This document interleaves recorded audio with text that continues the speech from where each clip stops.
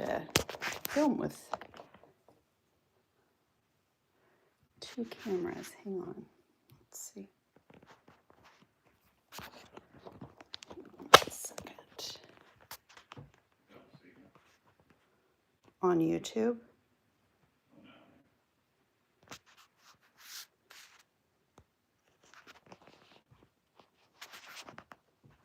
All right. Always a thing. And film with. Okay. Hang on. 2 cameras. Hang on. Let's see. One second. So let's zoom in just a bit. How is everybody? It's a busy day getting these cameras all set up to stream on every device is always a thing. And film with. Okay, hang on. 2 cameras. Hang on. Let's see.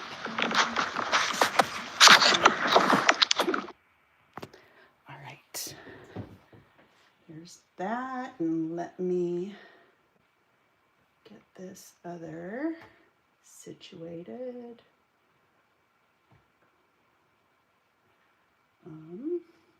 One moment.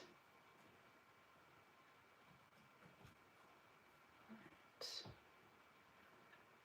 Today is the 27th. Gosh, I can't believe it's already the 27th. All right. Hi, everybody. I must have not done it right, but that's all right. Can you guys all see me? Okay. Can you hear me? Okay. 1 second here. I just need to get everything set up because we're streaming it on both YouTube and in our Craft and Connect community. So it just takes a second to get everything situated. I just need to be able to see everybody everywhere.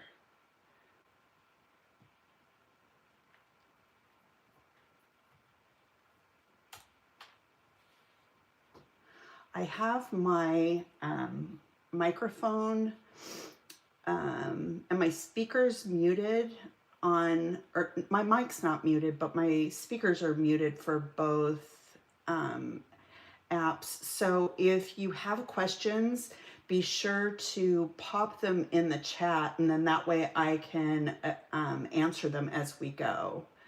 So let me quickly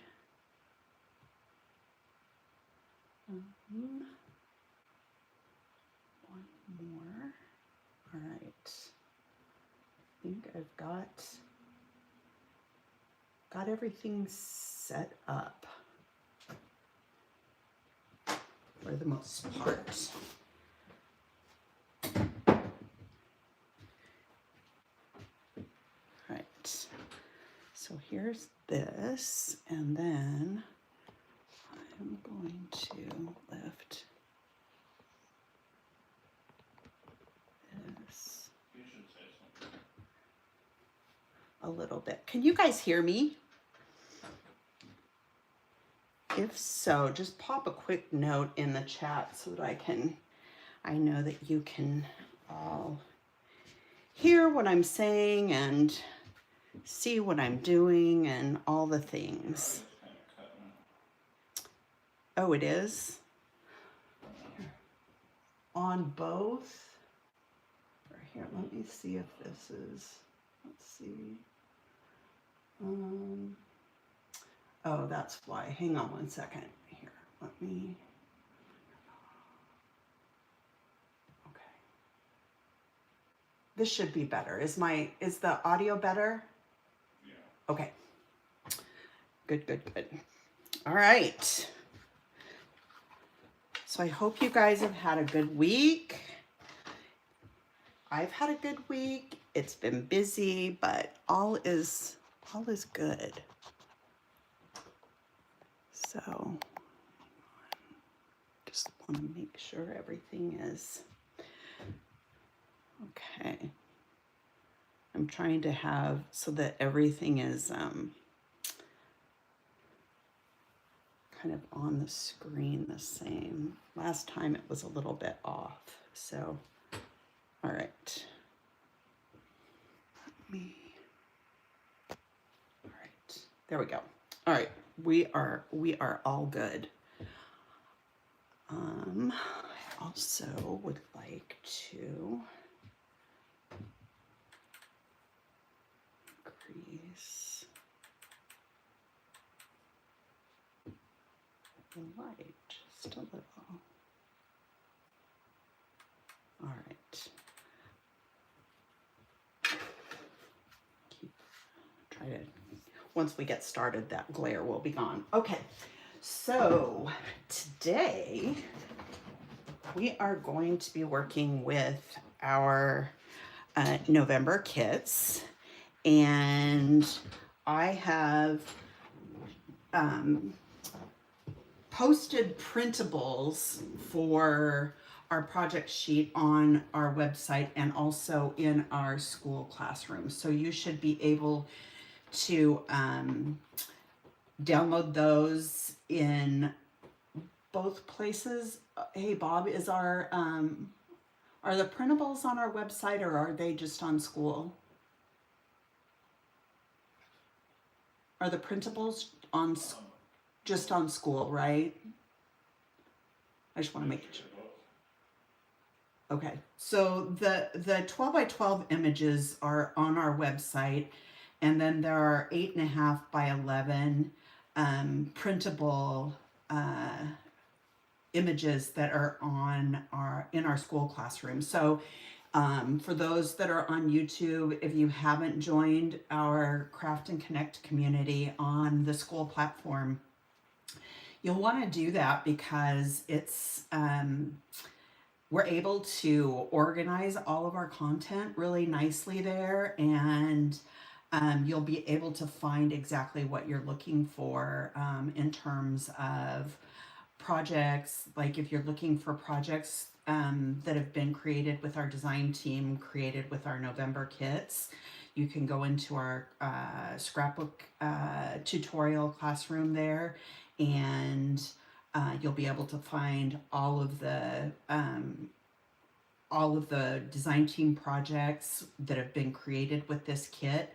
And each one of the tutorials will include the process video if there is one, extra photos, and then also some extra information about the project itself. So you won't have to visit multiple platforms to find all of this information. So, and in addition to that, we have lots happening there all the time. We have weekly live stream crops every Saturday from 1 to 4 p.m. Eastern Standard Time.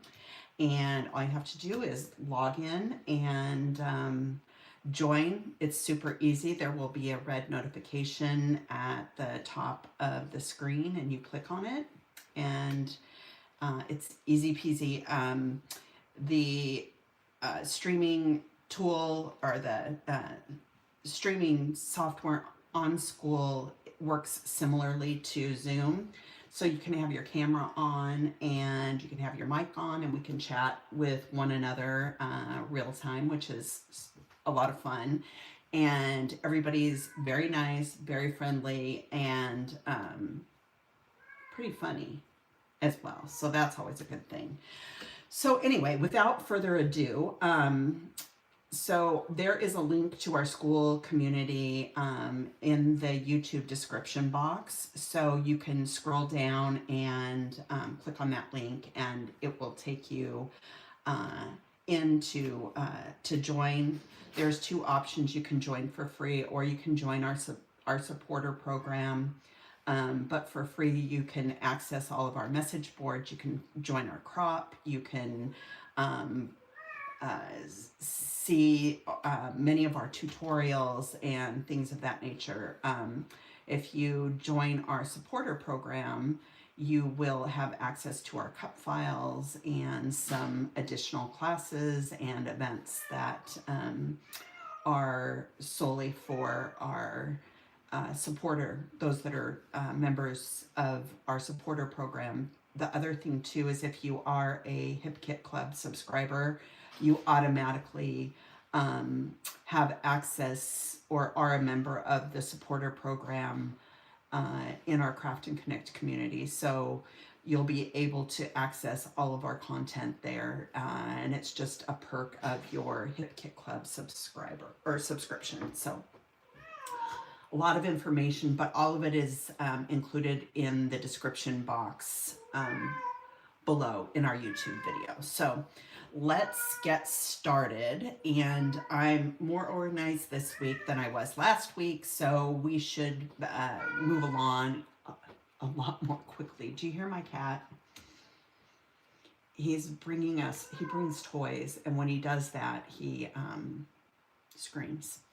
So excuse him and excuse the extra noise. Okay, so what we've got here is we've got a project sheet for each one of the 4 layouts. On the project sheet, it includes all of the cutting dimensions and any specific instructions and things that you need to know for your page. And then you also have it shows exactly which products you need to pull from your kits to create your page. And then there's some brief instructions on each project sheet, kind of explaining how to put your pages together. But the way that they're organized is really nice. We've broken them down into 3 steps. So it makes the assembly of your page really, really easy. So rather than looking at a finished layout here and having no idea how to actually put it together, we break it down. So you've got 3 different steps. You've got your basic step where you get started, kind of creating the foundation of your page. And then step 2 is starting to layer your embellishment. And then step 3 is like adding sprinkles. So it's all your finishing touches. So it's that way on absolutely every one of our project sheets. So it's a super easy formula to follow, and it makes creating what looks to be like more involved and complicated layouts really, really easy. So so with these layouts, you have 3 project sheets. And then with layout number 1 and 3, I've given you a placement guide for your templates, and where to put them and cut them out. So that should be really helpful. And then in addition to that, you've got 3 sheets of the actual templates. So you cut these out, and then you'll place them on your paper and trace them, and then you'll be able to cut them from the paper. So I think what we'll do initially is we're going to start with that,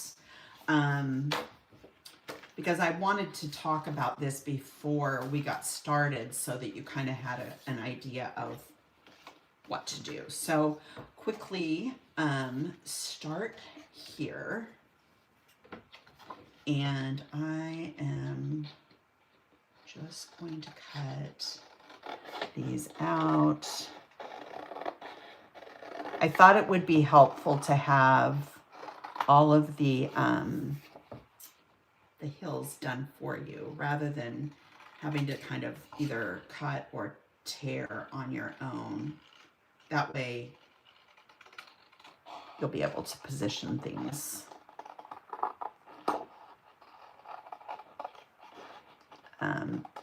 in the right place to complete your page. Okay, so there's one. I'm going to try and keep my desk somewhat clean, and then I'm going to show you, actually, well, maybe not tonight, but I'll show you how to use the your compass. If you have a school, like a compass from an old school compass like we had back in middle school and high school from geometry, you can use that to measure your circles and get them the right size if you don't have a circle cutter and you just need something to kind of create that little template for you so you can fussy cut them out.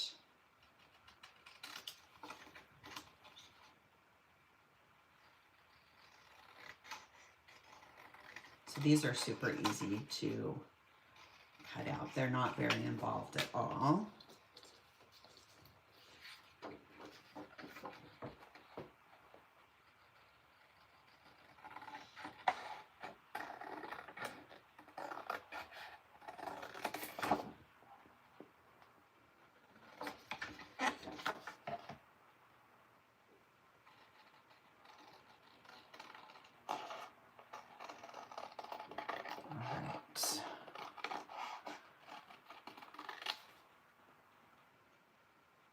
So, again, this quickly as well.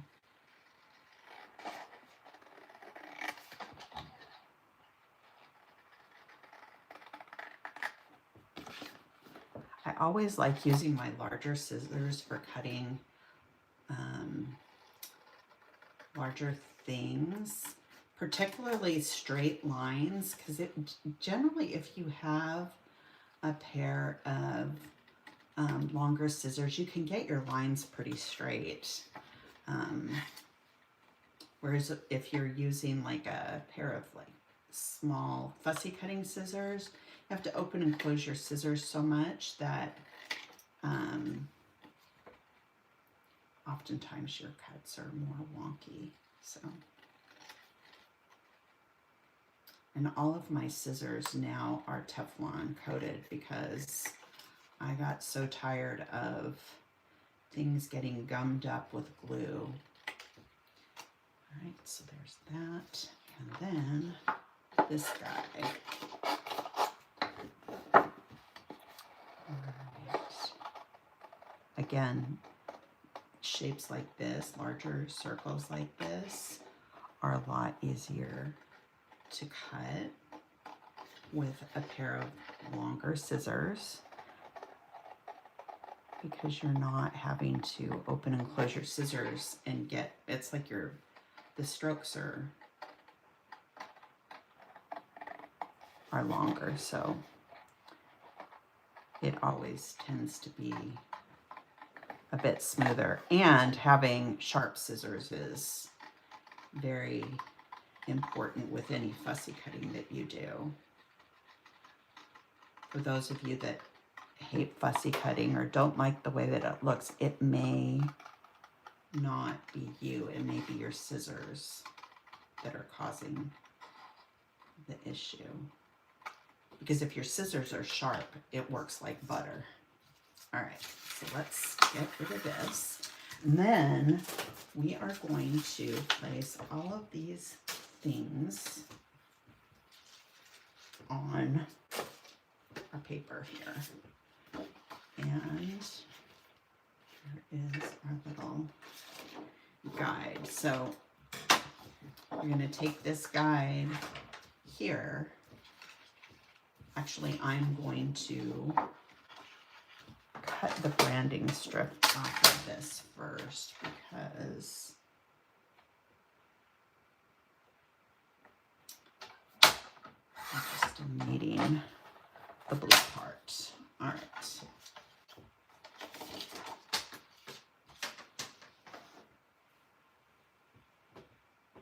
Hello from Orlando, Florida. I'm so glad to be here. Is that you, Heather? I'm not sure. But yeah, I look forward to these classes and our crops every week. Okay, so what I'm gonna do, well, no, I'm not. I was gonna trace it on the other side, but the pattern's so bold. Now I just need a pencil and I'm going to trace all the things. And just take advantage of those straight lines for these things, for many of the shapes. That's kind of why I placed things the way that I did, so that I only have to cut the curved lines. So there's that one. We're going to put this guy over here. And by doing this, we'll have all of this done because we're using the circle on our first page. But the second page, we're going to go ahead and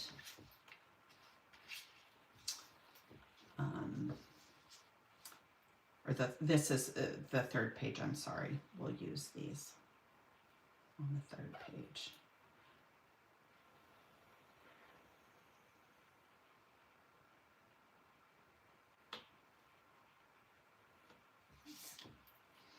All right.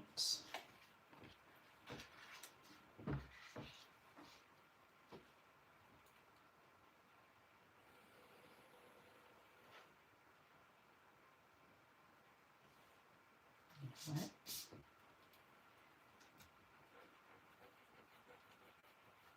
I almost did it.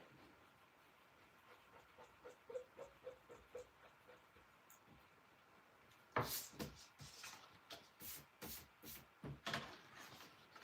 I wouldn't have been able to get those photo mats done. Right.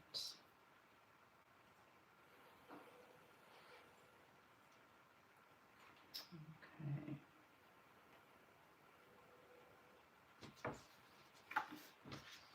Okay.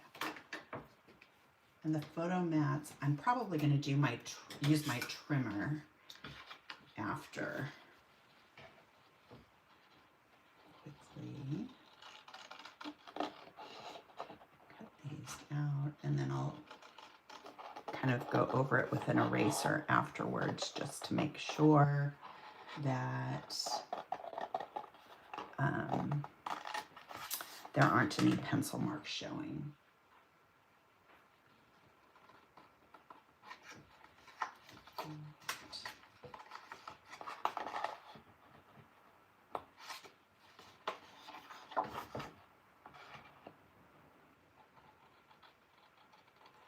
So Bob and I, about a week ago, we started watching The Landman on Paramount with Billy Bob Thornton.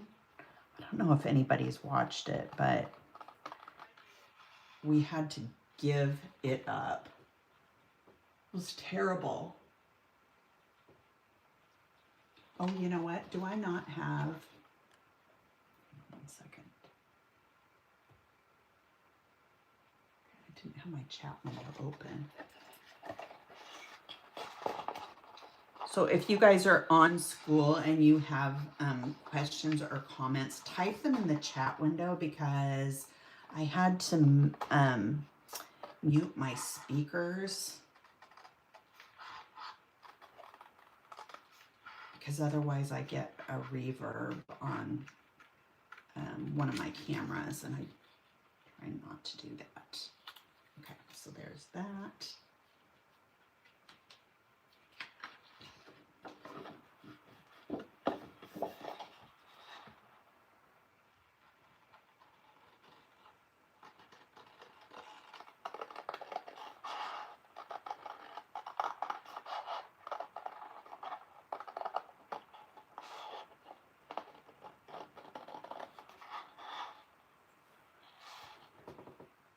You love Landman? Oh, I was really trying to love it, and I love Billy Bob Thornton and I like his character a lot. In fact, I like almost everybody's character except for the women. They make me want to stick nails in my eyeballs. Cut off the branding strip.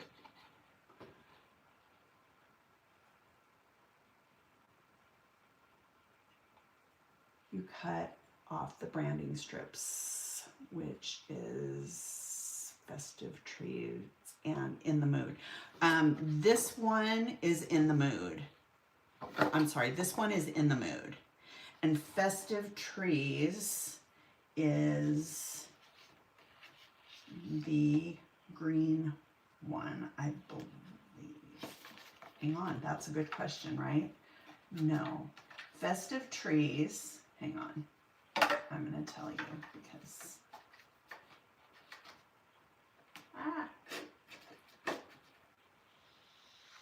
That's a good question. Let me look, because I have cut off the branding strips with a lot of these as well. Festive Trees. Oh, you know what? Festive Trees is the...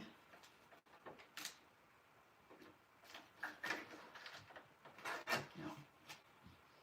I know which one it is. I just have to tell you. It's not this one, is it? Hang on. I'm going to tell you. It's the one...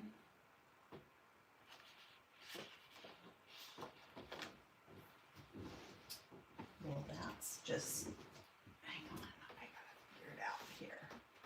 Because I cut the branding strip off as well. Okay.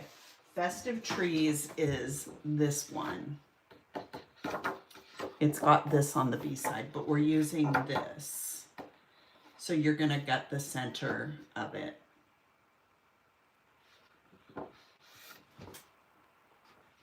But the blue one is In the Mood. Okay, so let me quickly cut this circle.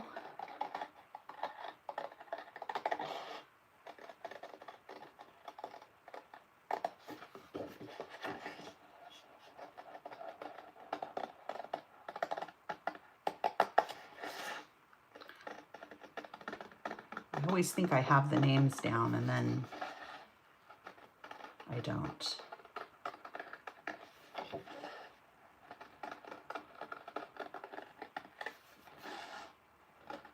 So I'll refer to it as the blue one, the polka dot one, the green one.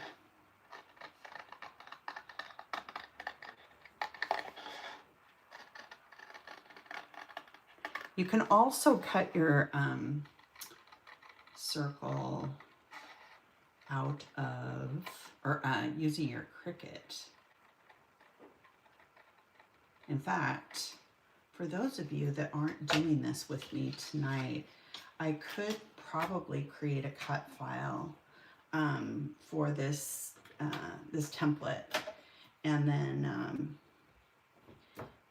that will allow you to easily cut it all out in one go. But this isn't that hard because the shapes are so simple. Okay, so there's this guy. I'm just gonna... I use that stamp to or that eraser to condition my stamps. It's not great for erasing pencil, to be honest. This one works really nicely.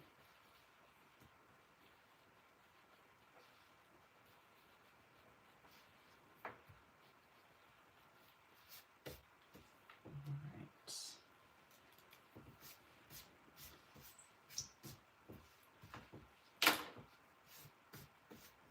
Okay. And then these we'll worry about after. And then let me quickly, and you can save these too, like if you wanted to do a layout similar, like you could easily use these and do a spring layout and cut these out, use these to cut like little hills out of green paper to make grass.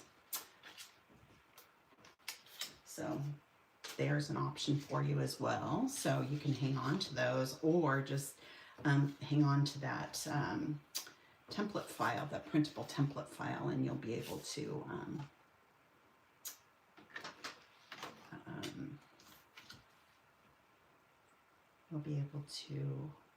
use them again for something else. All right, so I'm just going to quickly make marks on my paper.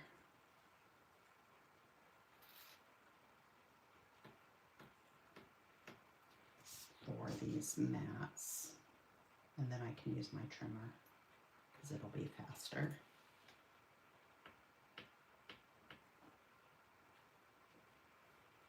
All right. Let's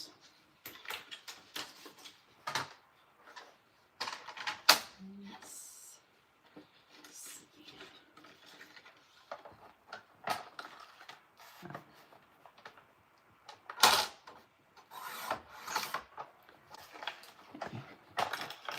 So if you start using your one of your straight edges, then everything will cut perfectly straight, and you just line up your little pencil marks with your blade, and you're all good to go. All right, so that part is done. I'm going to erase these marks. Actually, we'll probably have to come back to this because I have pencil marks left on the hills, and I don't want those there. Okay, so I'm going to put those aside, put them in the right thing. Okay. All right, so now what we need to do is set this aside here.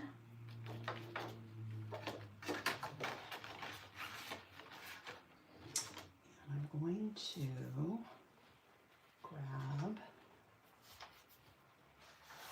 the background for this page. So what we've done ahead of time is we've gutted this paper.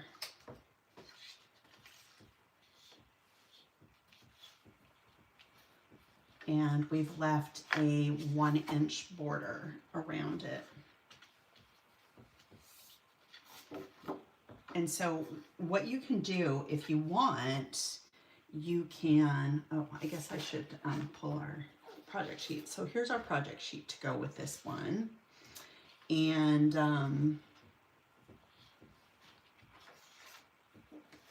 let's see. Hi, Sarah. Welcome. I'm glad you're here. Let's see if I'm curious where everybody's from. Many of the people in our Craft and Connect community, I know where you're from. Tara and Shelly Ann, both of you I know.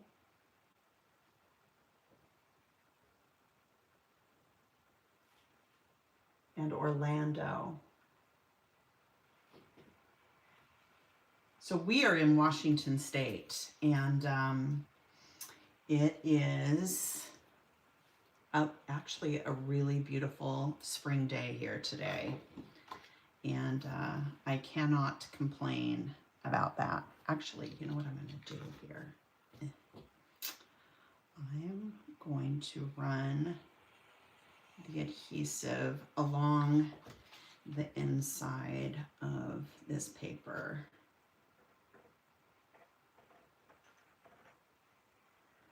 There's two ways you could have done this. You could have cut this out into like a 1/4 inch strip and framed the cardstock.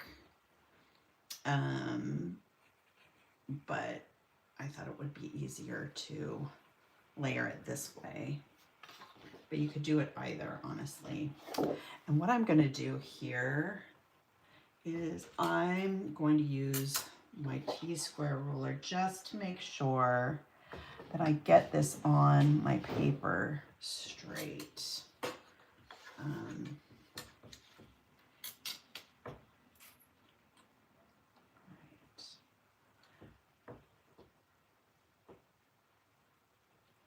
Because once this glue sets, there's no moving this. Let's see here. I'm one of those people that has to stand up for stuff like this to make sure it's straight, or straight-ish. Actually, all I care is that it's straight-ish. Okay. So here's our background.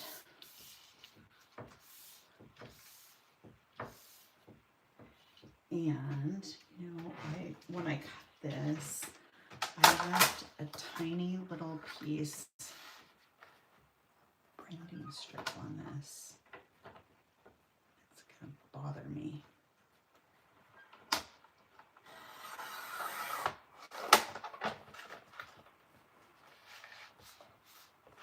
All right.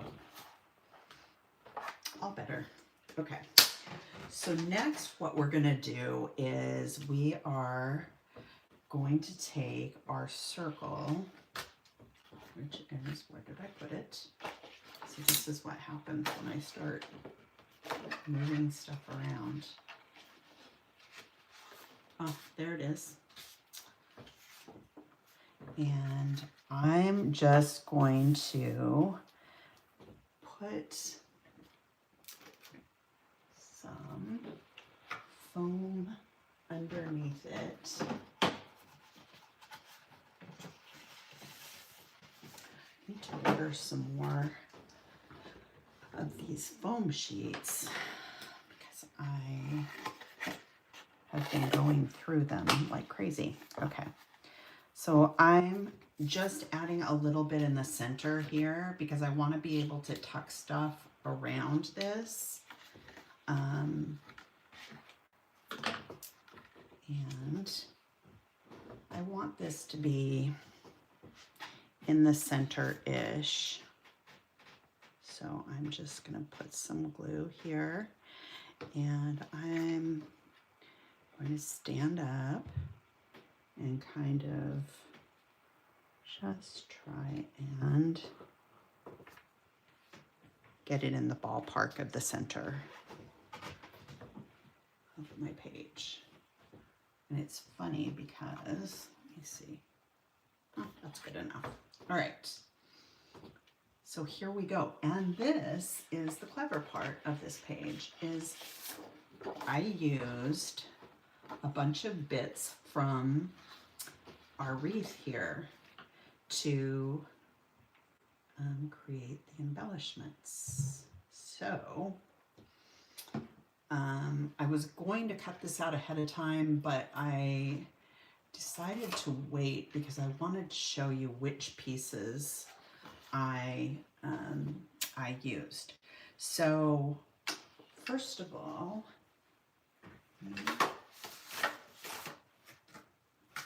grab this. So one of the things that we need to do is we need to cut these little pieces over here. So I'm going to use these little kind of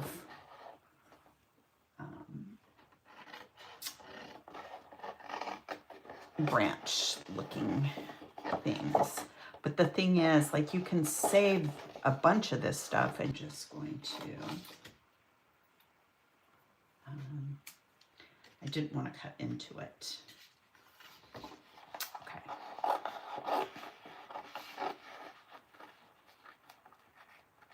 And here too, I'm going to be a little bit careful because we can reuse that little gift as well. So papers like this are a treasure trove of things. Okay, so now what I'm going to do is I'm going to quickly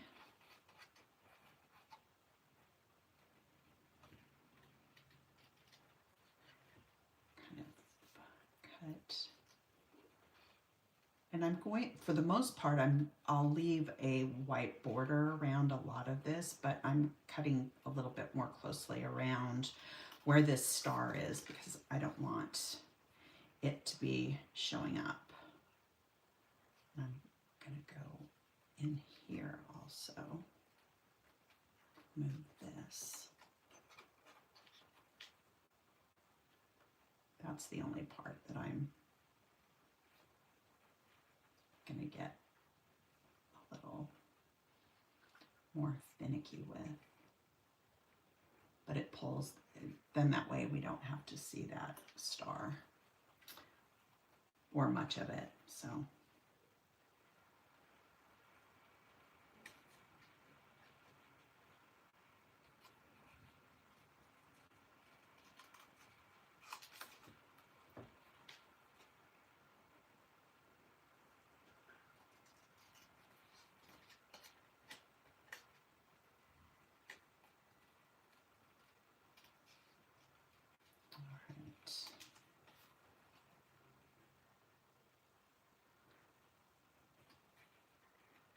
so I'm just finishing The River is Waiting. It's a book by Wally Lamb, and I've got probably maybe 5 or 6 chapters left. I'll tell you what, it's a heart-wrenching book. But it's very good.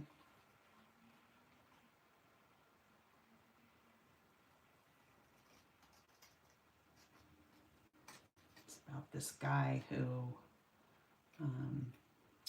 was a dad, and he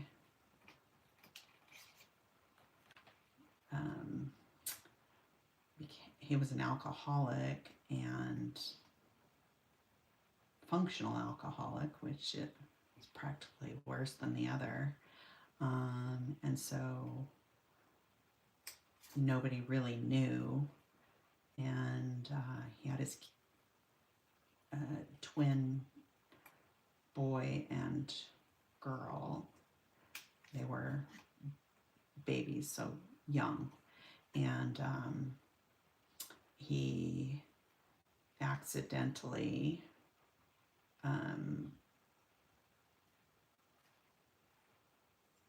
killed his son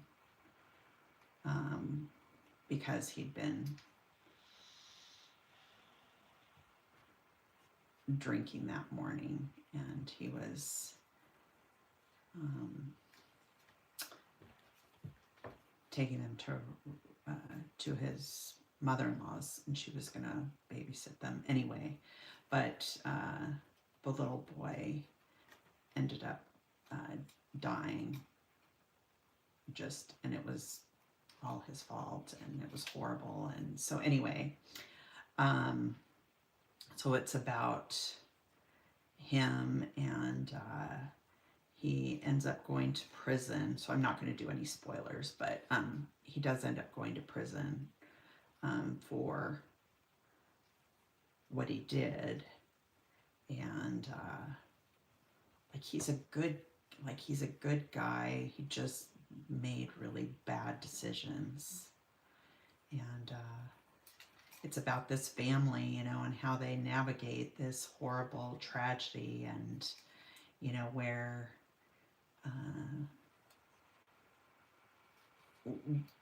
like what his, you know, role and culpability was in the whole thing, and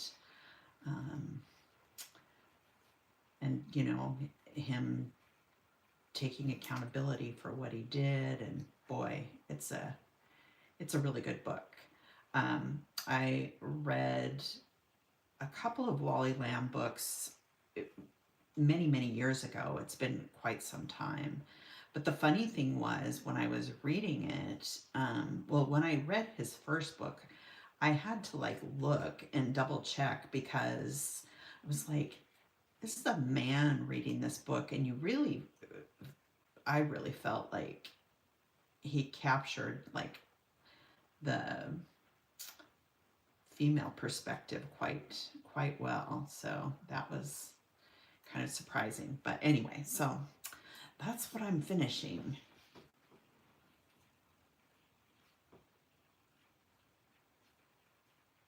Oh, it's one of your top books. Okay.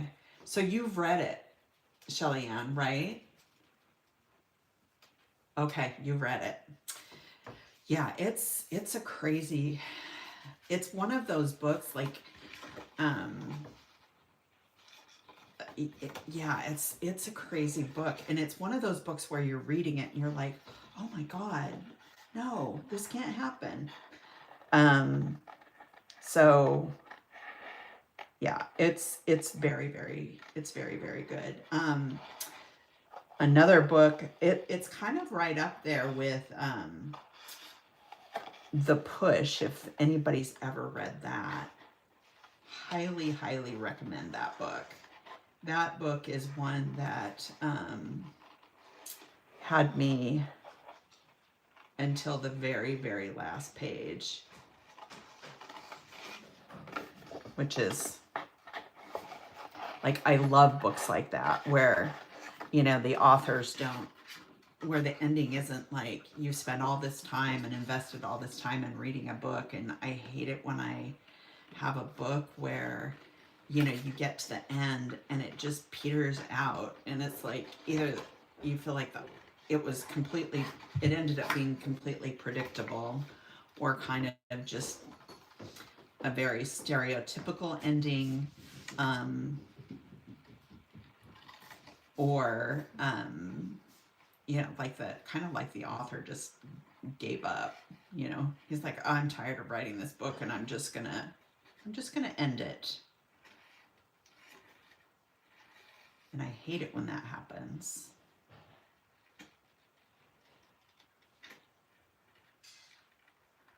And so I can't speak for this book because I haven't made it to the end, but I believe that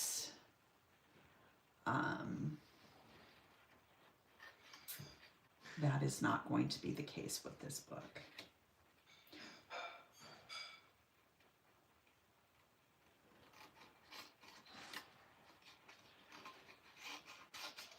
But yeah, I read another book called, I think it's called The Sideways Life of Denny. Oh, shoot, I'm going to have to look at can't remember what Denny, can't remember his last name. I think it starts with an L. Has anybody read it? Anyway, it was a great book. Very refreshing. You know, just like kind of a coming of age story about this guy who, you know, had some brain damage from when he was born, and he lives with his grandmother, but he's very he's a very good person, and it's just, yeah, it's a very heartwarming book, but not like corny and weird, because I hate books like that too.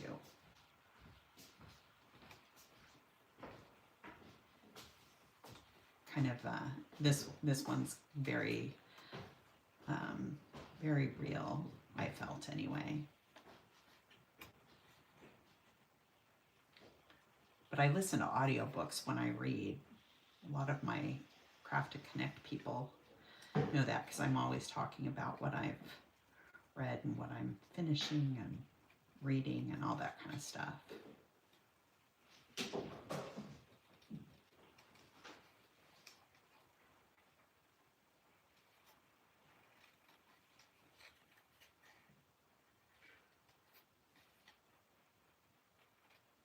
So we have a crop tomorrow in our Craft and Connect community at 1 p.m. Eastern Standard Time till 4 o'clock. And I hope that if you're watching, that maybe you'll join me there tomorrow. It's fun. I enjoy getting to know everybody, and that's a great way to do it. It's very just laid back. Everybody's just kind of working on their own stuff, and just chit-chatting about stuff. It really is very reminiscent of what crops used to be like when we would go to crops in our local physical stores many years ago. And a lot of people who have started scrapbooking either, more recently or since the pandemic, never really had the opportunity to experience that, because so many physical stores went, closed shortly after the pandemic, or during even, because such a hard time for businesses during those couple of years. But so this really reminds me of that. And we've got regulars that pop in every week, and we've got new people that are joining all the time. And yeah, it's lots of fun. So if you haven't tried it before, highly recommend it. And it's free. What else can you do for free for 3 hours on a Saturday afternoon?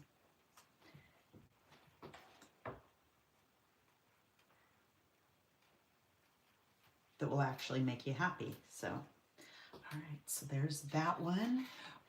We also need to cut the candy canes down here.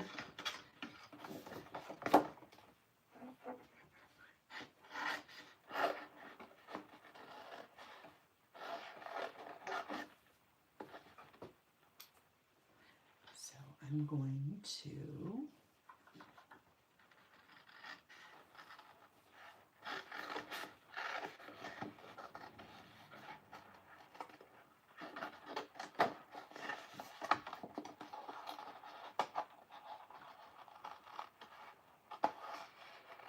It's funny, when I started making this page initially, I was like, I cut this up and I was just going to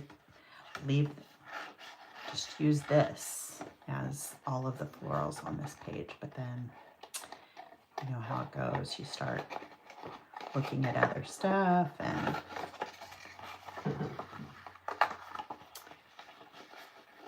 it just can't be one thing.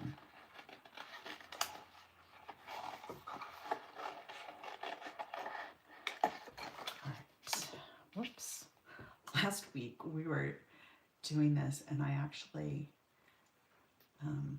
cut my finger with my scissors. So talk about sharp scissors.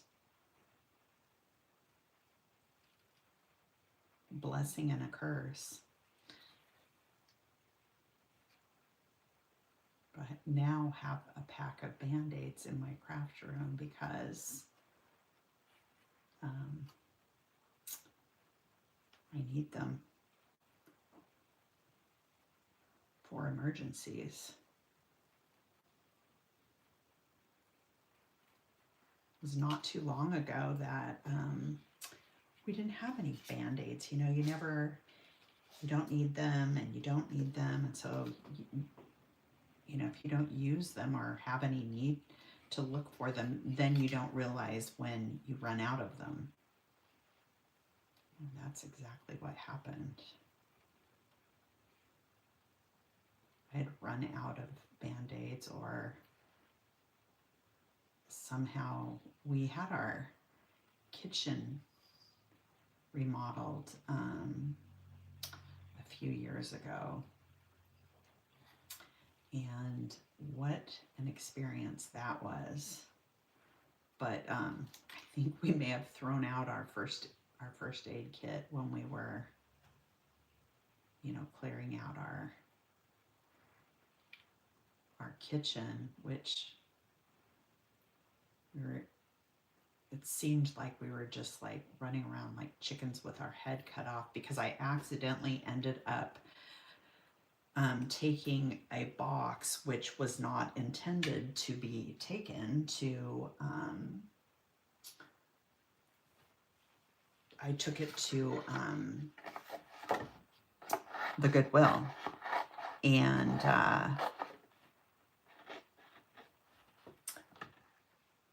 that was maddening because it had my Instapot and my Vitamix in it. So somebody, and all of our silverware. So somebody got a really, really, really good deal on some really great appliances. And they were all things that I used all the time.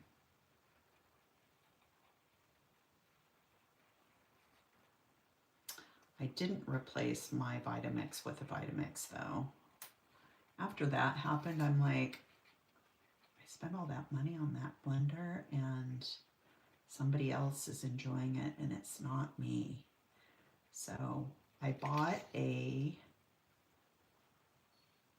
think it's is it a NutriBullet? It's not the Ninja. We had a Ninja blender, and it had all these pieces, and it was great when we first got it.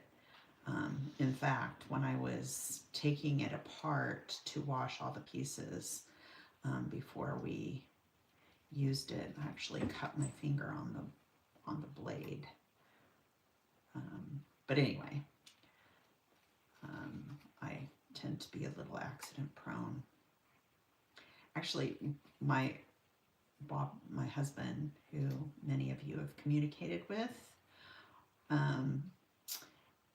he says that it's not that I'm accident prone. He says that I am, don't pay any attention to risk assessment before I do things. So I'll like race to get something done before I think it through thoroughly. And yeah, so, which is probably true. I'm one of those people that I just want something, when I want something done, I want it done. And so I'll do it myself rather than ask and wait for help. And then if I injure myself in the process, then I become somebody else's problem.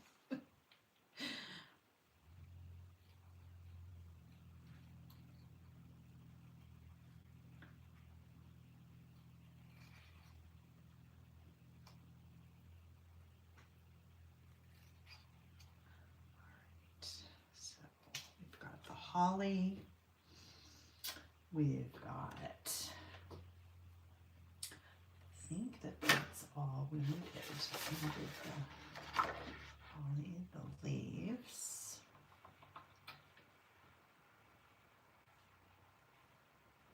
And I believe that there's one flower from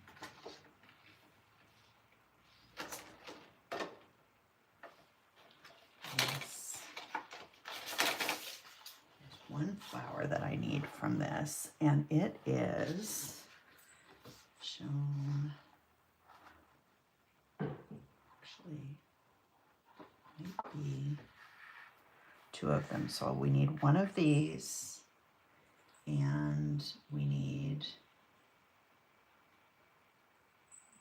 so one of these and one of these. And then we're also going to take a couple of little green sprigs as well. So put these aside so that I don't lose. I actually have, believe it or not,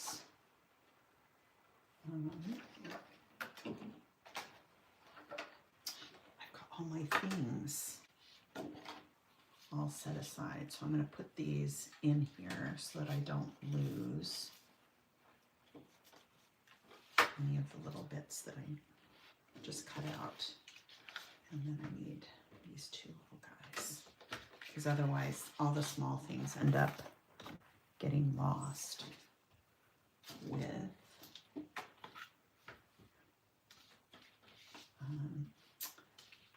the scraps. So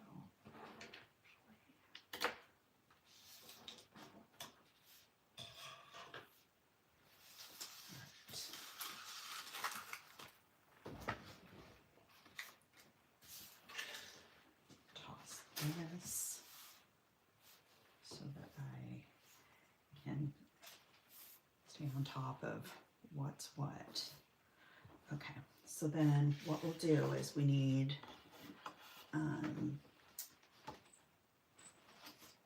let's see, I want this guy here. Okay, do this one.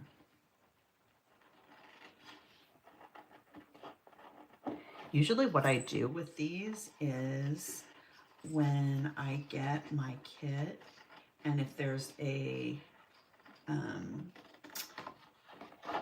floral paper, I'll sit in front of the TV and I'll cut the entire page.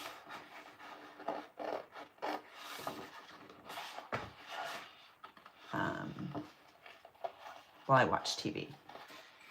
And then that way, when I actually sit down to make a page, I don't get stuck with the fussy cutting part, because that's all done. And so then I can just kind of use all of the bits and pieces like embellishments rather than chores, because sometimes when you're having to fussy cut, it can surely feel like a chore.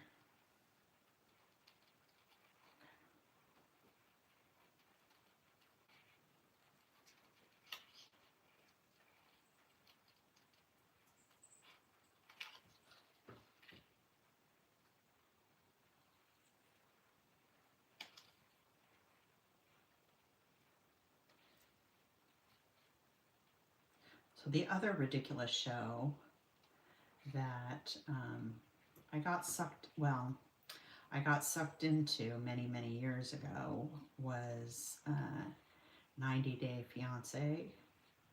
Not sure if anybody here watches that, but it's a train wreck for sure. But once you start watching it, you just can't stop, because you just can't believe that well, A, that people would go on TV and show themselves in this fashion, and B, that there are people that are literally, that don't think things through for especially like big decisions in their lives, you know?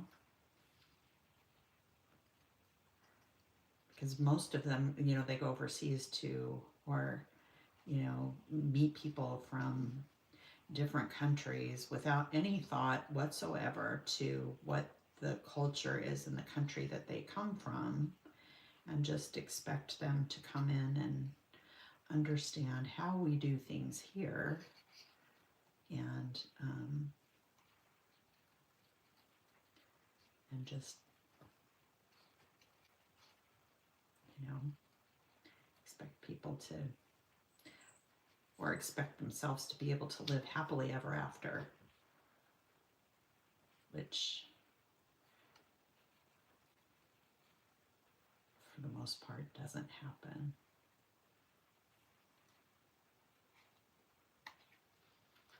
But, you know, it's one of those things. Once you start watching it, it's kind of like, you know, if there's an accident on the freeway, everybody slows down to kind of, you don't want to know too much, but you kind of want to see what happened or what's going on. It's like that.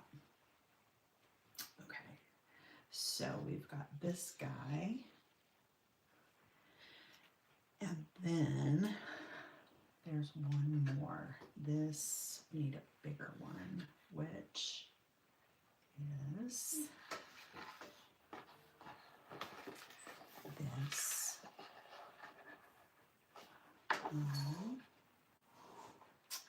Daisy, so let's write.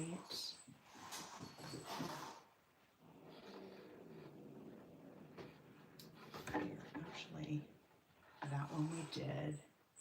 It's this guy, the pink.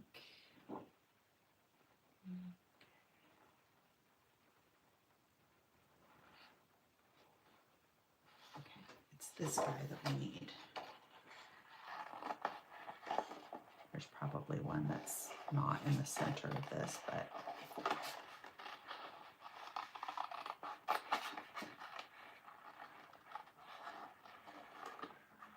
these little flowers are great for card making, and then also for, you know, building and filling out your embellishment clusters.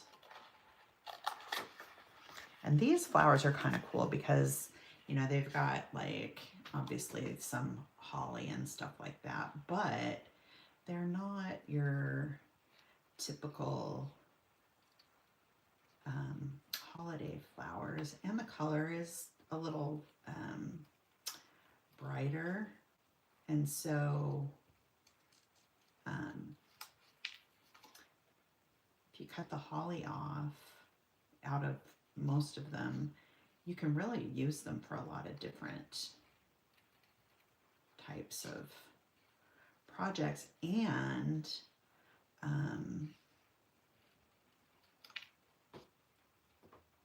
they're great for like adding a pop of red to your page. The color is nice and bright. But there's some that look more like daisies, and you know, so it's not all poinsettias.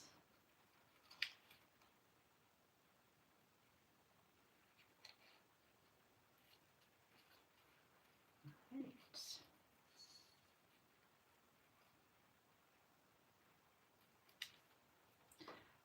This is the longest part.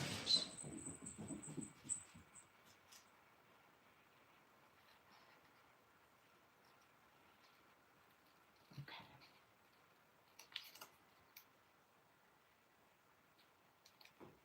Okay. So there's that one. And then we need a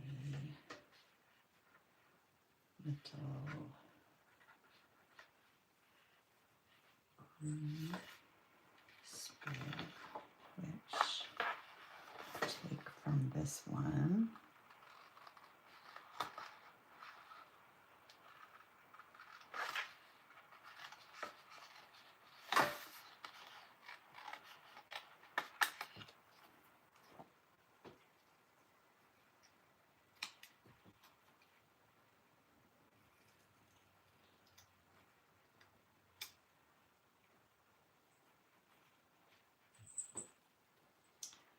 You know, my cats can leave me alone all day long, but the minute I start doing something where they're not welcome,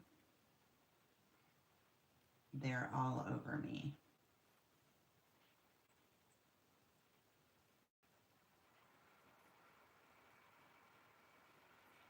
Okay.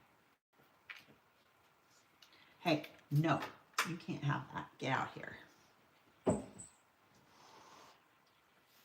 She's trying to steal my stuff. Okay, so there's that. Get this little red part off. And then I need a little green one too. I think.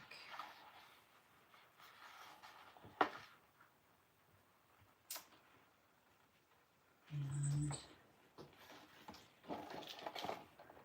this. So we need some little berries.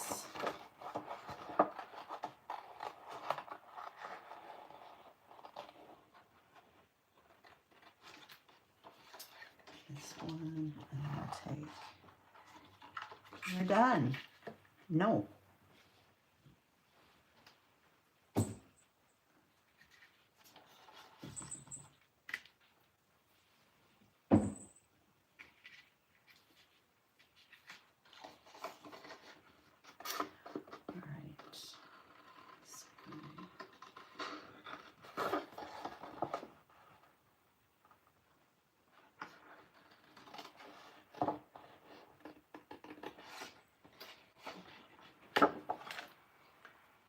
These guys.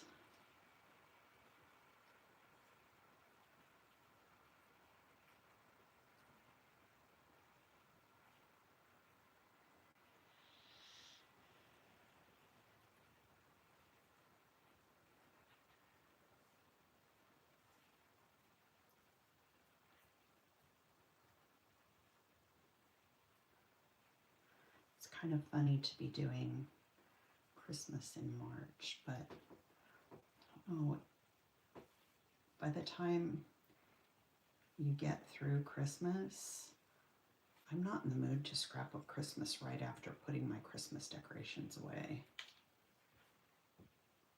So it's kind of nice to have a little breather and get back at it. And then kind of go back and forth between a little holiday and some spring and some other things. Okay, so there's that one. And this one.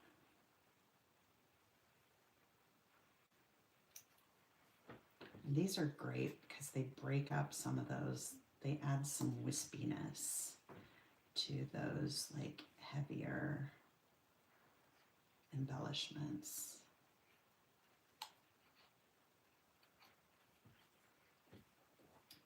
The difficult part is that you have to cut them, but these aren't too bad.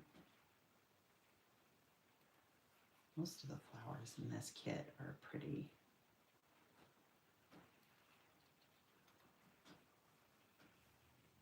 easy to cut out. Or maybe I'm just fooling myself. Okay, so we've got, so we did this and this. We've got this and this and this and this. And it looks like I need 2 pink ones as well. Guess I was...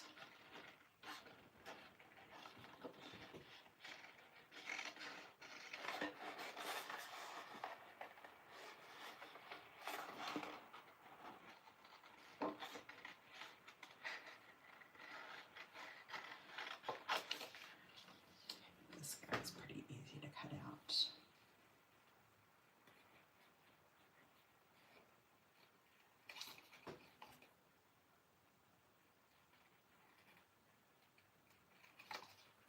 If you don't want to fussy cut these flowers, you can certainly find flowers that will work that are in the die cut pack. I've had some messages from people who have asked how to, use the wreath papers in ways other than just using them as wreaths on their pages. So, which is why I did this way.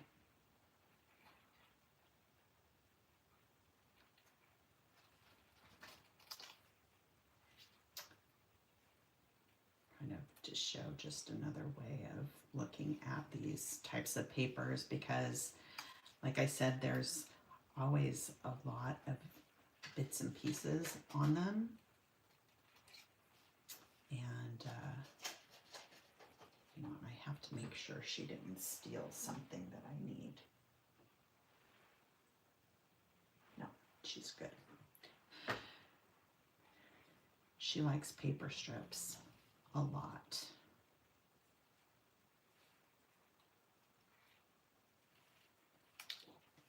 So Bob and I were talking today that spring is here and how nice it is. And then I'm like, oh, but guess what? That means that we have yard work that is also going to be happening.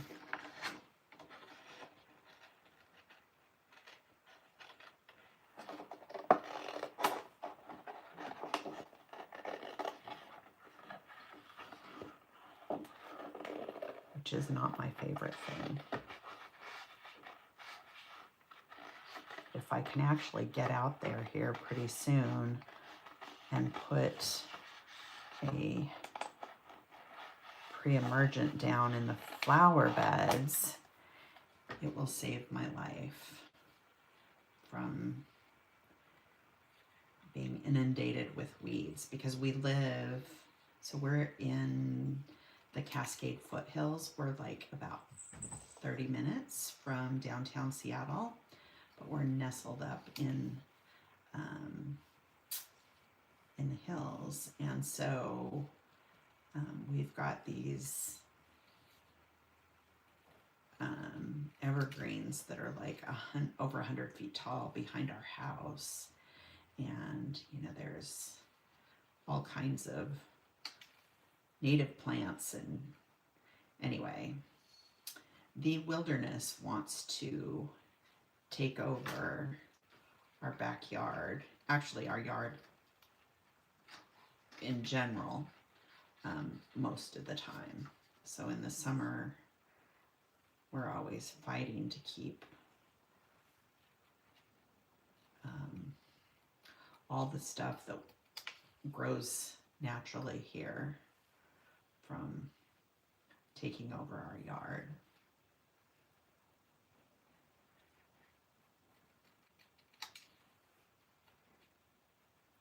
So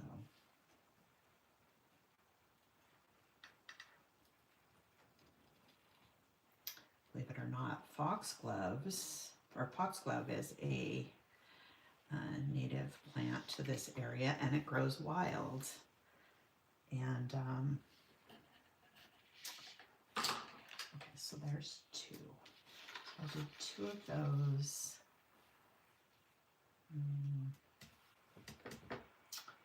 And I think we're good.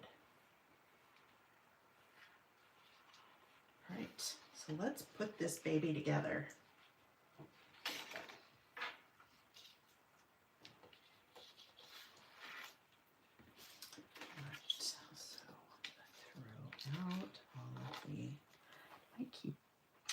couple of these little squirty things in case I want to. Oh, you know what? This might be one of the pieces that I'm going to need. This was part of the wreath. And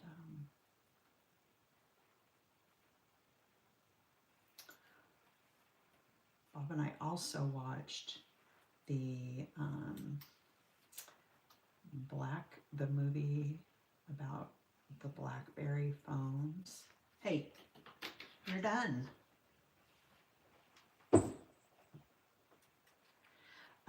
Last night, which was pretty good. I kind of got lost though towards the end when all the chaos happened, but I do remember when BlackBerry was the thing. And then the iPhone happened.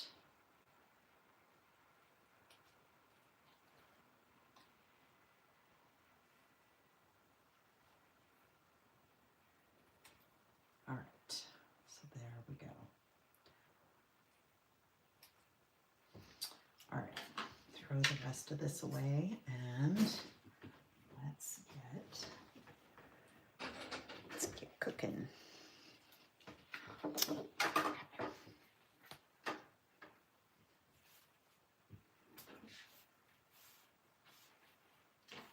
You should see my floor. It's got so many tiny little scraps on it. Okay, so here we go with our page.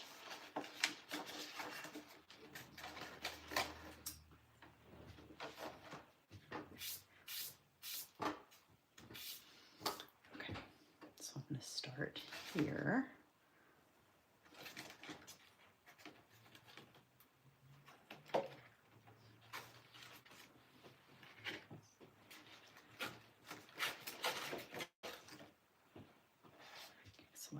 This over here so that we can see everything, and then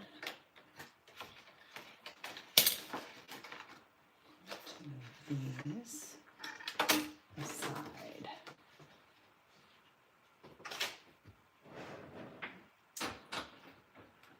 Grab some of these guys as well. Okay, so what we need to do first of all is we're going to mount our photos. And I like having some dimension behind my photos. So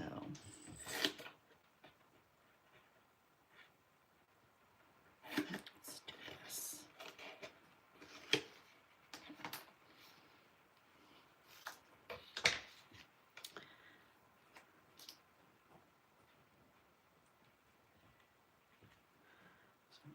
Some glue on the back of each one of these.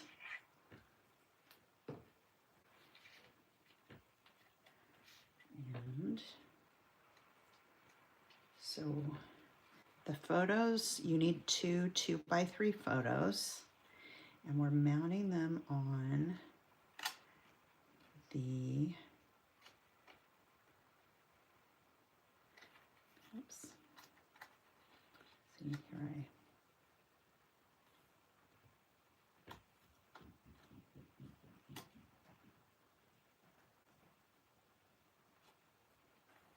okay. So we're mounting them on, I believe it's the Pretty Decor paper. Let's see, let me look here. Yeah, so we're mounting these on the Pretty Decor paper, which has the ornaments on the A side and then this beautiful green on the back side. And then I'm going to put a little bit of foam on the reverse side of each of these. And what I tend to do when I'm starting to place things down and I want it to kind of stick, but I want to be able to move it if I need to, I put things down with my foam or my tape runner. But when I am sure where I want things, then I will go ahead and add some liquid glue behind it. Tapes, you're done. Okay, so there's that. Then what we need to do is we need to start grabbing our embellishments, and I've pulled mine aside, and hopefully you can see that.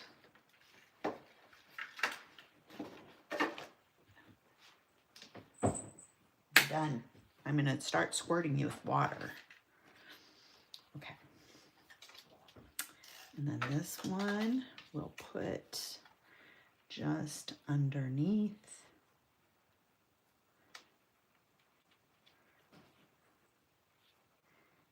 And I might come back in and put a little foam under here in a minute, but just for placement, I'm going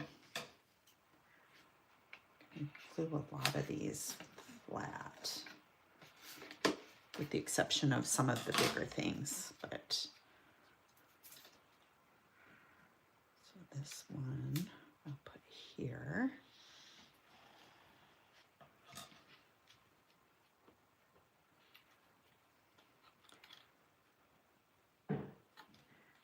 And he needs to be dropped down just a bit because I want him to kind of overlap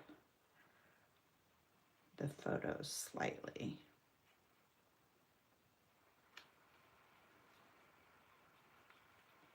So this guy is going to sit about right here, and he will be about here. And then what we need to do is we need to find our little chipboard tree, and we're going to put him behind our little Santa. We want him to just be able to stand out a bit.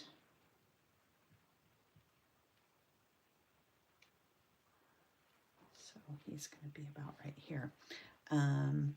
However, because there's foam adhesive here, so we need to put a little bit of foam behind him. So let's see.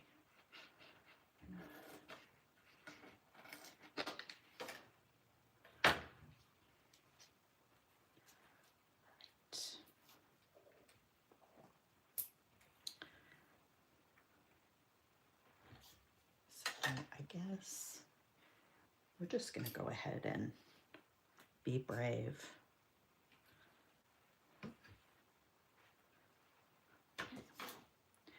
So we're going to put him about right here, and then our little, I'm just going to go ahead and glue him down as well. I don't really care if some of the little edges kind of pop up. I think it gives texture. I just want to make sure that it's glued at least in the center so that it stays where it's supposed to be. Same thing here where we've got, put a little bit of foam behind these presents as well, just to help support them. Support those and the arm. Okay. Okay. So we'll add a little bit of glue here.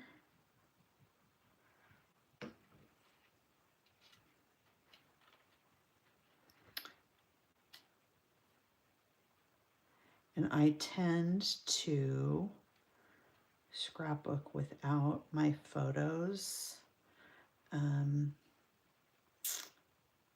in mind, and then I'll add them later.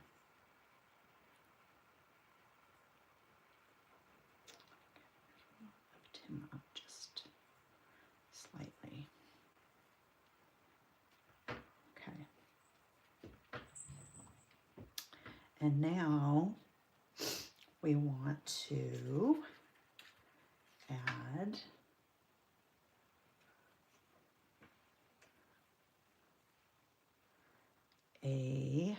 let's see here. We've got this guy and we've got this guy. So we're gonna, I think,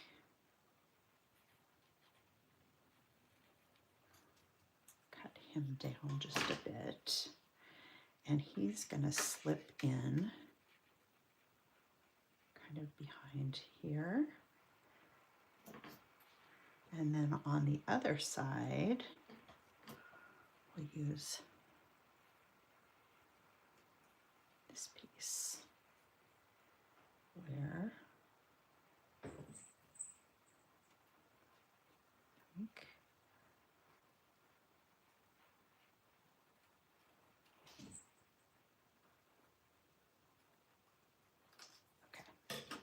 we'll slip him under here. Got the little orange flower there as well.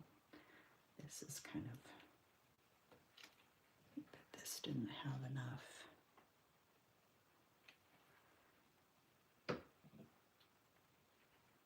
We want it to stay in place. Okay.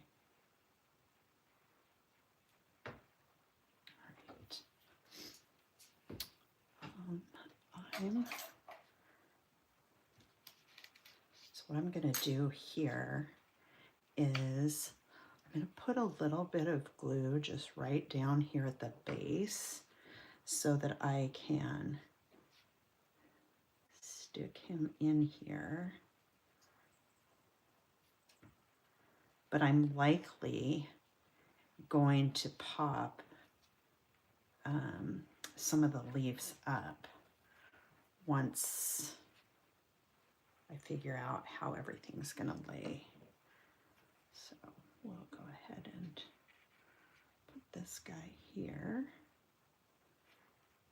And I don't want it to show that berry there, so, or much of it anyway. I'll show a little bit of it, but I don't want that to.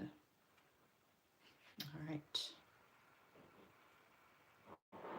So then we can kind of pop some of these up if we want to. Then the next thing we need to do is we're going to grab the ivy and one of our little poinsettias. We want we want this little guy here, and the one thing that I am missing from that paper that I did not cut is the stocking. And actually,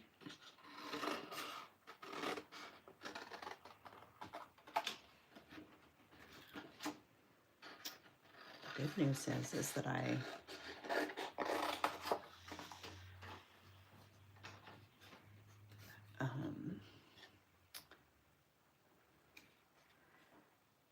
didn't, the other one I cut into too far.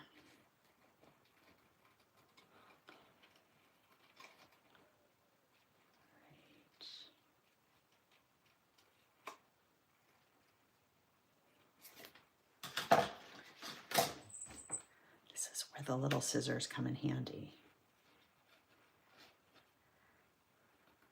It's just practically impossible to maneuver around all these little bits and pieces. But the great thing about this wreath paper is that all these little clusters of embellishments are done for you. So rather than having to kind of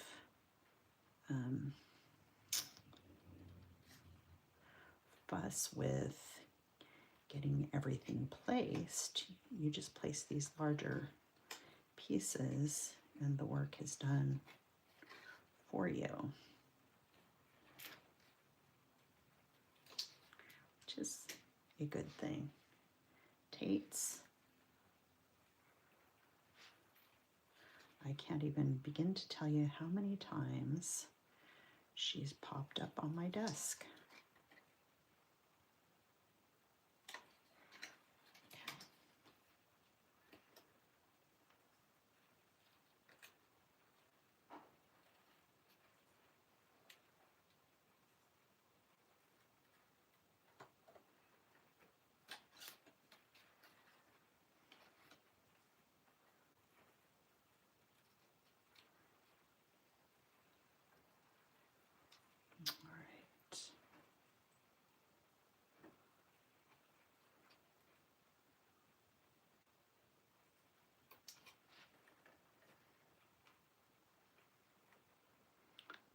The only thing I did not do tonight ahead of time was the florals for this, because I thought it would be helpful to kind of walk everybody through which pieces we needed.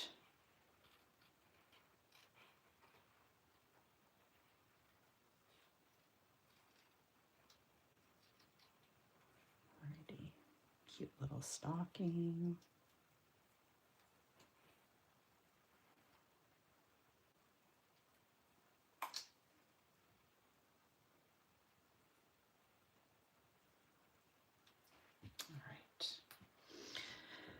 Okay, so this is going to go over here. We've got our little flower, which will go here. Can you please skedaddle? And then our little pink guy right here. So I'm going to add a few pieces of a few foam squares behind this, just to kind of give a little bit of a shadow behind some of this. And it doesn't have to be like everything, but this piece, I kind of want to have it pop up just a bit.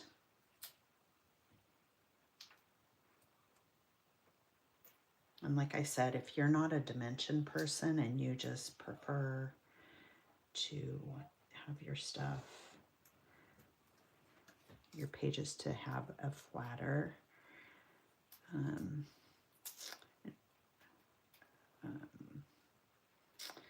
look to them, you can totally just glue your stuff directly to your page. Okay, so I'm going to pop this over here a little bit, and I believe that the way that I did this was like that. And then I want to add some dimension behind our little flower here. And I'm going to tuck him in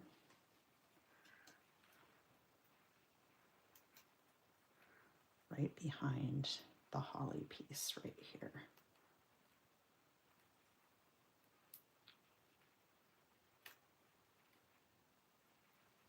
Okay, so he'll sit about,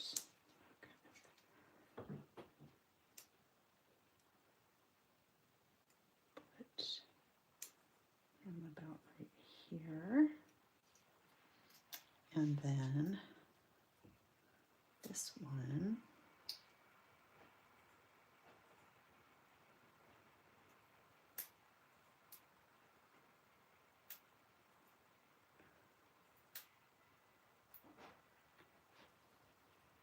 trying to kind of make this so it doesn't show up. All right. So I'm gonna put a little bit of adhesive here, and I just put one little foam square.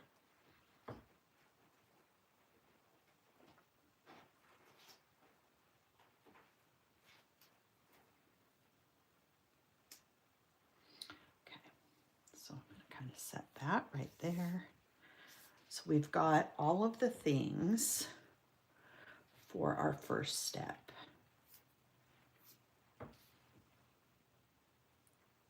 There. All right. Next, we're going to move on and do, so we've got all of our pieces. We've got our flower, our little berry sprig, the stocking with the candy cane, our little branches, and Santa and our tree and our photos. Okay, then we're gonna move on and we're gonna start layering some stuff.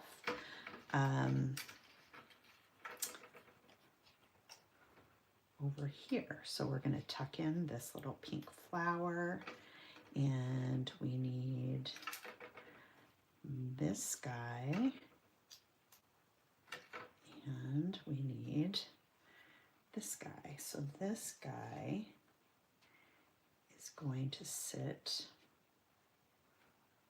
about right here, and then we're going to tuck this one up here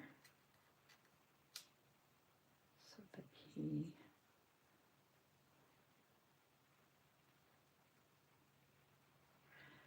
and then we need a couple of little leaves. So we need this one and this one. So they'll pop in about right here. You see how that's filling out. And we'll glue these down. I'm just pulling the things that we want for our page. Okay. And then we need this other pink one is going to go right over here, and we'll kind of tuck him in. And then we've got a little red daisy that will pop. Let's see. No, actually, let's see. We've got this one. We've got a light blue.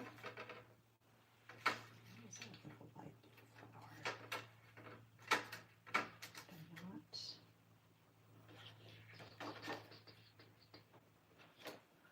Guess I didn't pull him. Let me grab.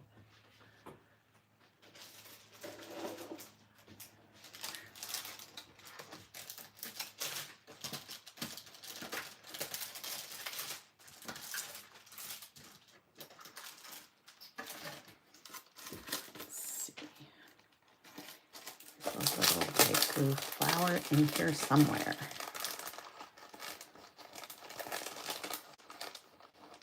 Oh, there he is. That's exactly what I needed. Okay. All right. So we've got our light blue flower is going to sit about there.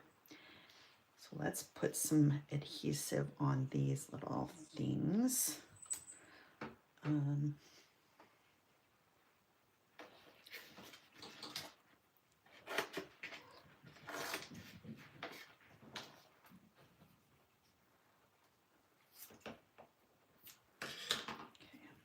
a little bit of foam here. I'll put a little bit here in the center. And we'll put a little bit here. Okay, so let's start placing these down. We'll do this light pink. We'll tuck it in right underneath this envelope. And that just gives, that foam just gives a little bit of a shadow here, which I think is really pretty. Okay, and then this one, we're going to kind of lay right over here. And I think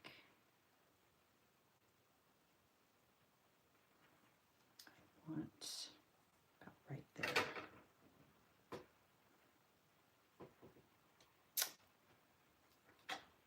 And then let's add this other little flower.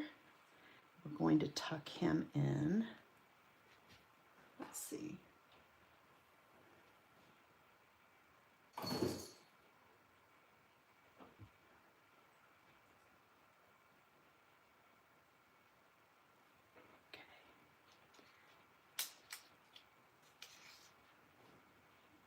Right, so we're going to place him, and I want him to kind of overlap this circle just a little bit because we're kind of trying to follow the line of this, of the circle here, the blue circle. So we kind of want to kind of place our florals so they're not going too far off to the left. We want to have a little bit of a curve there. And I'll put a little bit of foam on this one, and then the blue one, I'm going to just kind of bend it in half just to give it a little bit, it'll give it a little bit of an dimension and texture without having to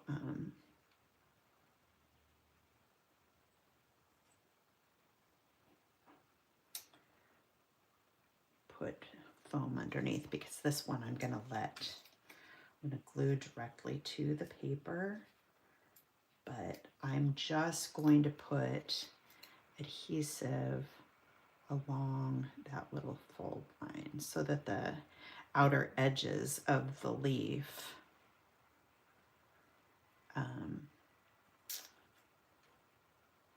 kind of will stand out. And it's kind of getting stuck in there, so I'm going to trim that little pointy end off. And try and just tuck that in here. There we go.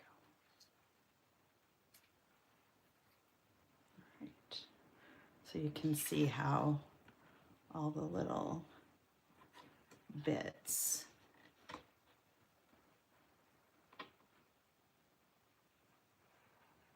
show up. All right, so there's that part. Now let's do the same on the right side. Again, I'll add a little bit of foam under this pink flower, and I'm going to tuck it up underneath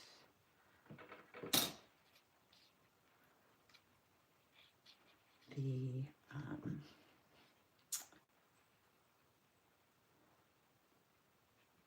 envelope. And I don't want to cover too much of it up, but there we go.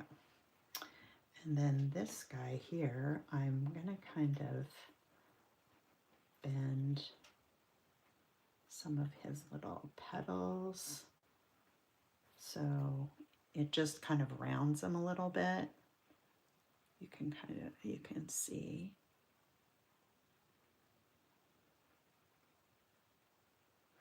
These silver accents are so pretty. Okay, so I'm going to just add this one with a little bit of glue, and I'm going to tuck him behind this flower here. All right. Then we also need this little green holly. Again, I'm just going to bend him, and I'm going to trim the end of this off because I think he's going to get stuck underneath where the glue is on this. So I want to put him, all right.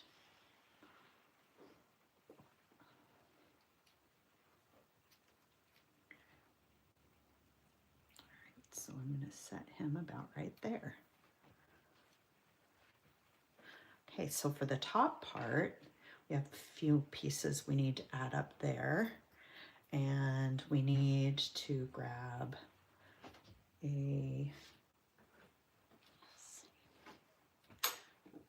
stuff. So we need to grab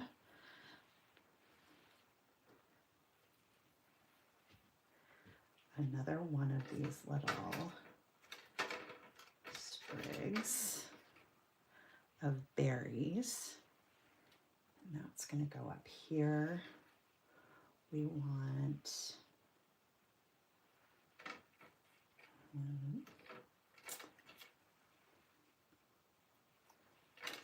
little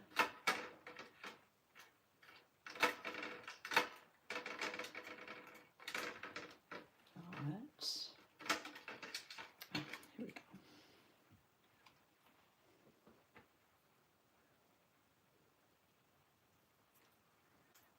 Cut a little piece off of that.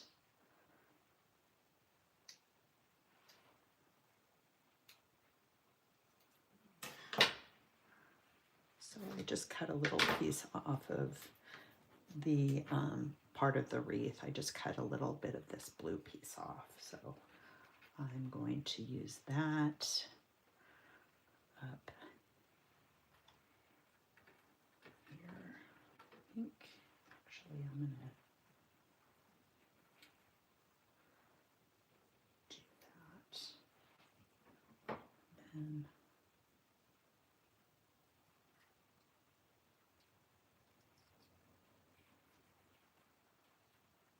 cut this little one off there too. Okay. So I think what we'll do is we'll take this one, and we're going to kind of think I'm going to glue these down yet.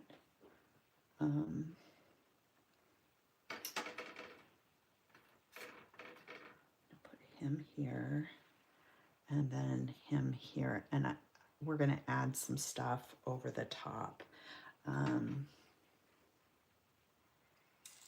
And then we also need to put this little red flower up there as well. So I'm going to put a little bit of foam right underneath the center. Add a little bit of adhesive here. And I'm going to tuck this one right so that it's right up, kind of against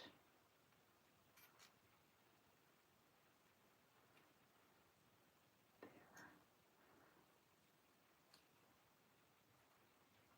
And the way that it's kind of set in there, it's giving a little lift to that leaf, which I like. And in fact,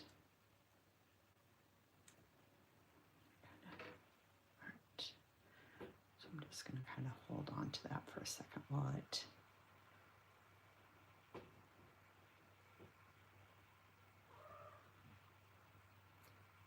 but I don't want to, not quite ready to glue these other 3 little pieces down yet, because I want to make sure that we put them in the right place. All right, so I'm going to keep those there. Now we're going to go in and we're going to take our candy canes. And then the candy cane. And this is these are the fussy cut ones that we had. And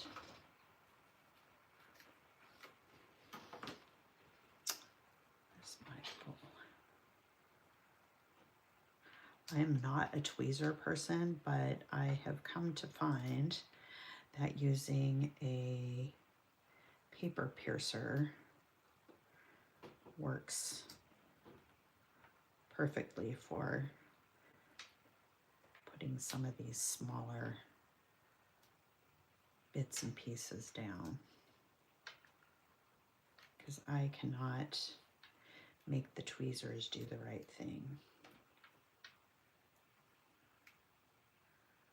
All right, so I'm going to place this under here, and I wanted foam so that this stands out. It's going to kind of tuck in right there. Okay.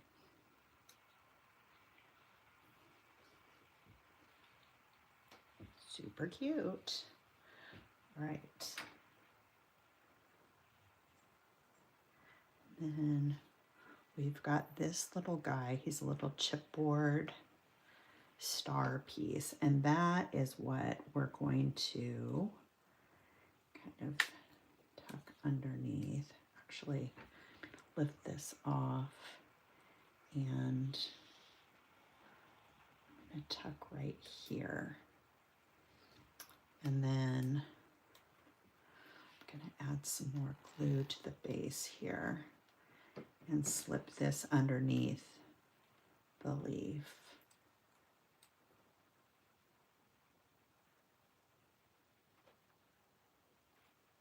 All right. So I'm wanting to kind of pull this out just a little bit because I want it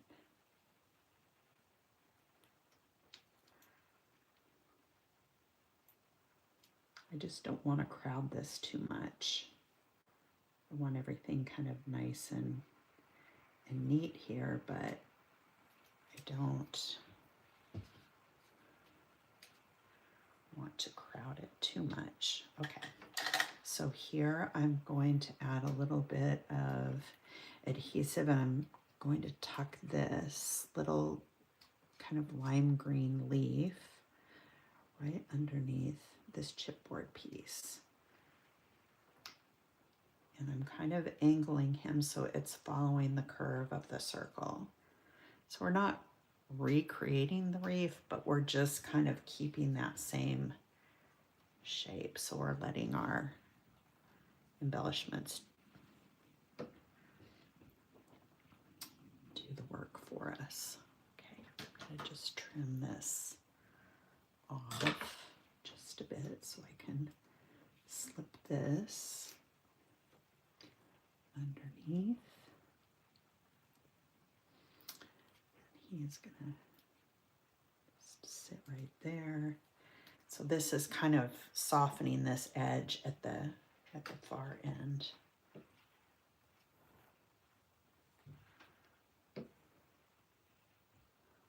Okay.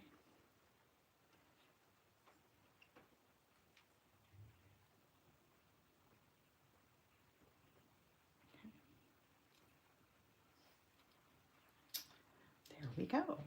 See how pretty that looks? And I might come in and put one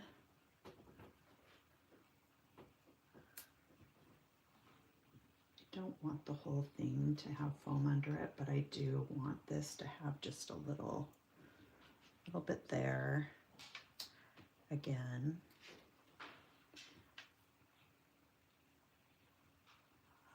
A little bit there.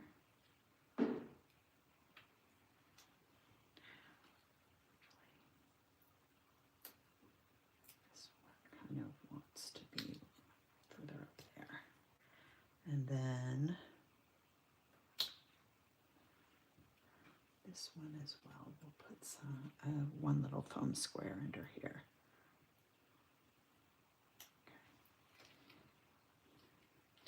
And once this glue is kind of, once the adhesive is set, then I'll kind of come in and remove the backing from those foam squares, but I don't want to do that quite yet because I don't want anything to move. Okay, and then we've got a little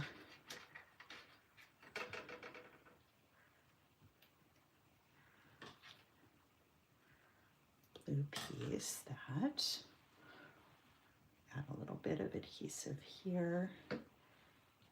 And so we've got blue this side on this side, and we want to repeat that over on this side here. So we're going to add that kind of right inside, so it looks like it's kind of popping out from the stocking itself. And then we want our little lime green. So we've got lime green over here, and by putting a little extra over here, it kind of fills that out as well. And then we also want to add these little, want to put some pink on this side as well. So we're going to I'm going to take a foam square on the top of this one, and then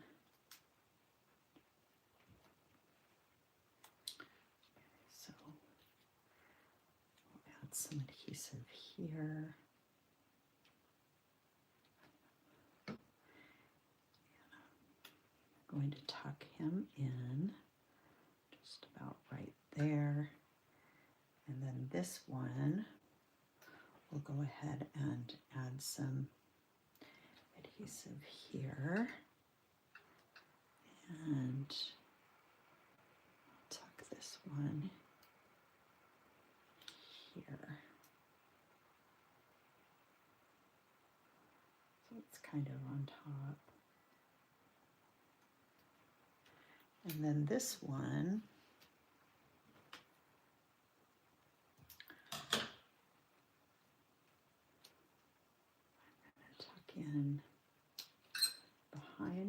our little stocking. So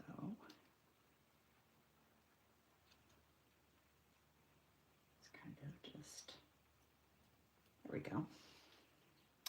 So we've got just a little bit of dimension on this side too. So by not gluing everything flat, even if you don't add foam, you still get, it'll gives you a little bit of texture, which is really nice. Okay, so then down towards the bottom part, we've got a little candy cane that we'll tuck here.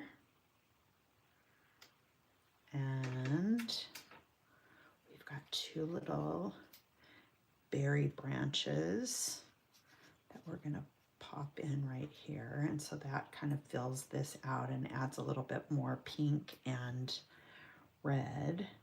And we're gonna do the same on this opposite side as well. I'm gonna trim the end of this off just a little bit so I have a little bit more room to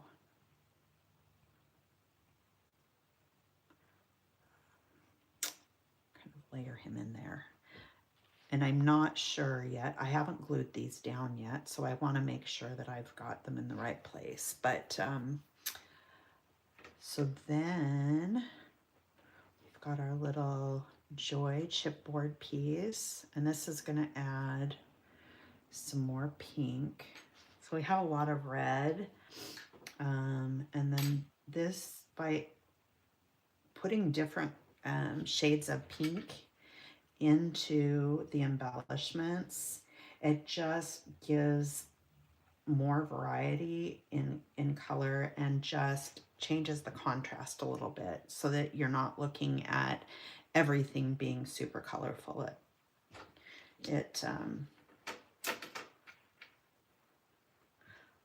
I like the way that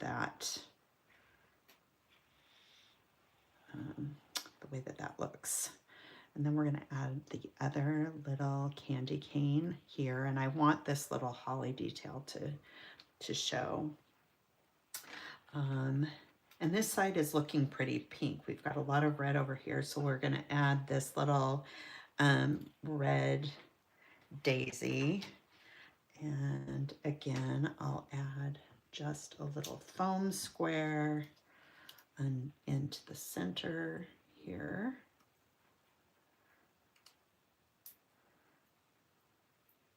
Go ahead and glue that down. So I'm just going to have this guy kind of sit, to peek out. I don't want all of the color to get lost. So I want him to be about right there. And then we've got a little pink berry, which I'll put foam dot behind this one. And we want this little silver piece to show up, so I'm gonna kind of pop him. I might move this just down just a little bit. There we go. Okay. And let's go ahead and put a foam dot. I'm going to put 3 little foam dots here because I want to be able to support these little branches.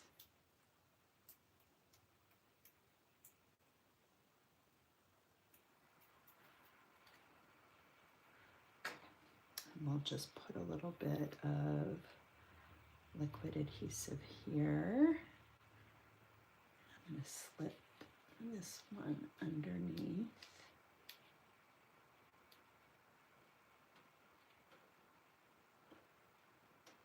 And about right there. almost feel like I want something else over here, but wait a second to do that. Let's take some liquid glue and put it here. And then we're going to tuck this little candy cane underneath. And I want to make sure that the little holly shows up. Right. So there's that. Same thing over here. Probably going to put a foam dot under here because the top of this is going to rest on top of the photo. So I want to make sure that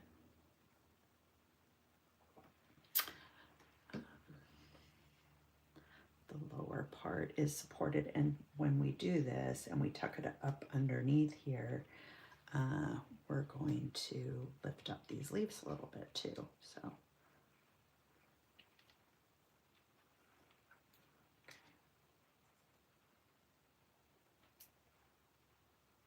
there we go.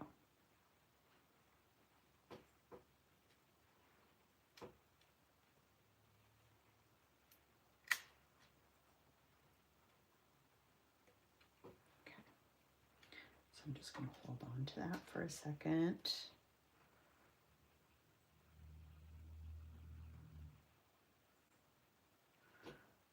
And then we need to add some foam behind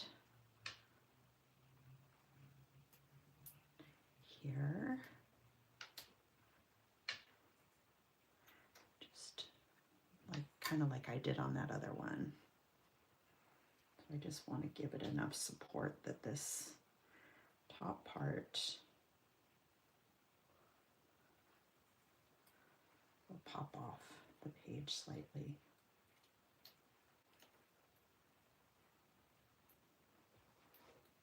And we're just going to put some adhesive here. The nice thing about using liquid glue is that your stuff, once you stick it down, you're not going to find it floating around in your page protector, you know, after a while. It makes me crazy when that happens. Trim this down just a little bit more because it's kind of getting stuck under here. And there we go. Yeah, see, that fills that out just a little bit. And then we're going to take our little Joy chipboard and I'm going to nestle him right there.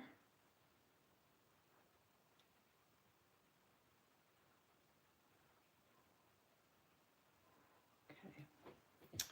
And then we have little red berry.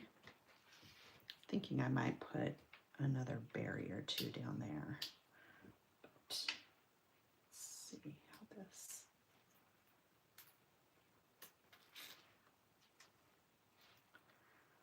So we'll put a red one right down here next to this pink daisy. I'm going to kind of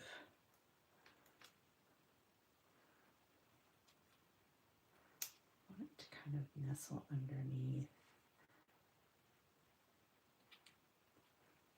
All right. And then I should have another berry in my crab.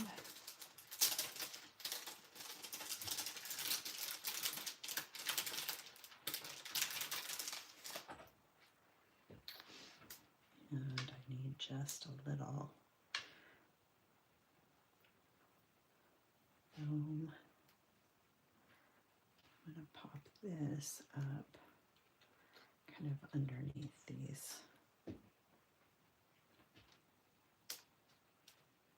leaves here. Okay.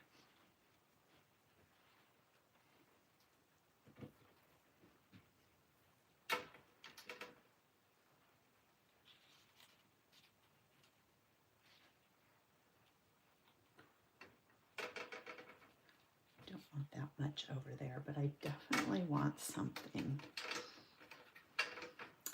And the other thing,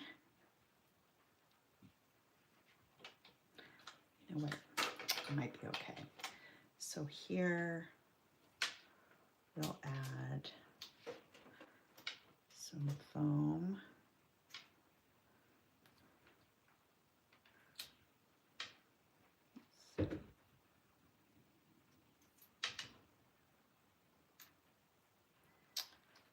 Here, and then the part that's under, that's going to layer on top of sand, or I guess we'll put it a little bit there too, so that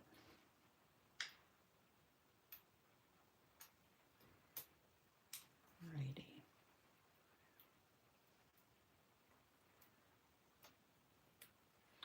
Okay, and then this is our little title. Sometimes you don't have to have a huge title. I oftentimes like to just have like a little sentiment. Okay.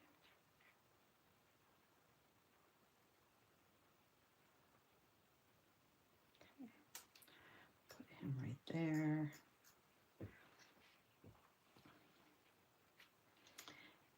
And then the last thing we need to do is the bow. So this is from the bow and tag die cut pack. And I'll show you how to do these. And it makes it a lot easier. So if you take like a pencil or anything with a round handle, a pen, a pencil, I'm using this end of a paper piercing tool, and I'm just kind of rolling the edges of my bow. And I'm going to do the same thing here with the center of it, and also with the bottom as well. Okay, so what we're going to do is we're going to take our liquid glue and we're going to put a little bit in the center and a little bit on either end. And what you do is you want the little end,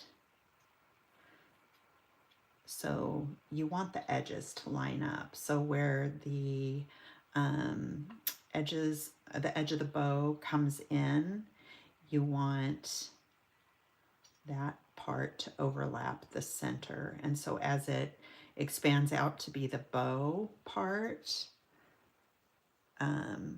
you want these edges to line up on the upper and lower part. So you can, so that helps you know how much, so that's how you'll know how much overlap you need. And once you do that, just hold it for a second. But by rolling those edges there, it allows this part to have a nice little bend to it without getting creased. Okay, so then what you do is you take some more glue, and you add it to the center here, and that's where we're going to place the ends of our bow. And again, we're just going to follow the shape of the bow itself so that the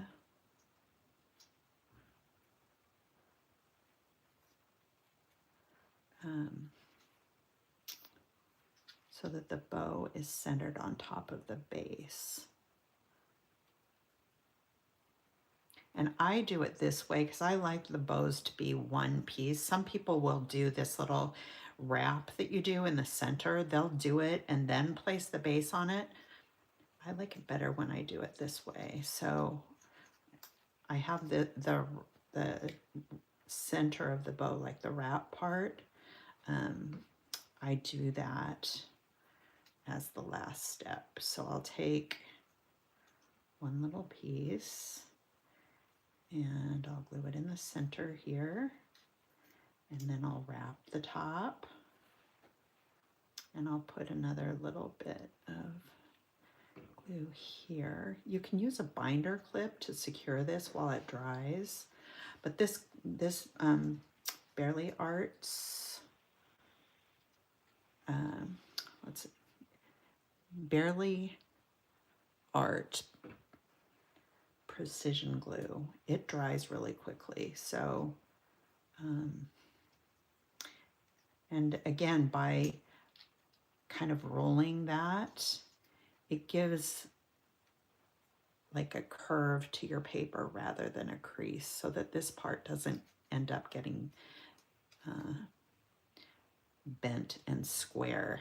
So it'll just makes it look a lot nicer. Okay, so then what we'll do is we're going to take this and we'll put a little bit of adhesive here in the center. And this is what's going to fill in this part here. And it's going to add that pop of lime green and break up some of the red.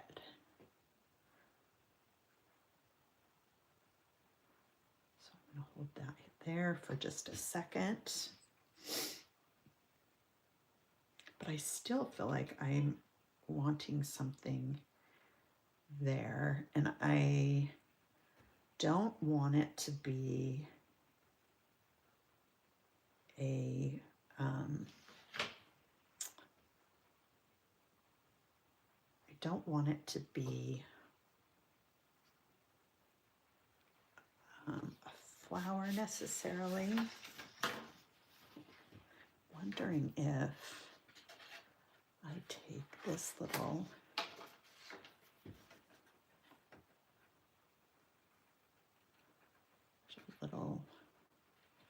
star that's on this wreath, and I'm thinking that the orange on this would be pretty, kind of be nice, because there's a lot of blue in this cluster. So I'm thinking that maybe if we break that up just a little bit by adding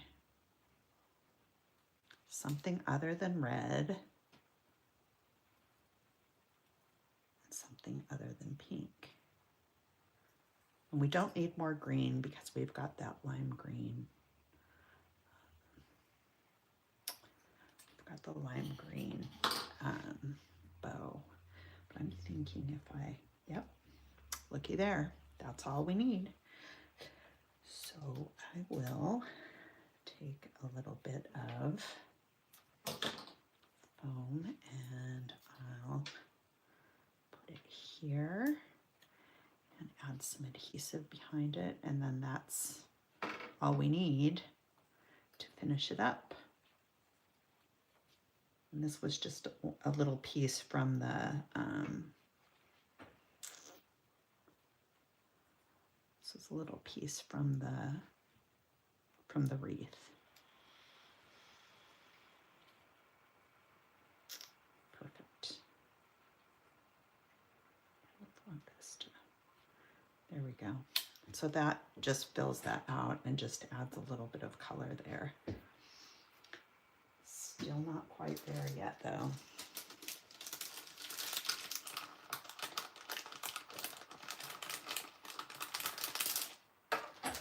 One more thing. I put that little tiny little daisy. It really doesn't show that much, but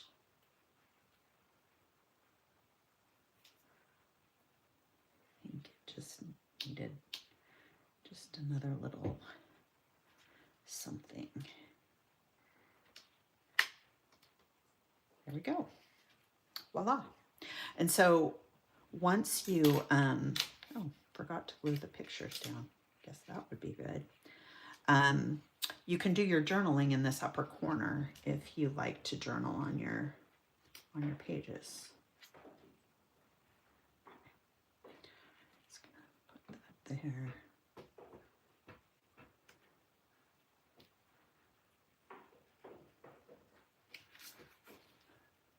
Okay.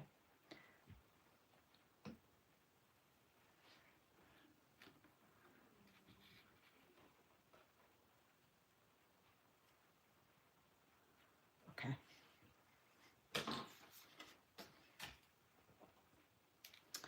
Right, so there we go. It's done. Pretty, pretty, pretty. I'll show you all the little bits and pieces. And this part at the top. Yeah, so love how this one turned out. Okay, so let's move on. Put this one aside and we're going to move on to layout number 2, which is this guy. Let me take some of my scraps and toss them here.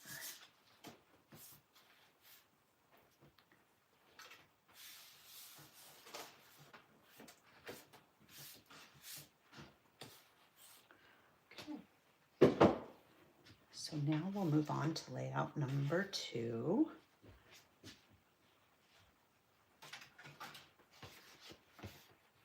Which is a super fun one as well. And it's not quite as intricate as the wreath one. You know, the one thing, I should ask questions to you guys too. I mean, I know that a lot of the pages that I do have a lot of details on them and a lot of layering and a lot of steps and tiny things. Would you guys prefer if I did the pages, would you like more simple layouts and more simple projects, or do you like the more complicated ones? That is the question that I have for you. Okay, so what we're going to do here is we're going to make a mark on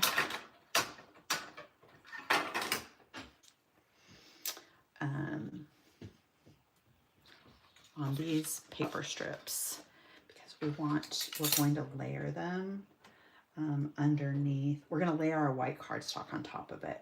So we want to be able to measure a ½ inch on either edge.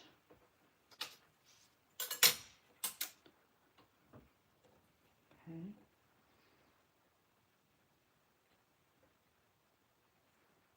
So ½ inch. Do that here. Actually, we don't need to use our ruler after we did it the first time.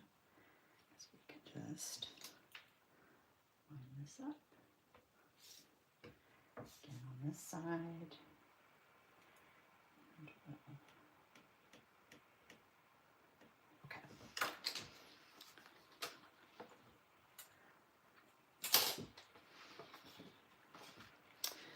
So what I'm going to do here is I'm going to take and run a thin line of glue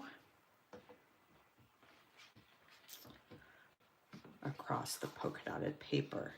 And then we're going to line up this bottom edge of our white cardstock with the marks that we put on the polka dot paper.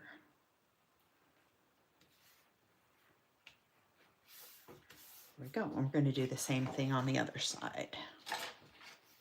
This way we don't have to use a whole piece of polka dot paper. We just use the end of it. Just a small strip. Same thing here. Okay. We're just going to line these up. And if you pay attention, you'll know that you're straight because the polka dots run in straight lines. So,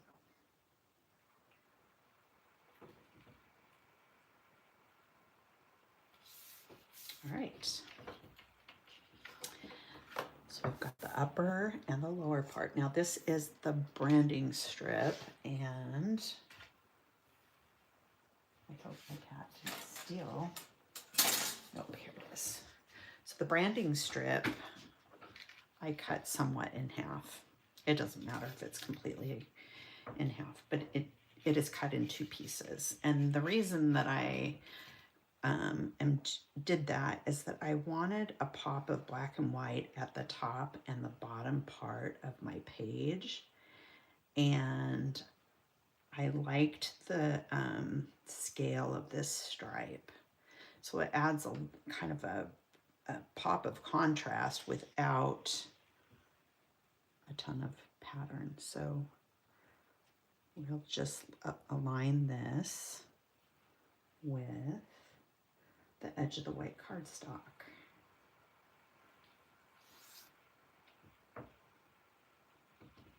Okay.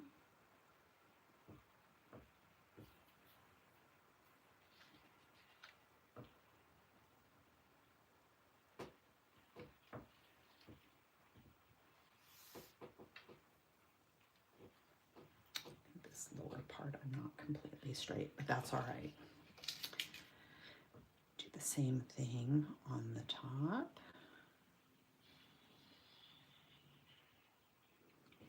And we're going to just align this with the edge of the white cardstock up here.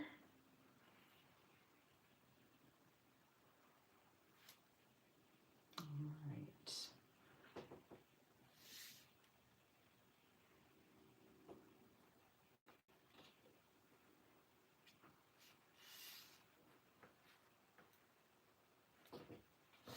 Okay. Okay. So there is the base of our page. Now what we need to do is we need to kind of draw the,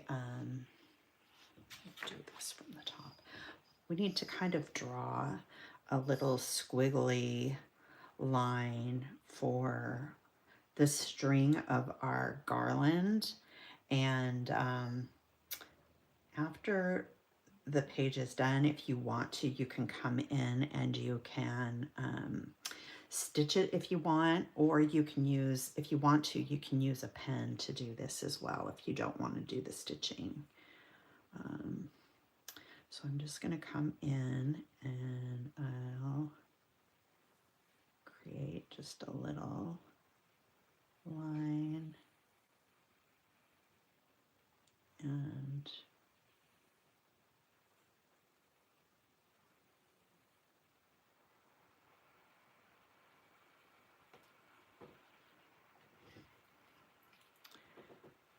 maybe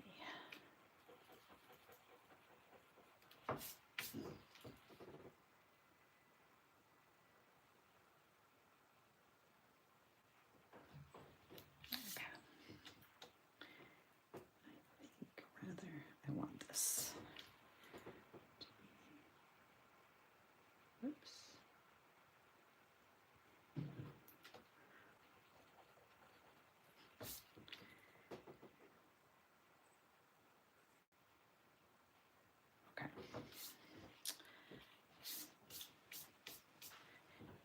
And once I'm not going to do these downward quite yet until we get our ornaments kind of situated.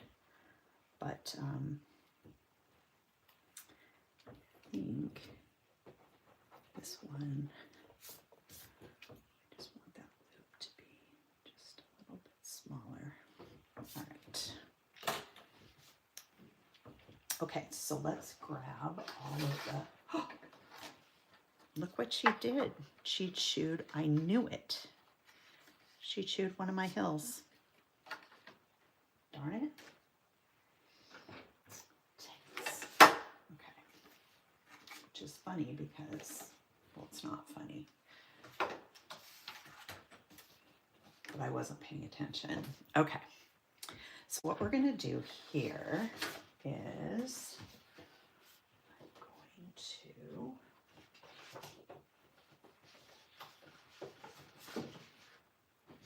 grab my little bits and pieces from my page, which I have pulled them all aside.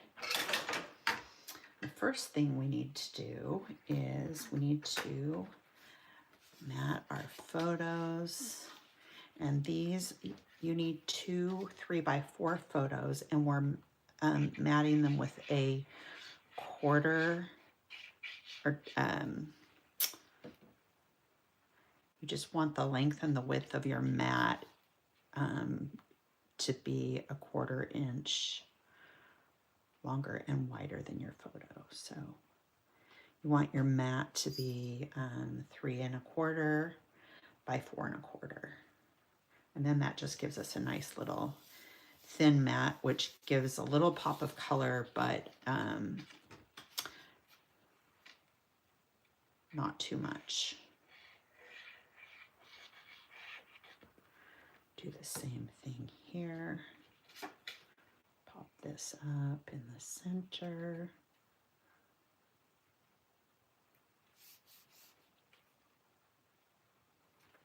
Okay. Photos are going to sit right about here. And then we've got 2 little tags. We've got a dot tag and then a silver striped tag. And they've already got string on them for you. So, or you can choose to add ribbon or something like that if you want something a little bit more fancy. But I am going to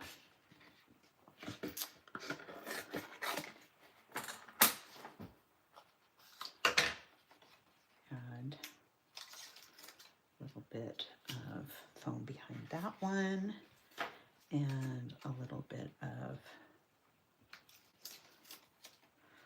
foam behind this one. And we want some foam behind our photos as well.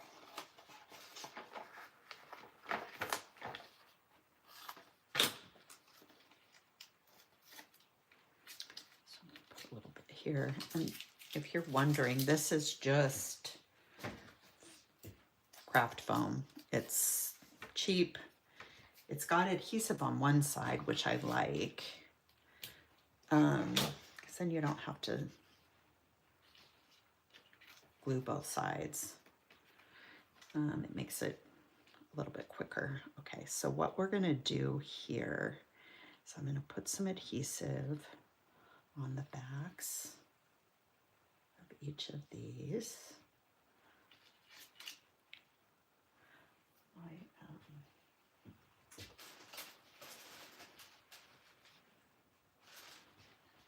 Glue is getting all gummed up. Yikes. All right, hang on one second. At least it landed in a safe spot. Good grief.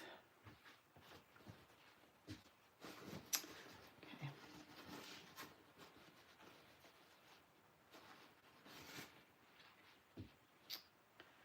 Not quite sure what happened here.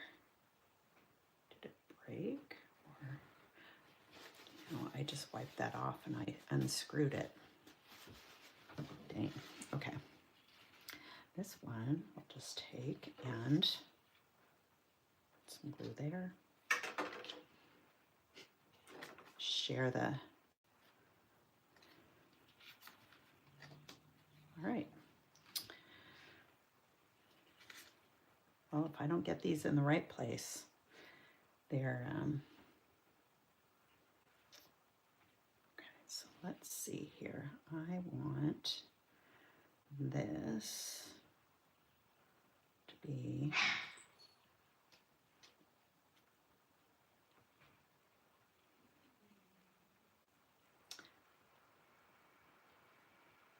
here. Then this guy, tuck in.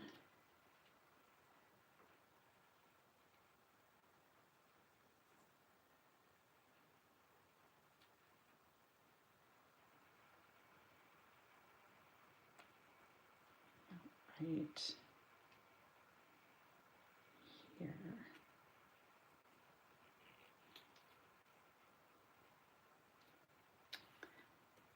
And then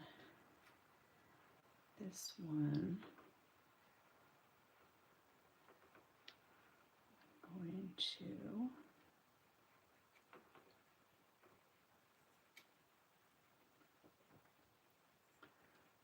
about right there. So there, everything kind of can hold in place.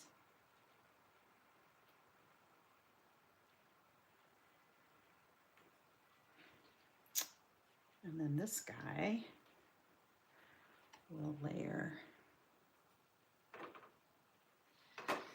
underneath. So this little tag here. So these tags kind of anchor all of the, like anchor the photos, and it gives us like an kind of a foundation of where we will create our largest embellishment cluster on our page.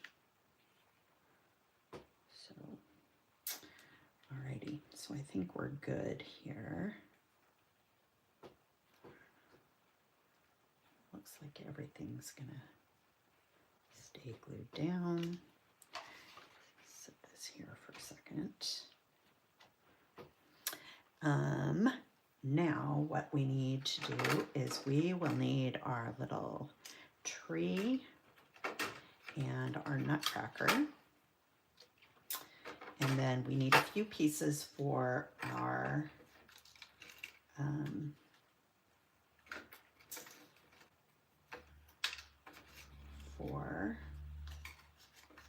banner here, our garland, I guess. So we want this guy and this guy. And then we need this guy. And I believe that there's a little kind of an orangey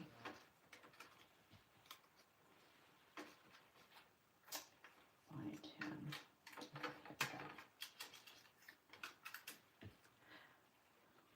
Our little orangey.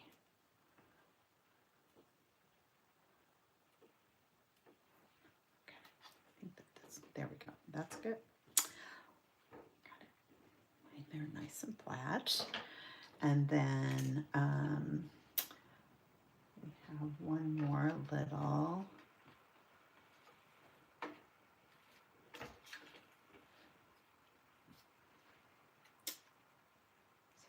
this guy, and then this guy.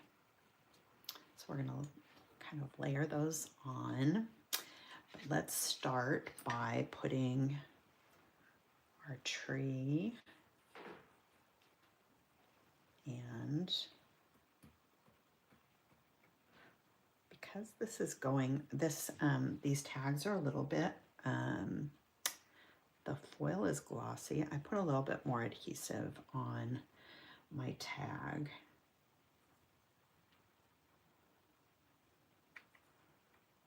Than I might have done it if it had just been regular cardstock. And then this is the foam chipboard. And I want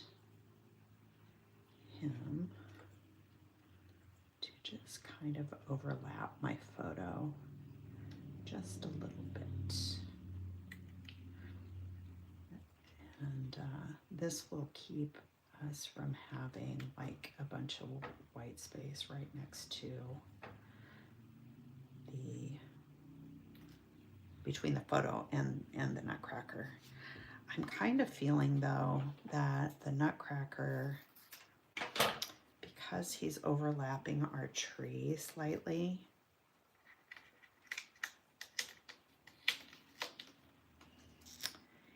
he needs a little bit of lift on this opposite side. That's okay.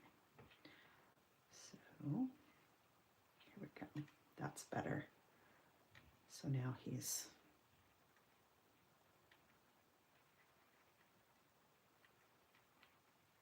gonna sit there perfectly. Okay. And so with these, I'm just gonna put a little bit of adhesive in the center of them. And you wanna like make them so that like if they're gonna be hanging, they're gonna hang in an obvious, well, actually that's not true. Never mind.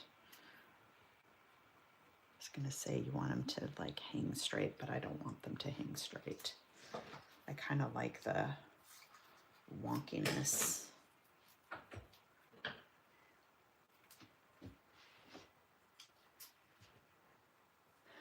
One thing that I am gonna do with these though, because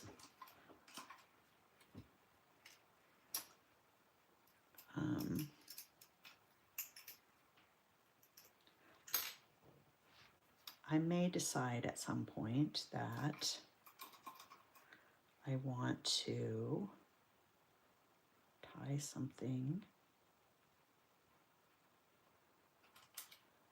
through the center of these little loops, and so I'm just using my Crop-A-Dile and punching a hole. Not sure if I'm going to want to do that, but it's kind of a okay. So there's that one. Add a little bit of. I'm just going to glue the top edge here, and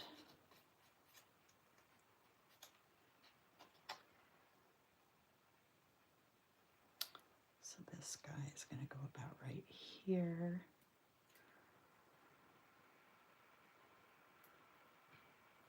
So if I decide to come in with stitching, I'll stitch over the edge of this. Same thing here. I'm just going to kind of use the handle of my paper piercer, and that'll just give a little curve to it so it doesn't sit so flat.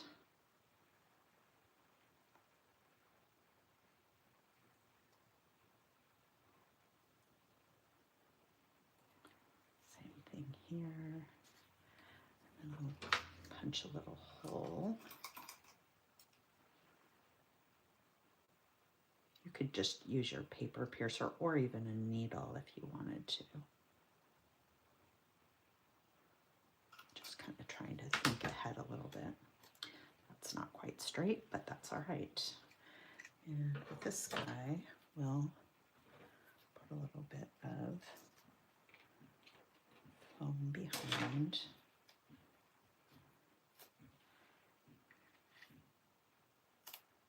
him.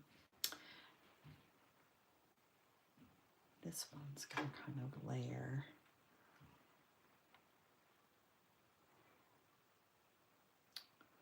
over. Oops. Yikes. That bent edge just tossed my little star right off the page. Just going to set that there for a second. And then I think we'll go ahead and do the same with the snowflake.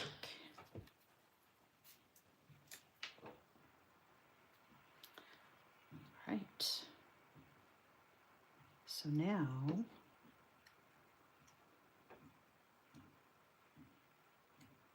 we have step number 1 completed. Let's see. All right.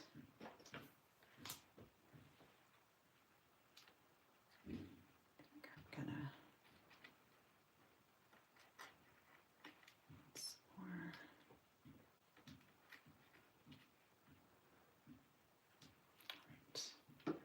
Okay, so let's go in and we're going to add some more bits and pieces. So we'll put in our box there. I also am going to put a couple of holes in these chipboard pieces. Let's see, is this the small one? I want to use the small end. Okay, so let's go in and we're going to add some more bits and pieces. So we'll put in our, all right.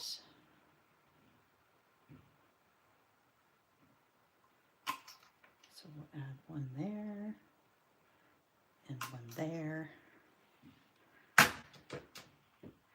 So he'll kind of sit about right there. And then we need our little, our bell. So we're just going to kind of have to cluster these and layer them so that they look like they're kind of dangling from this garland.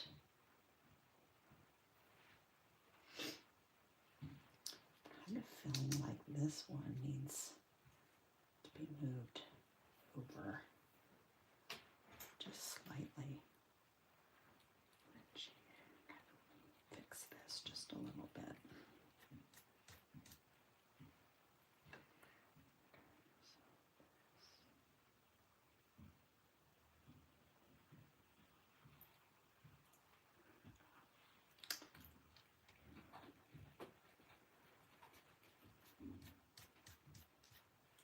I want to come down.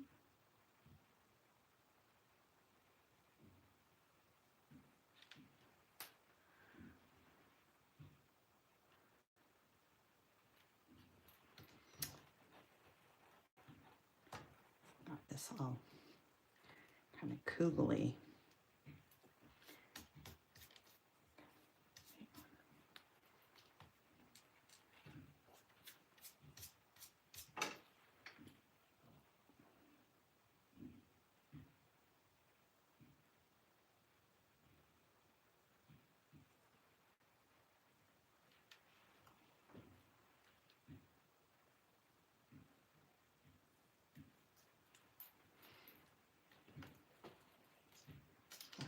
So there, that works. Okay, so we need the beauty of pencil. This guy, and we want this guy to kind of sit right there. This one about right here. This is about here, the green one can start about there, then this.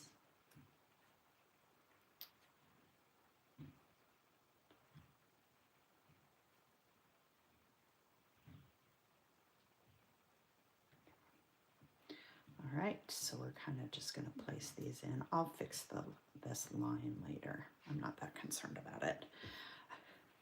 All right, so there, and then we need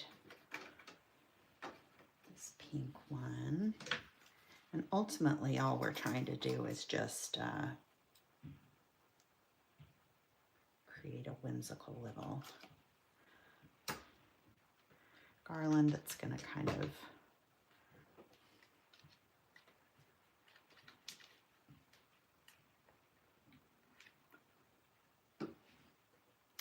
something with some weight on it to hold this in place there for just a minute because it keeps popping up. All right, so there's that one, and then we need this little striped guy. I'm gonna punch a little hole in him. And this guy needs a little bit of a hole here. And this one has one, so we'll put that there. And the bell. Okay, so what we need to do is I'm going to just kind of start layering, kind of situating these things so that they are spread out across the page and that they're not, that there isn't too many ornaments in one place. We also need this one really quick. Another little hole there. And a hole there. All right. Okay, so this one is going to sit right between here. Okay. So I'm going to figure out which pieces I want.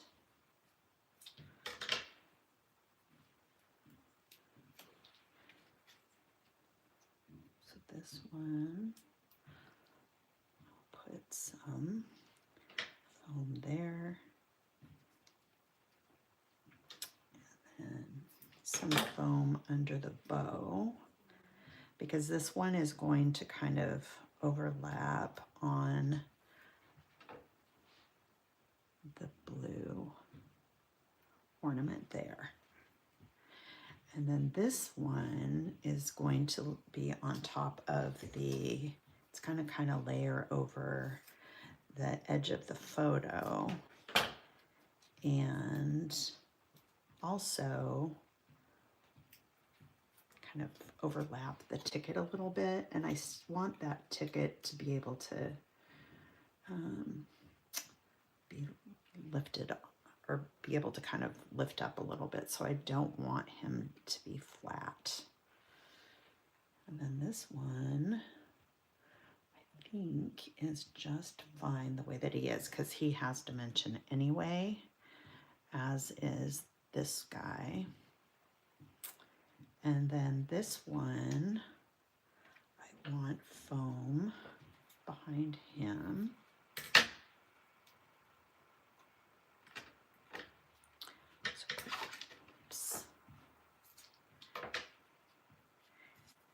Kind of wonky little shapes. Put the bigger piece there, a smaller piece on the bottom. All right. Make sure that so that one will go there, and then this little guy also. So I want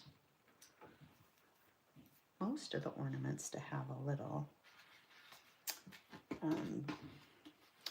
dimension underneath, because it gives the appearance that they're kind of floating there.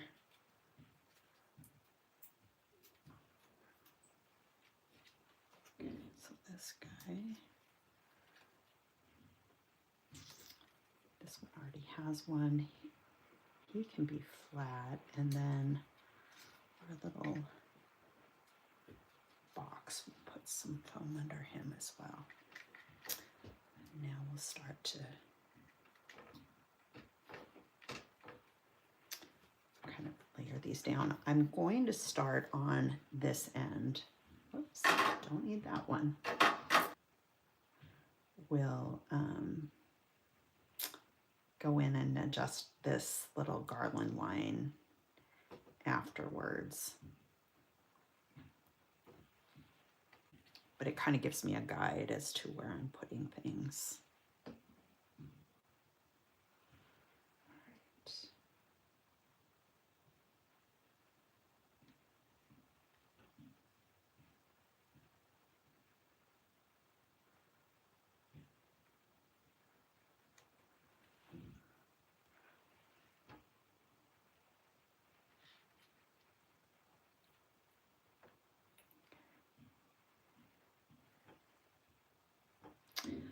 And we will add this one here.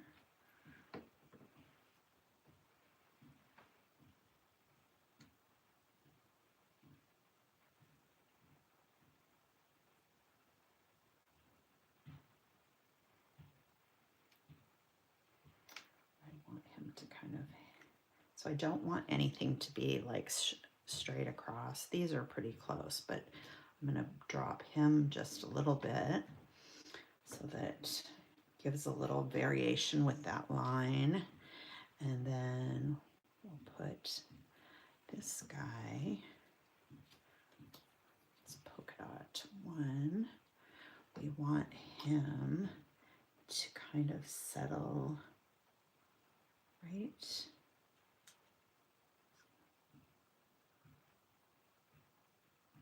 A sweet spot right about there. So he's not directly underneath that. He's kind of somewhere in between these two. And we can't have him be too far to the right, because we need this little ornament to be able to overlap the edge of our photo. So he needs to be about right there.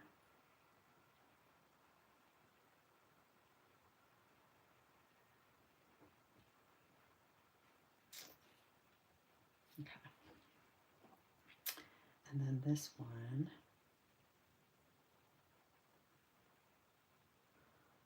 we'll have kind of right between there as well. So I kind of want this one to be dropping down, but I don't want him to be completely in line with either of the ornaments that are above it.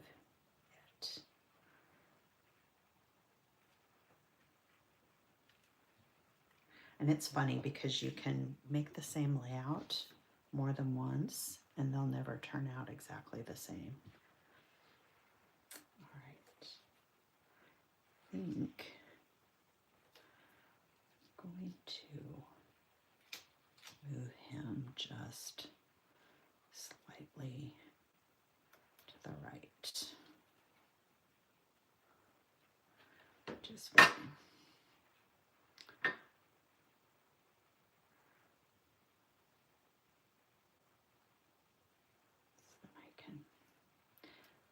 I'll adjust this line, like I said, later.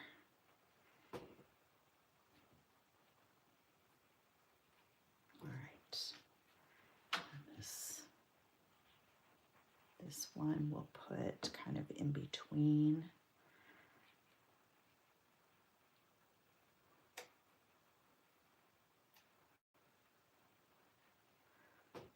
The two tickets. And then this one is going to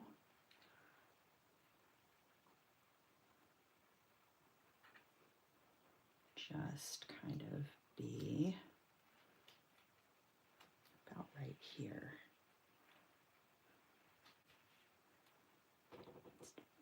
Hold him down for a second.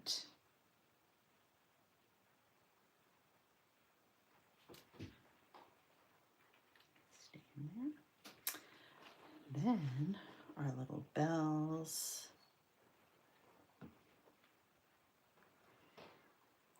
are going to be about right here. That guy is where he needs to be already.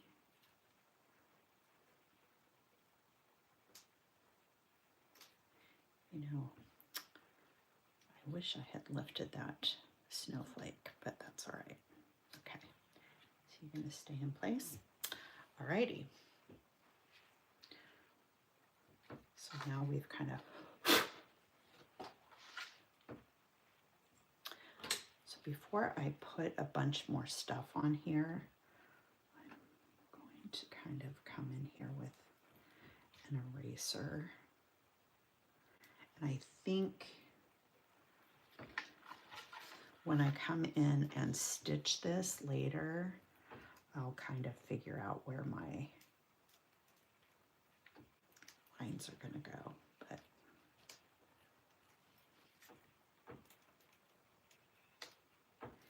some of them are working okay and some of them aren't, so I just can. But it gives, now I have like at least a flow of where my ornaments are going to sit. So the line is kind of obsolete at this point. Okay.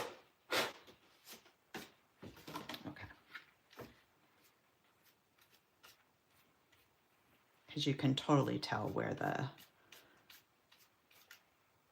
where everything is situated on where the string would naturally sit. Okay. There we go. Love how this looks. All right, so here we are. We've got steps 1 and 2 done. So now we just have to add all the pretty little bits and pieces. We have we have 2 things that we need to add towards the bottom part, one of which is our title. And our title is going to overlap the boots. So one of the things that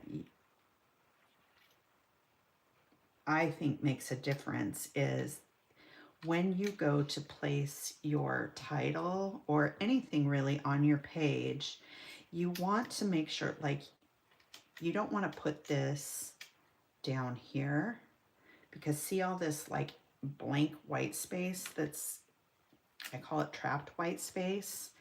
It just doesn't look quite right. So like for instance, if you have your title here and you've got a bunch of space above your title, it just kind of, this looks odd. It almost looks like you want to stick something, tuck something in there. Whereas if you boost up where your title goes and you kind of have it butt up right underneath your tree and kind of overlap the feet of your nutcracker, it looks like one solid piece as opposed to a bunch of different islands that are floating around. So I always like to have my embellishments in my embellishment clusters and like things on my page. I try to have them have like a relationship with the other things on my page. So like for instance, Of course, that has to pop up. And I'll kind of explain more about what I mean here as soon as I get this little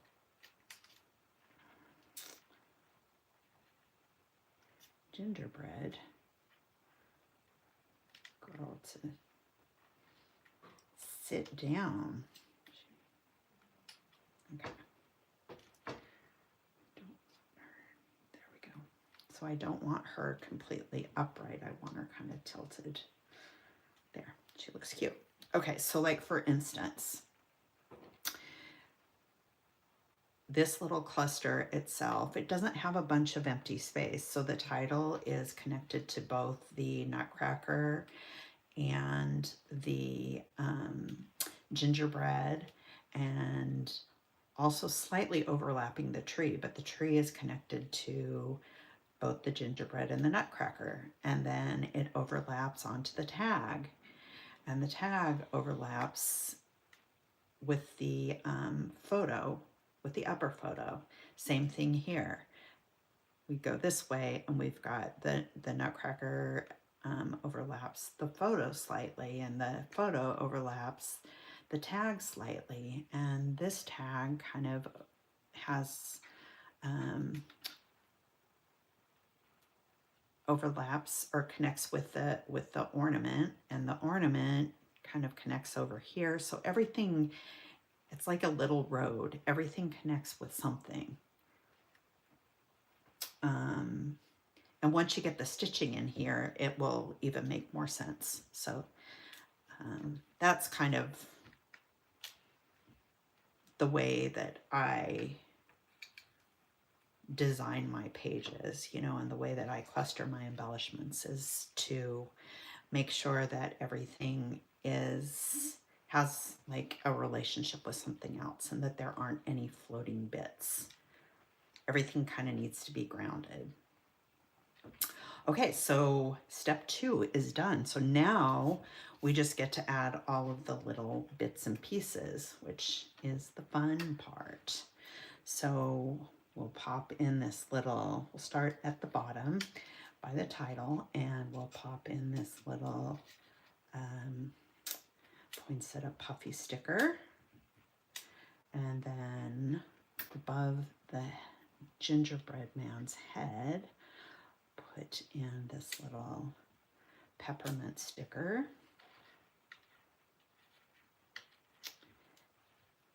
So there's all of that. And then we'll start up at the top, and I think I had some things get knocked off here.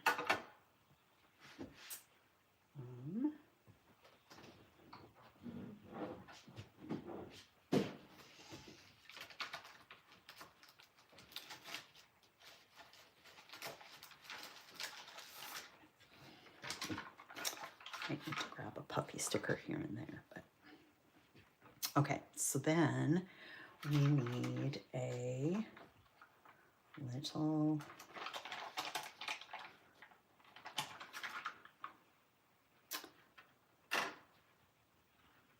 red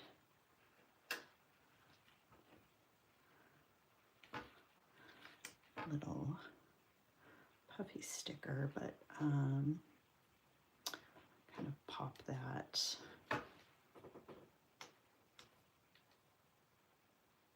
here. And then we've got a black one that will fill in just down here.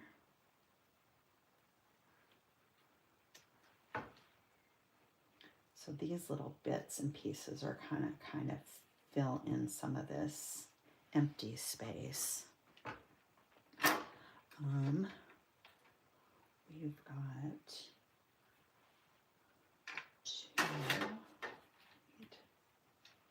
this guy.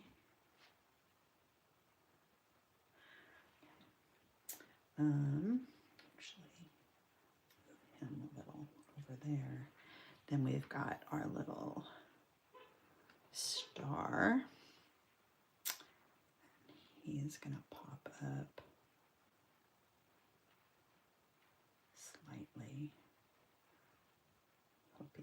there's enough glue here that it'll, well, now there is. Okay. Should be able to kind of hold it in place. Perfect. And this guy, I want to, there's just not quite enough glue on that.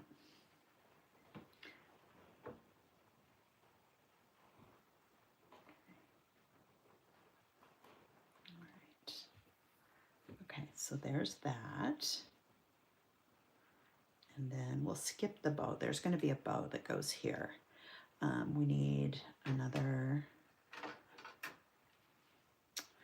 black little dot here. I'm going to drop it down just a bit, and then we need this little chipboard star. And this gives us another pop of green.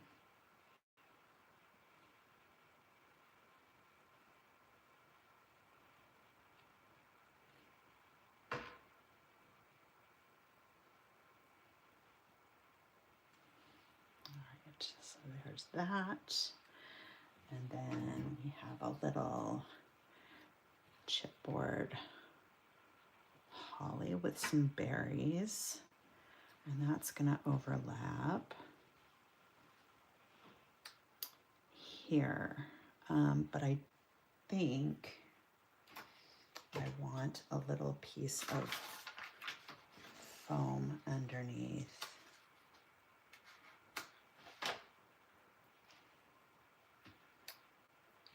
Because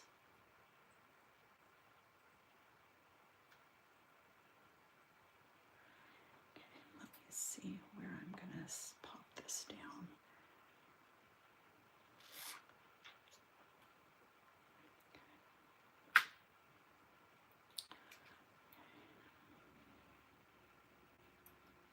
So I just needed him to have just a little bit of something to sit on so he would stay in place.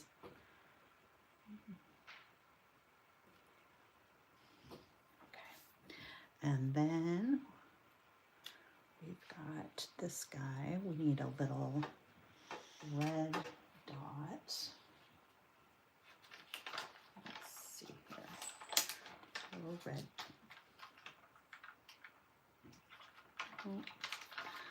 A little red guy that's going to kind of sit up here. And then another black one. Oops.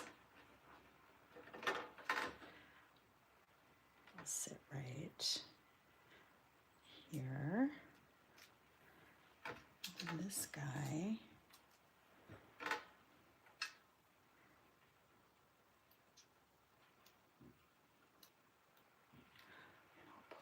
A tiny bit of foam underneath him as well, because he's kind of dangling off the edge of that ornament.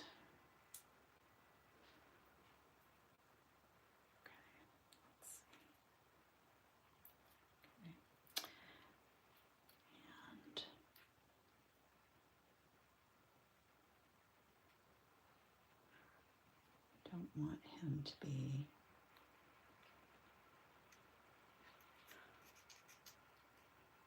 okay. There we go. Let's see.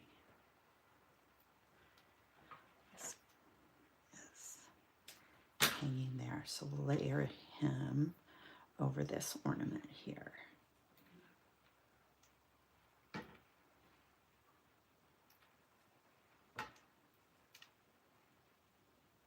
If you look across, we've got all the colors kind of repeated throughout. So I have orange, orange, and orangish. And then we've got pink, pink, and pink. And then we've got some lime green here, here, and here. So everything is kind of, we've got some repeating elements. All right. And then we've got our little bow that's going to go on our little pink ornament here. And this green star, I don't think that's part of this page. Okay, so there's that. And then we're going to put a little piece of this little sprig of holly. Actually, I think I want to put the holly sprig here. And then I don't think that I need this over there, but I feel like we could maybe pop it.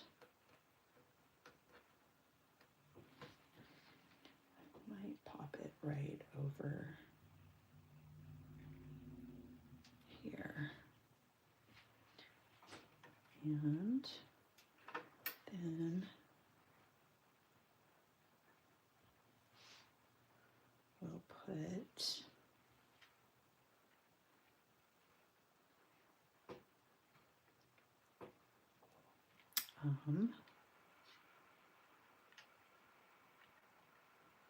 trying to think, where do I want this?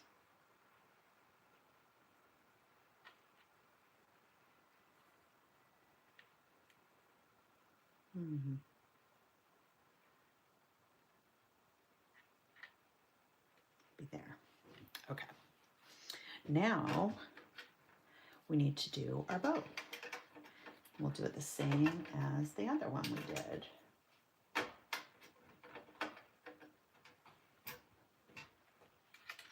Okay.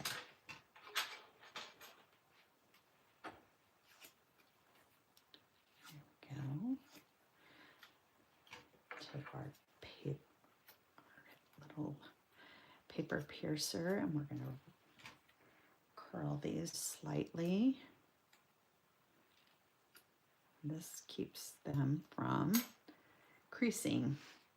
So we want them to bend, but we don't want them to become creased. Okay, so we're going to take this little guy and line him up so that the edges are matching up with the bow on the upper and the lower piece. And actually, I'll just do that. We'll do that on this side as well. I'm just going to kind of hold it here and get glue all over my fingers.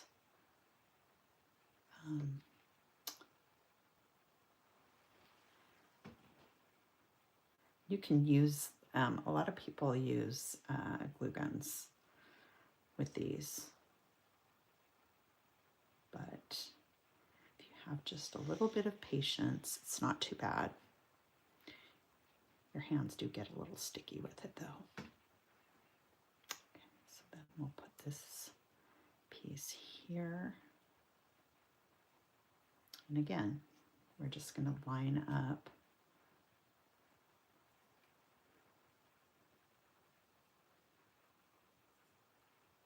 the bow so that the edges are kind of matching up. And then here, we'll add a little bit of glue here and a little bit of glue here. And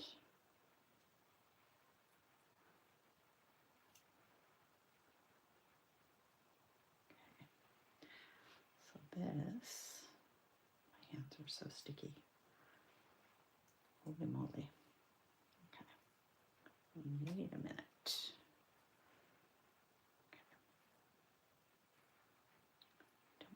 glue all over my bow though. Okay, what I'm going to do is I'm going to sit there and kind of just sit there like that for a second, just so that it'll, all right, so that's in place. So now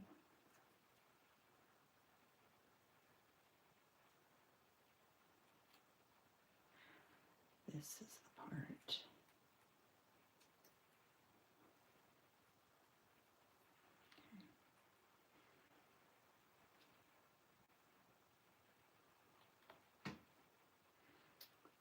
And this is, the smaller bows are a little harder. But if you've got like little, I don't know what they're called. They're like the reverse tweezers, you know, like the craft tweezers I have aren't strong enough to kind of pinch this together, but surgical ones. If you have a doctor in your family. Okay, so now we're going to just add this little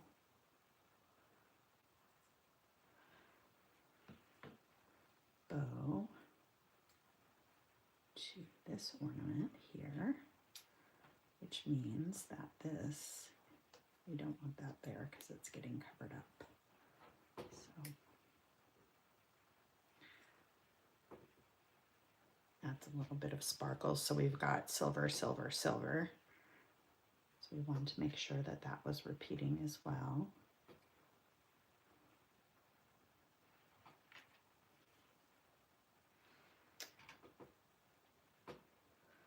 Just put this one down here. Alrighty. So we're all done. So what will happen here is that my garland line is going to kind of come up here. It's going to come down. I'll have the little loop here, and then it'll kind of come across here. It's going to go across here, down. There will be a loop here, and it'll go up, and then off this edge. And then we'll have lines that will come down here and here and here for all of these pieces too that are kind of hanging. All right, my friends, so layout number 2 is done. And once the stitching gets in, let me show you what it'll look like when it's all said and done. So this layout was the original. So this is what it looks like once you get the stitching on. So there you go. All right. So let's move on to layout number 3. And this one actually is pretty easy. Cannot believe that my cat chewed my hill. Of course she did. All right, so first thing that I want to do is I just need to come along the edge and get rid of all of the pencil lines from tracing these.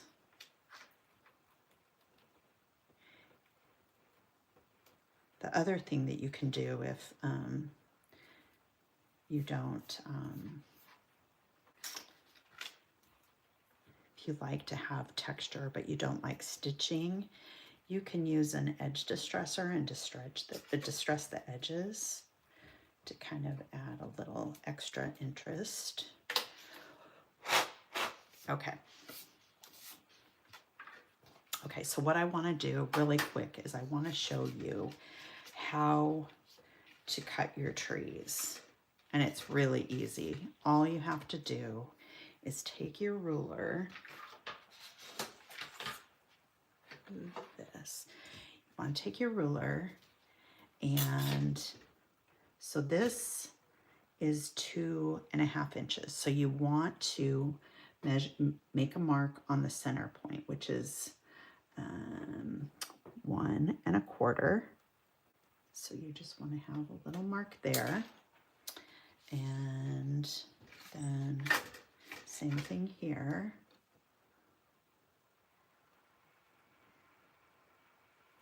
1.25. And then these are all 3 inches, so we'll want to make a mark at 1.5. 1.5 here.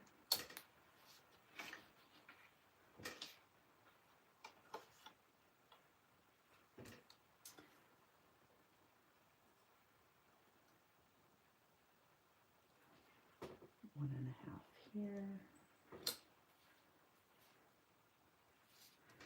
And then these also.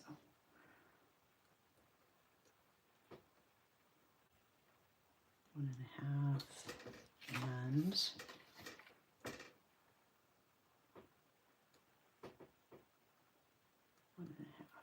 All right. So then you'll take your paper trimmer, which mine is right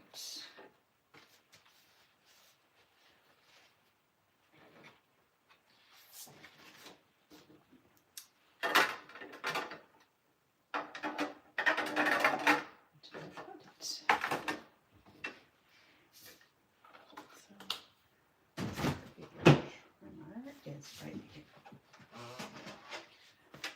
So what we'll do is you take your paper trimmer and you put your pencil mark on your blade line here, and then the corner on your blade line. So, and then you just cut. So again, we've got the center point and the outer corner on the lower edge of the tree. Put this down, and there's a tree. So there's one, and it doesn't take very long at all. This is much easier than trying to figure out how to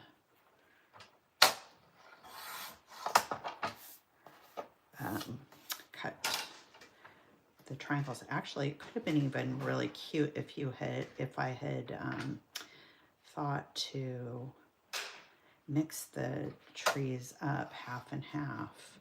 So you could take, like, maybe run a zigzag stitch up the center. That would have been really cute. So, like, for instance, if you had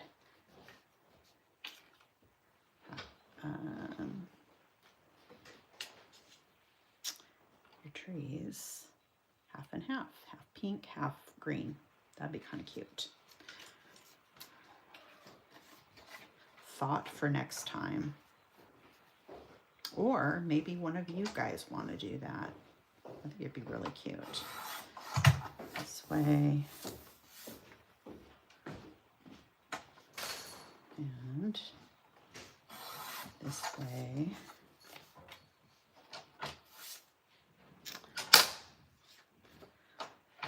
Same thing here. Put it in this on the center point and on the corner. And there we go. Again.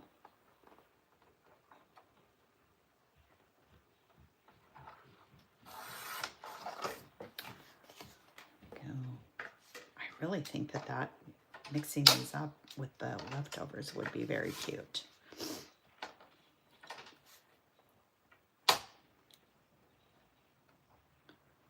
Okay, so this. You know how I can always tell that it's spring, or that spring is very close? Every time I go for a walk in the spring and it's right before the weather warms up, I always see worms on the sidewalk. And then we have, then all of a sudden you start hearing birds also. So although we have birds in the winter, they don't make any noise in the winter. The summer birds make a lot of noise. We get woodpeckers sometimes too. Okay, so these, I'm gonna toss these though, I don't think. All right.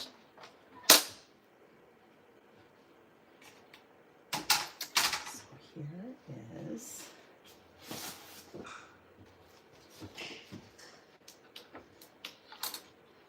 you know what? I think I might be in luck because I think my cat might have, nope. I might have to have an embellishment on top of it. Okay, so what I'm gonna do here, just to avoid this from warping too much, I'll go back in with some liquid glue afterwards, but for the time being, tape runner is gonna work just fine. All right, so we just want to, and this is a great way, like I love this paper, but I absolutely love it when I added it as a frame to this page, because you get all of the, you get just a little bit of all of the colors and a little bit of the patterns. Okay, so what we're gonna do here is on this bottom piece, we'll add foam along the bottom edge.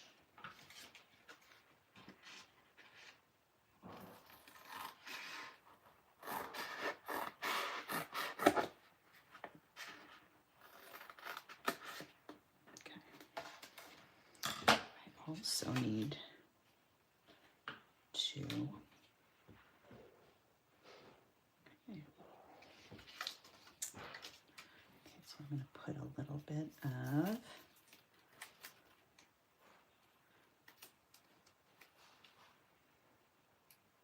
foam here. I'm just going to run it across.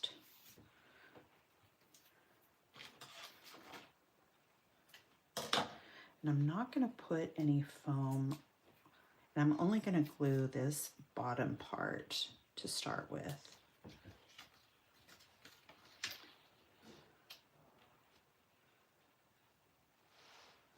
Okay, so we'll go ahead and run some adhesive along the edge here. And just going to layer it along the lower edge of the white cardstock.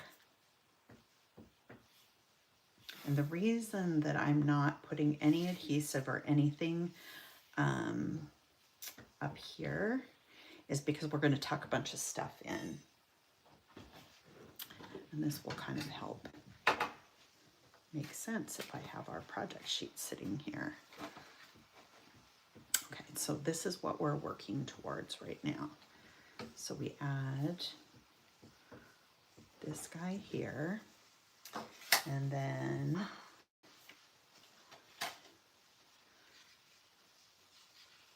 we're going to put this piece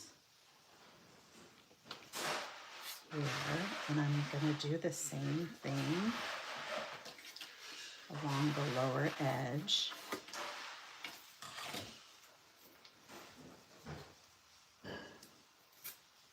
Oops. All right.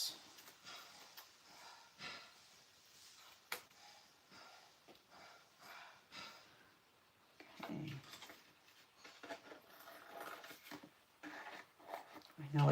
long time to do all 3 of these pages at one sitting, but we've been so behind that I wanted to make sure we got this done. Okay, so then this piece will go here.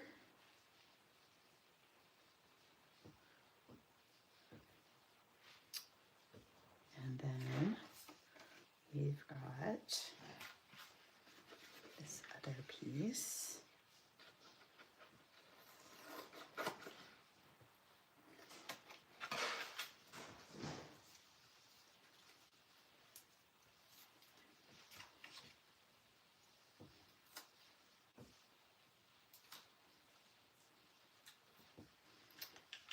Just one more little.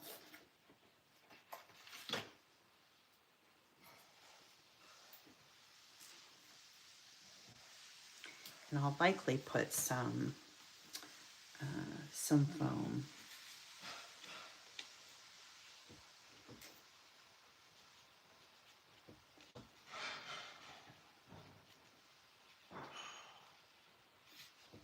So this, because I have that foam there, it's kind of hitting up against this edge of this hill. I'm not able to sink this down as far as I need to.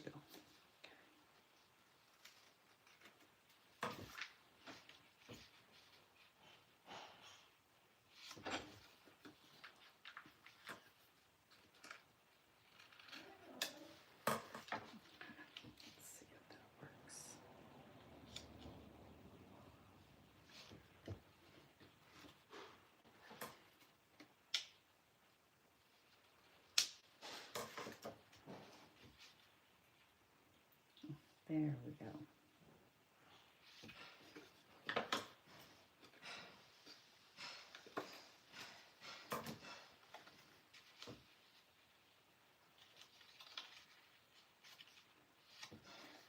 I think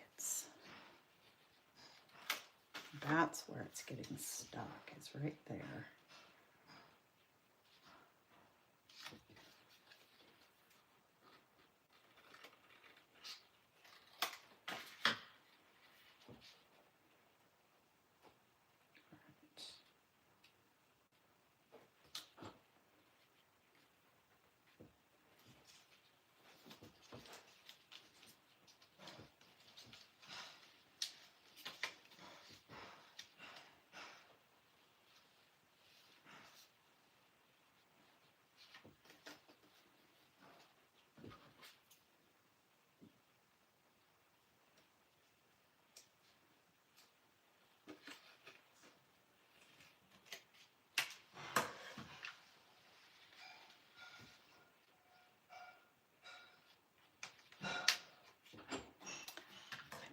Getting hung up somewhere and I can't quite figure out where it is. Ah, no, yes.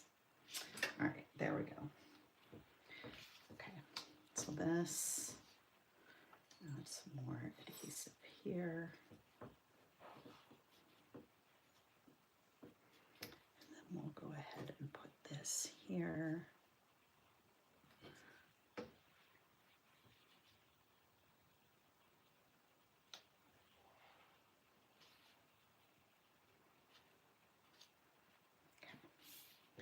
And then this one, I'm going to do the same thing.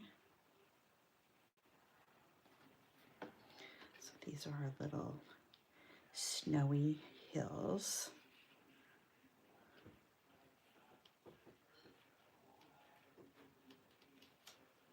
Okay.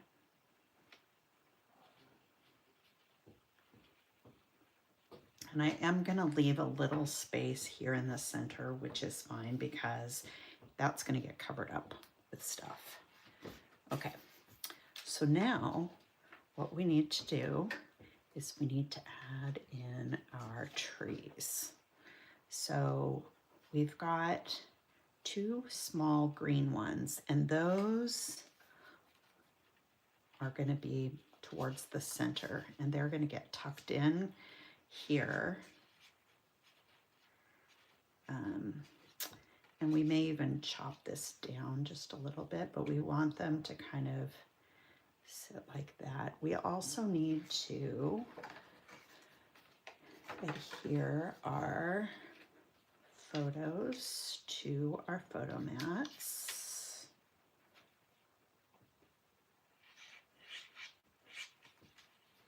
So do that quickly.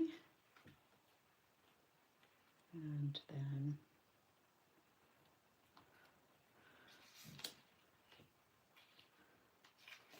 that brings some of that blue to the upper part of the page.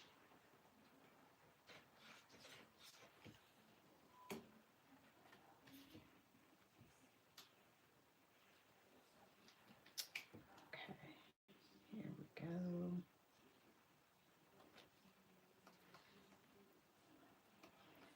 All right.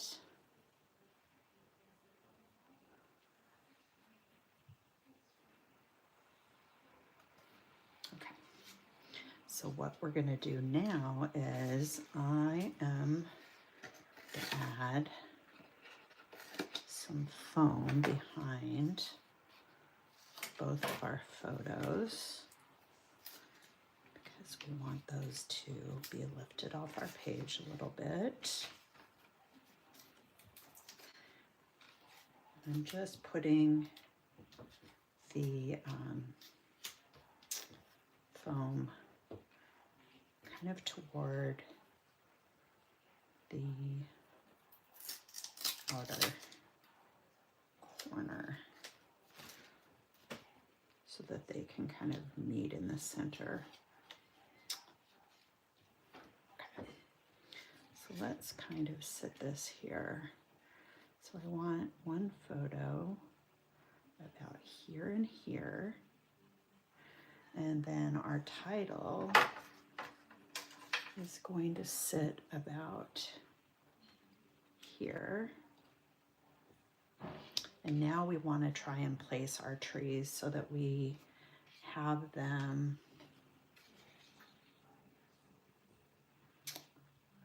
positioned. So we have our photos and our trees positioned in the right place. So there's a green one. Then we need to have a pink one that is going to sit below it. Okay. So this one is going to sit about here. And then this one, so our photo wants to, let's see, I'm going to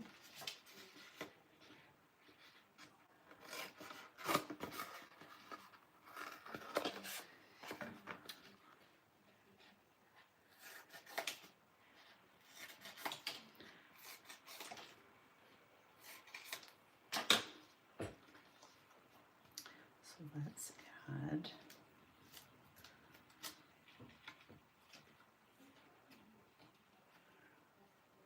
these are it's a small one, so we want this one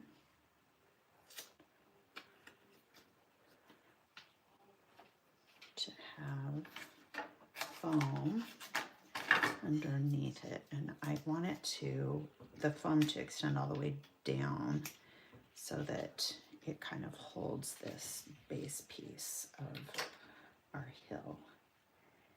Okay, so I'm going to add some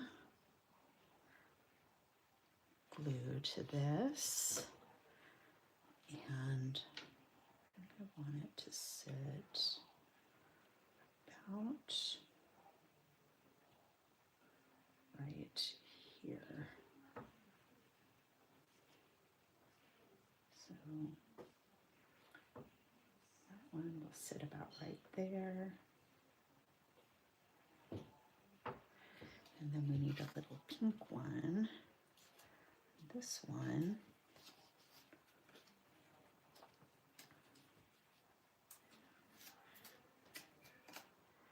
is going to overlap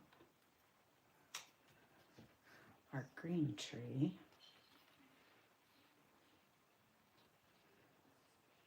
And I'm just going to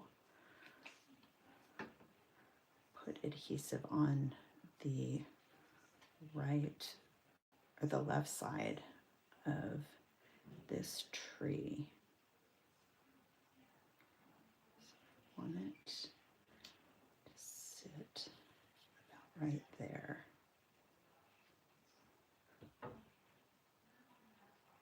Okay. And now, as we move into putting our photos down, so we want this first photo to nestle right in here between the pink and the green tree. So I want it to be about right here, I think. And then we'll add this other one.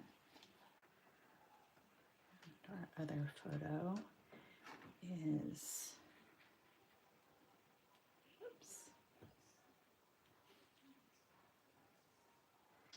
going to sit about right here. So it just kind of, our photos are kind of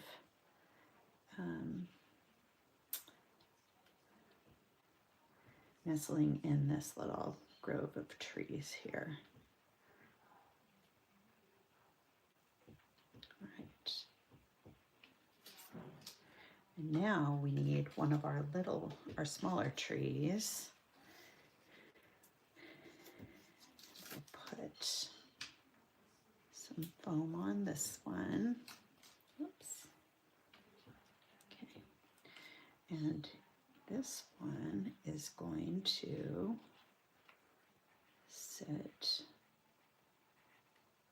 about right here. I don't want it to be in the center of our photo, but just a little bit off center.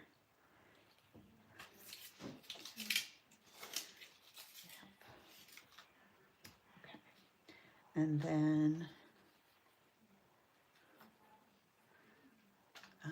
our next one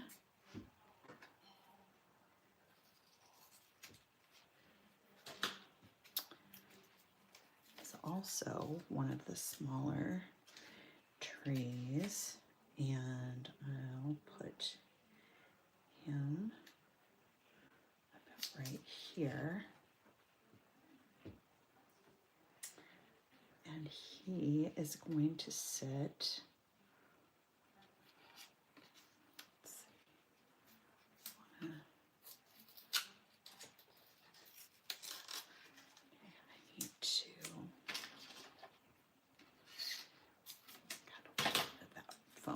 I want him to be able to overlap this edge of the photo. All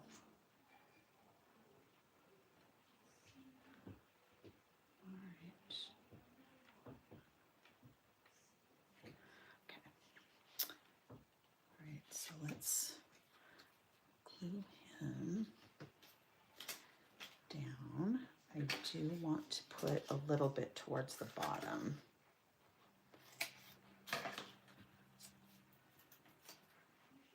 Okay. So we'll put a little bit of adhesive here and here. And this one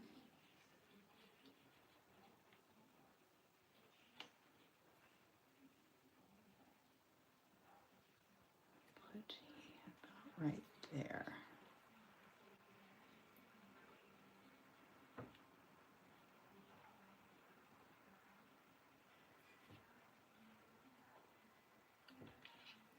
And then this one is going to sit about right there. So now we need to put some blue here.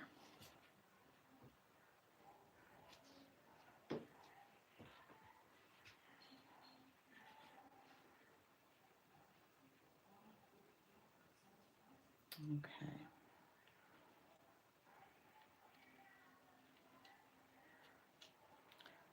So he's just going to be a little offset there. And now we need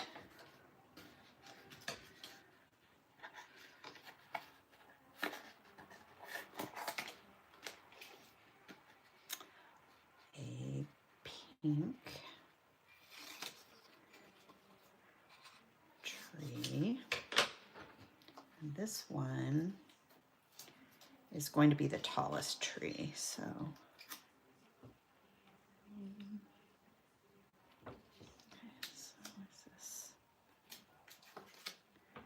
tiny little piece that's gonna pop out, and I want to put a little bit on the bottom too, just to give this some strength. So this one is going to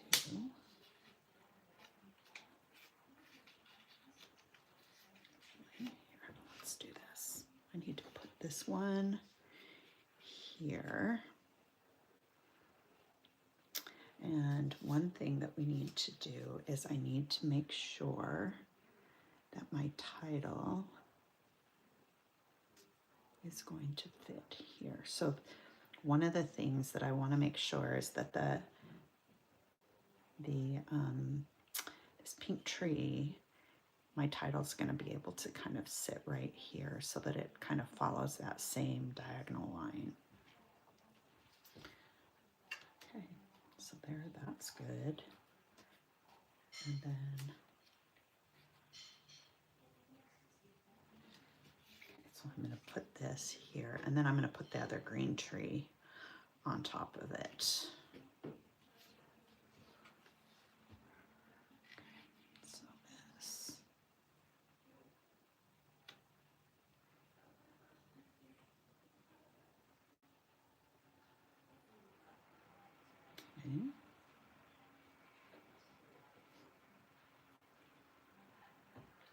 Initially, when I was designing this page, I thought about doing polka dot trees and tried and tried and tried, but the polka dots were just a little bit too much.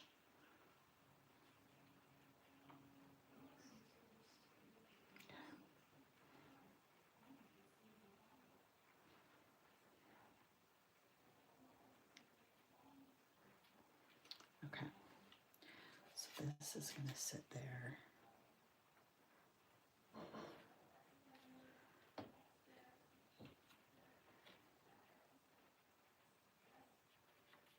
But once we start layering all of the flowers and things underneath here, or between the snowy hills, it's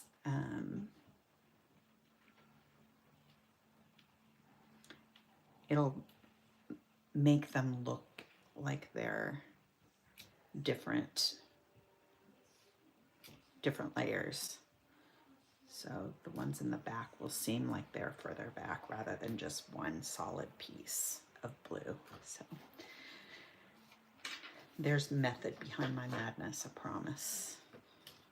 All right, so then we've got this other green one.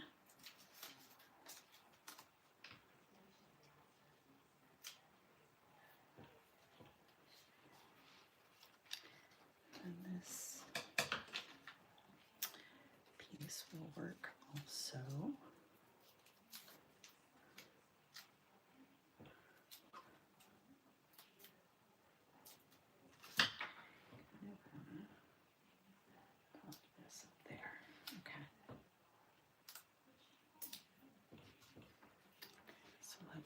Add some adhesive here.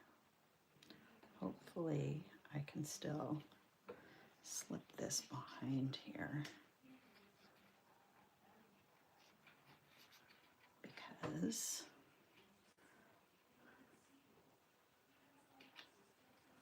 okay.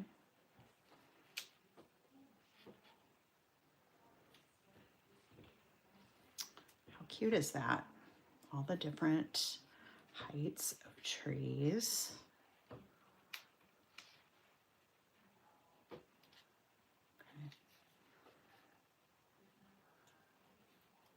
Okay. And this guy's glued down also. All right. And then the only thing we have left to do in our first step is to put our title down. So let's quickly do that.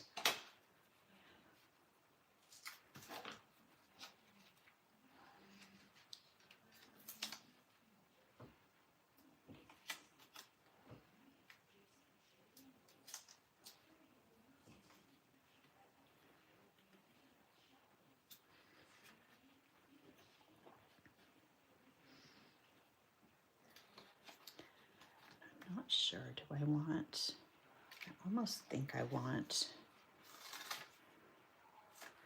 2 layers.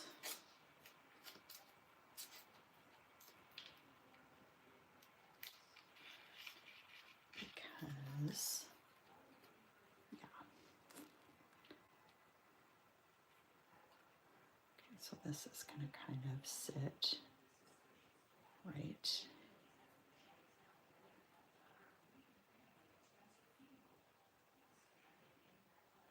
there. Okay. So I'm going to put this here. And sit our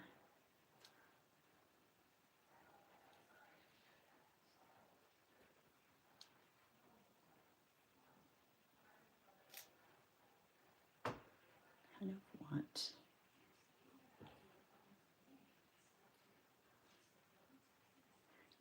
and this is a perfect example. So like with the title here, I could drop it down and put it here, but then it leaves a bunch of bare space up here, and I think we need color near where our photos are.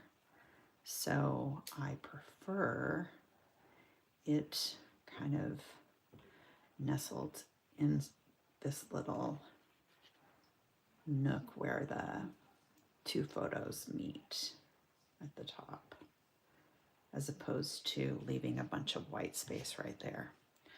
All right, so there's that. So now we get to start adding pretty things. And I've got all of them pulled aside here, so we can kind of begin to layer them. So we've got right here, we've got our pink house and this little red house. And see, this is why I wanted to not glue the edges of the snow hills quite yet, because I knew that there would be layers of things that were going to go underneath them. So they're almost like little envelopes, right? Okay, so this one,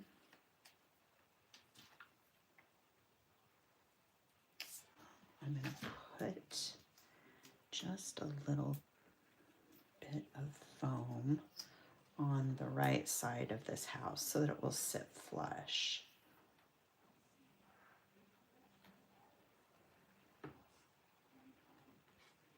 So it's going to sit right here next to the pink tree.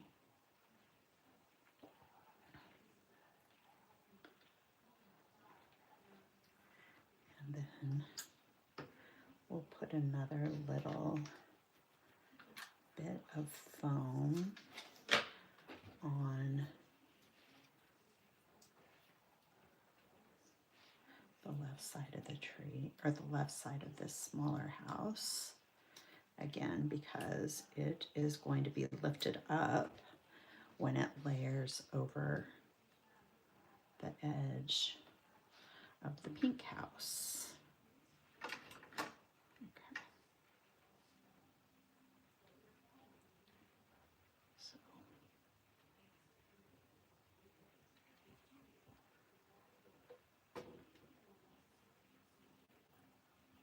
So this layout has a lot of dimension.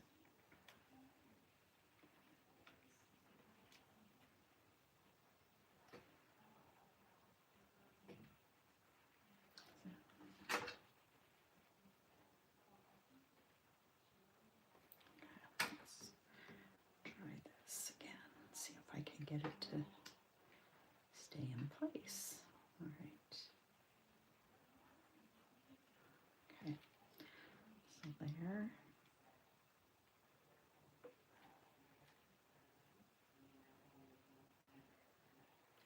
Okay, hopefully it will stay.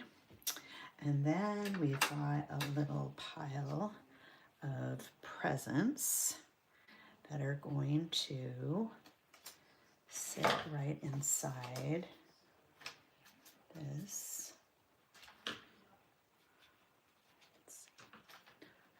Just kind of put a little bit of foam here. And I might trim these lower ones off because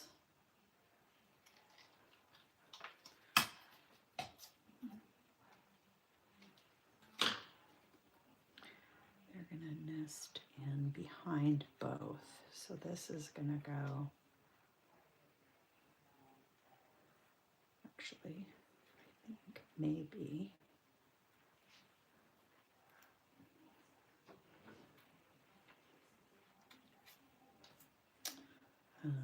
let's put some.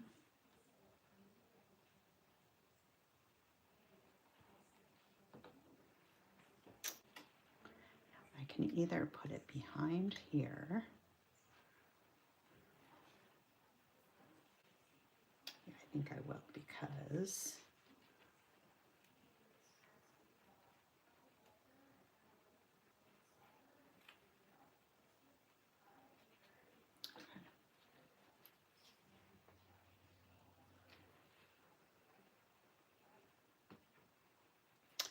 this might need, there's so many things that are overlapping. So this is going to go here. This piece.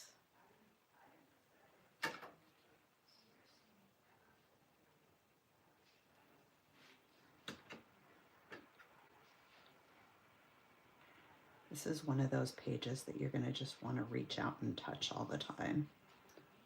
Okay. Let's pop this kind of right in here.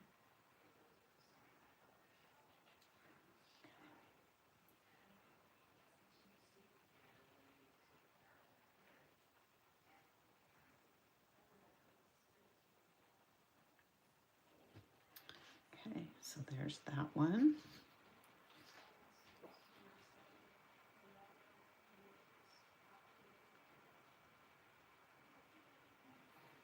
All right, and then we have another little pink house that is going to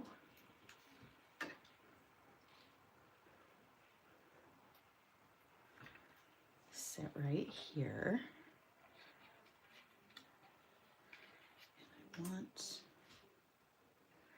and there's also a little puffy sticker tree that we're going to put here also. So I think that the puffy sticker is going to go about right there. And then the little house is going to tuck in about here. I think I want as much of this to stick out as I can. Okay. So, all right. And then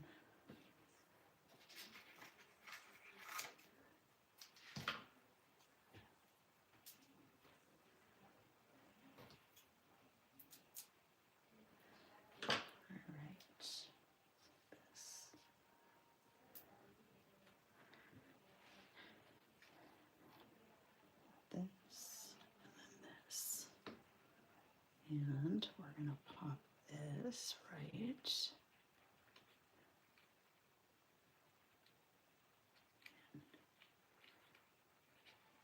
in here.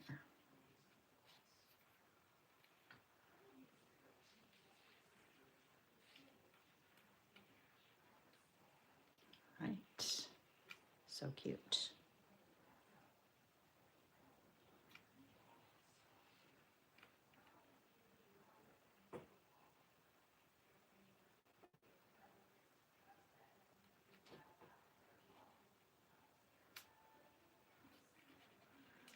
I feel like not.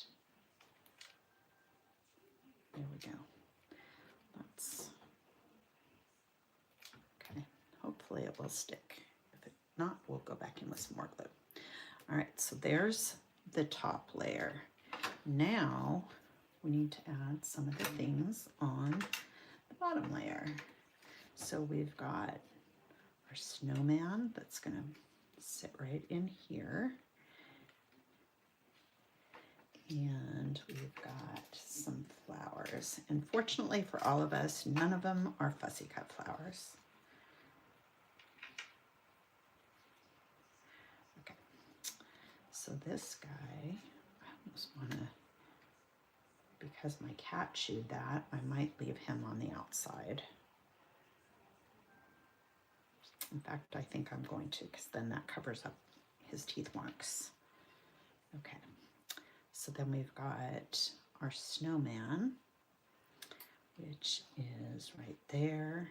And then we put like a big pink flower kind of in there. So cute. I love this page so much. And then,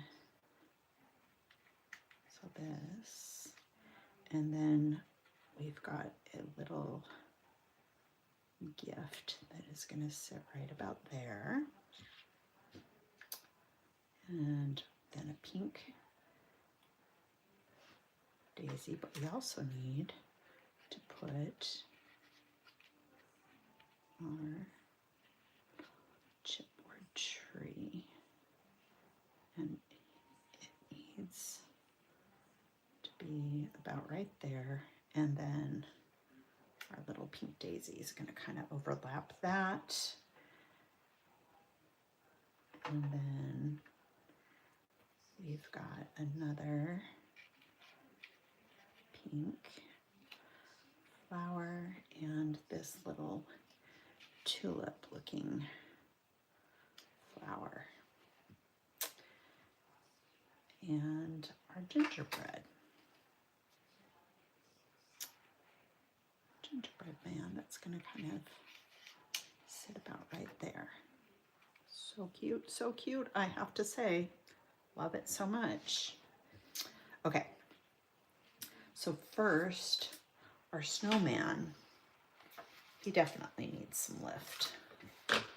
So let's do that.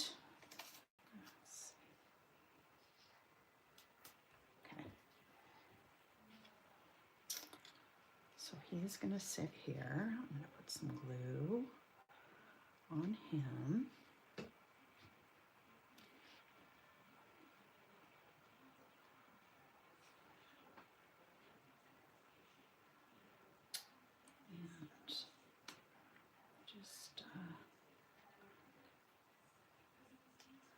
Want to like just kind of make him so that he looks like he's like sinking into the snow. All right. Now this one, I think that I'm going to put down flat. I'm going to just tuck him down between the snowman and the tree, and then this one we'll put some foam behind.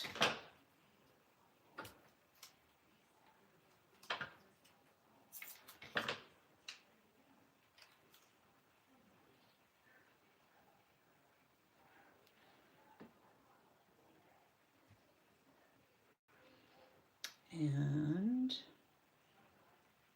let's just kind of set him behind the snow so it looks like he's kind of tucked into the snow as well.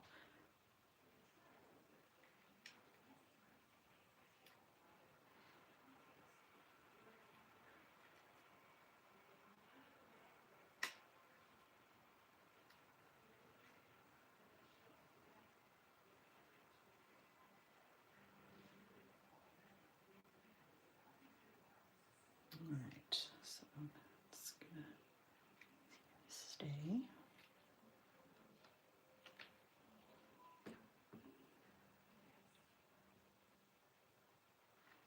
All right, there.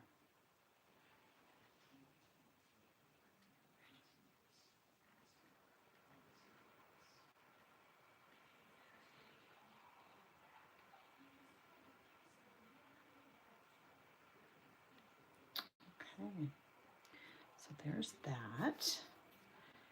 And then this guy,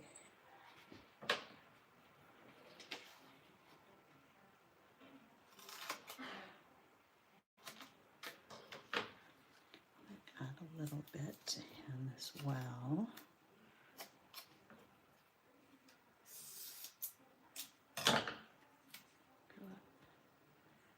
this way.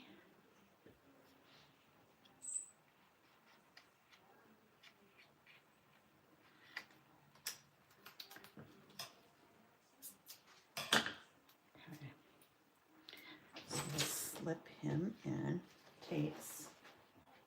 Thank you. You already ate my paper.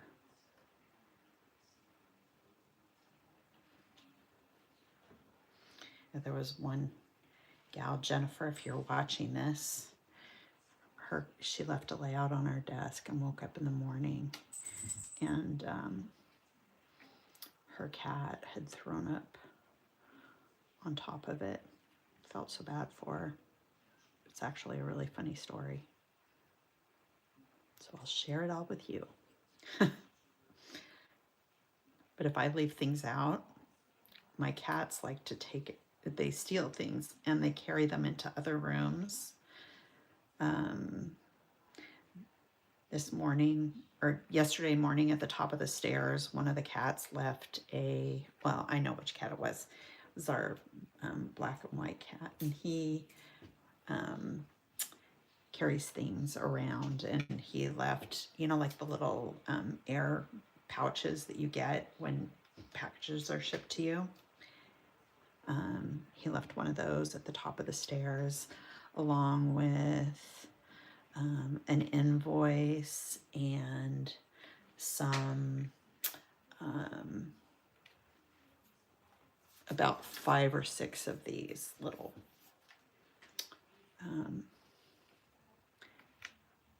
backing strips off of these foam, puffy foam. Oh, this is so cute. Okay, so there's that. And then we definitely want foam in the center of our little, I don't know if this is going to show though. Not incredibly bad, but let's trim it down just slightly. Right. Okay. So we'll add this, and he's going to sit right about here.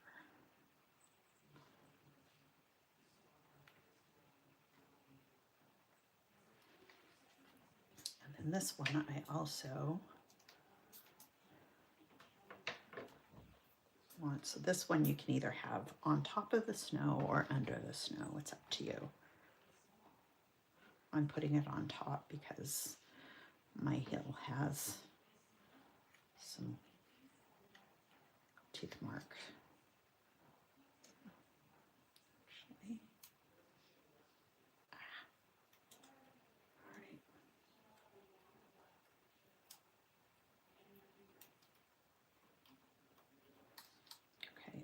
everything is stuck to my fingers. This is what happens towards the end of the night. Okay, so there's that. And then, well, hello, Melvin.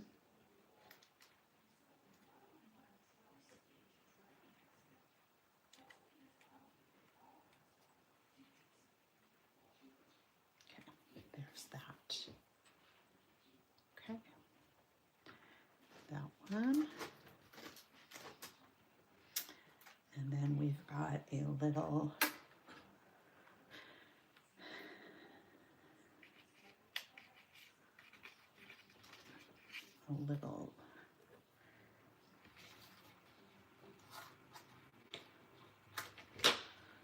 flower.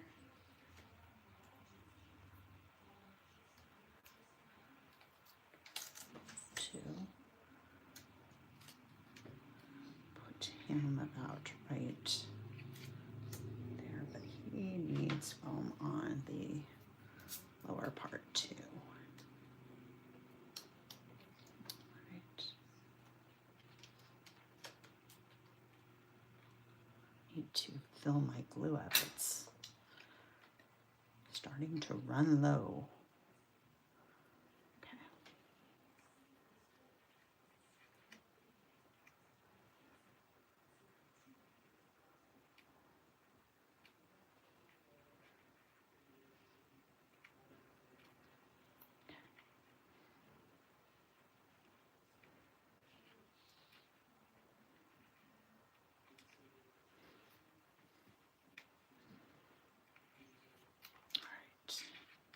This guy is going to sit there, but this one needs to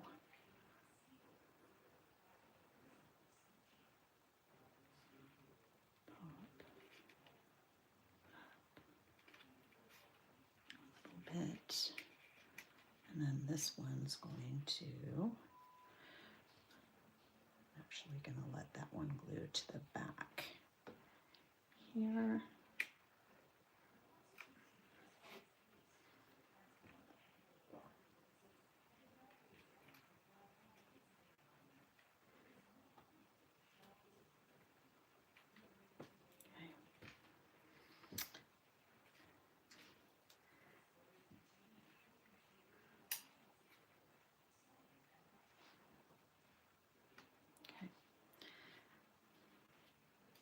And our little gingerbread man, he needs some foam.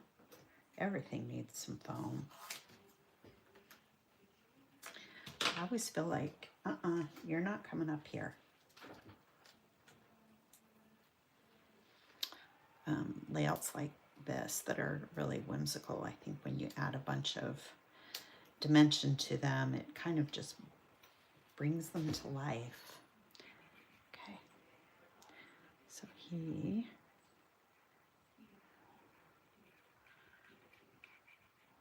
don't want him showing too much. I think maybe this guy needs to be tucked down just a little further. Same with this one, maybe. Okay.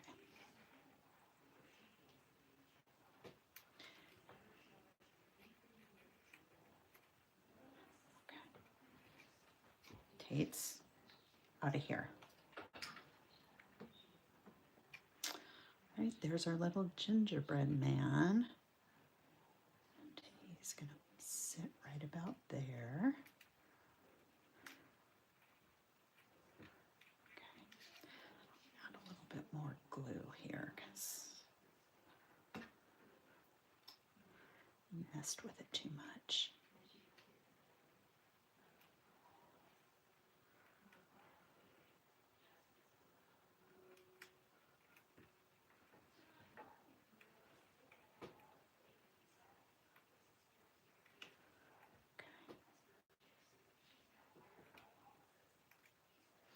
Right, here's the cat. Gonna get into trouble. Sorry. Nope. All right. And then, so there we go. step 2 is done. Now we get to add some more fun little bits and pieces and kind of fill in all the little gaps. So we'll start kind of over on this side. So one of the things that we need to do is I'll add this little red heart.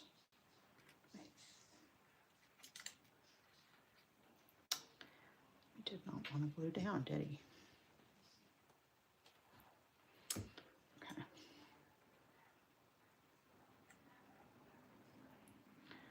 So I'm gonna put this little heart kind of right here.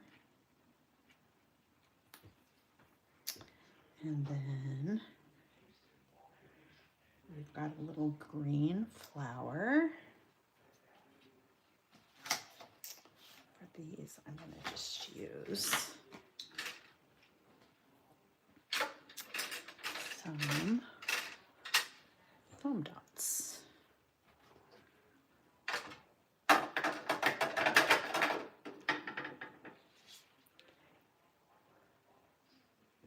Like I'm getting off frame here a little.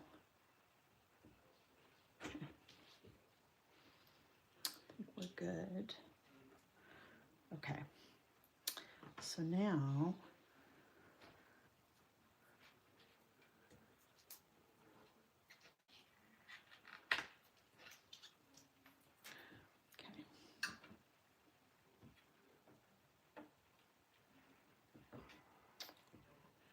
okay, so we've got our little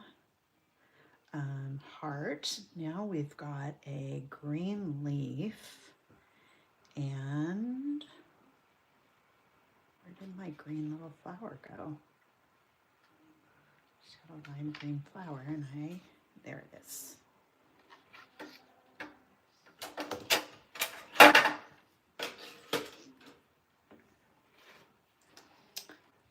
Yeah. This guy just does not want to glue down. Stay. All right. So what we'll do here is we'll add this guy. Oops.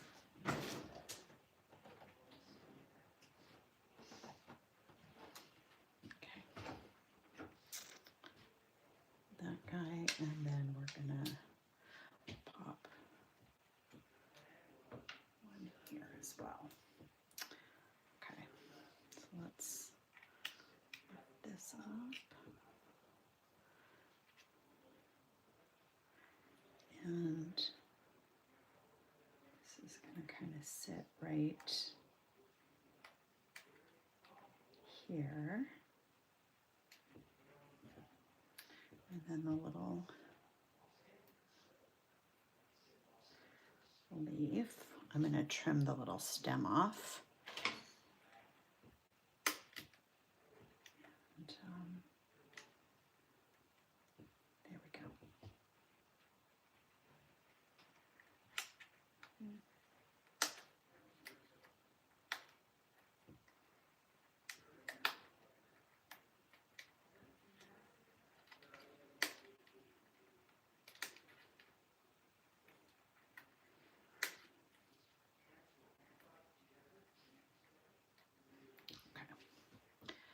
There we go.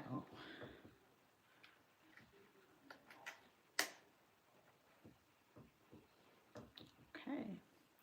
And then we have a little peppermint that will pop right there. And a little ice cream, or ice cream cone, but little candy cane. I actually want to kind of tuck it. I want to have it look like the snowman is holding it. So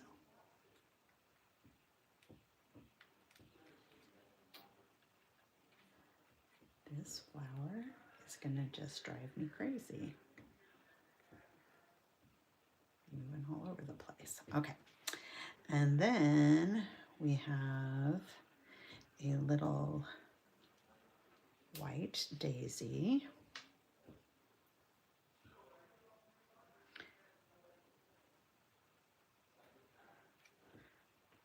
That's what I mean. Why I bet you that you could, I give everybody a challenge to use this kit and create a spring layout with it.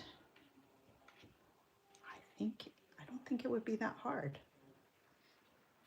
And then we'll put this little reddish star here. And I'm just going to glue this down with the stem.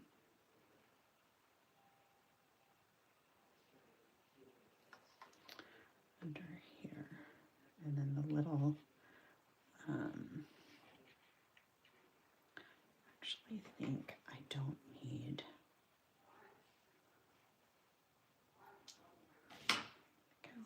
the top bit. Okay. Oops. The glue is going everywhere.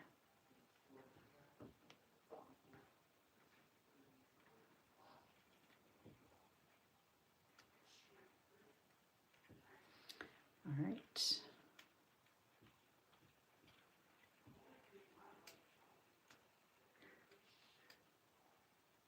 Okay, so there's that. I kind of want to just drop that there. And then this, I want it.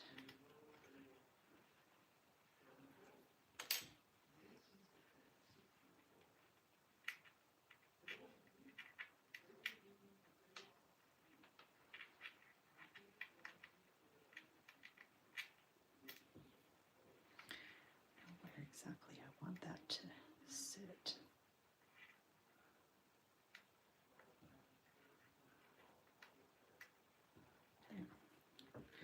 Okay, so there's that. We've got our little present. Then we've got a little blue heart. This puffy sticker that will layer right here.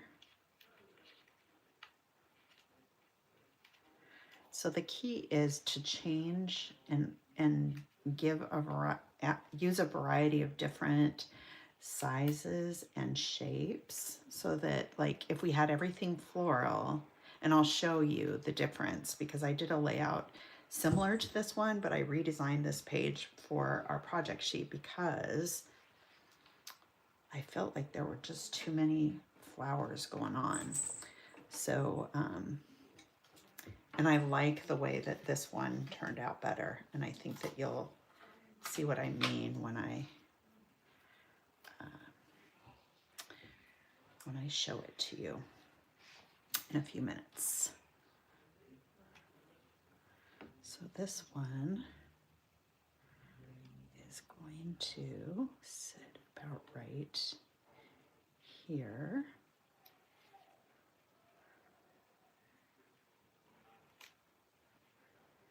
And then we'll use this guy, and again, I'm not going to put any foam behind him.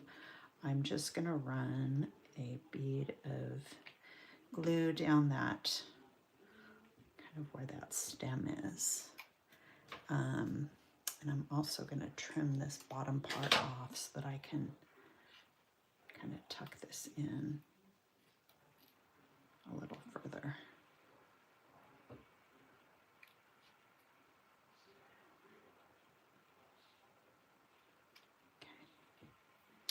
So there's that. We've got another little leaf, which I'm also going to do the same thing. I'm not going to put anything behind it.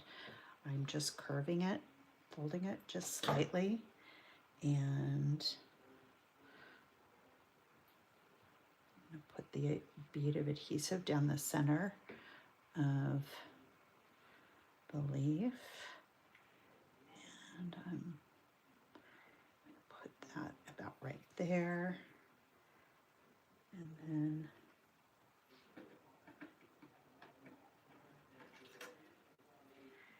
here's another little guy, and I'm going to tuck him right kind of underneath here.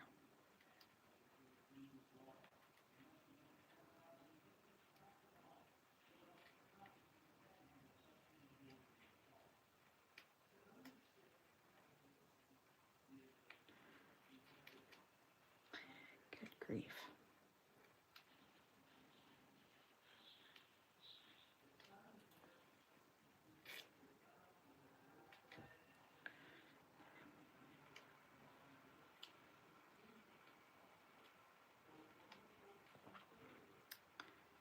Want this guy there, and then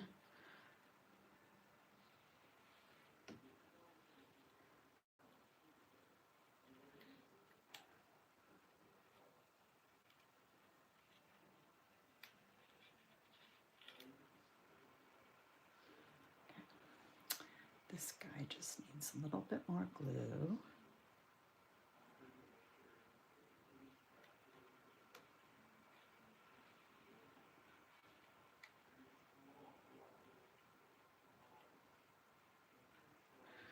Right, and then we have another little blue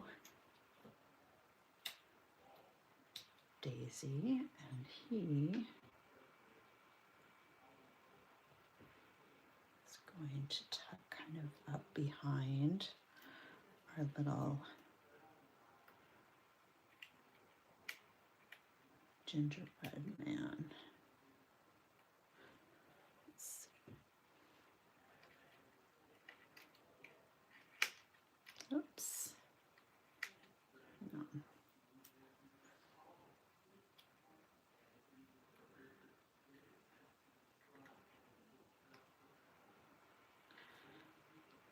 Right. And then we've got a little blue-green star that's going to sit there, and a little pink puffy sticker. We'll put up here, and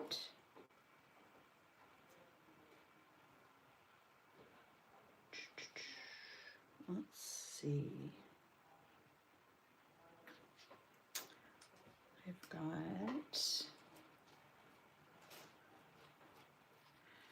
this little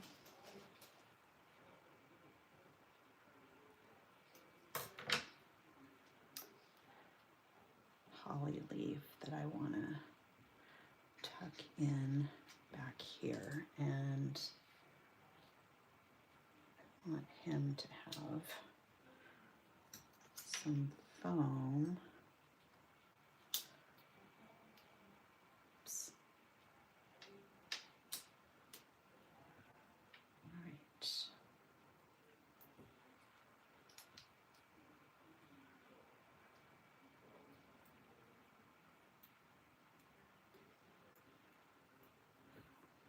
All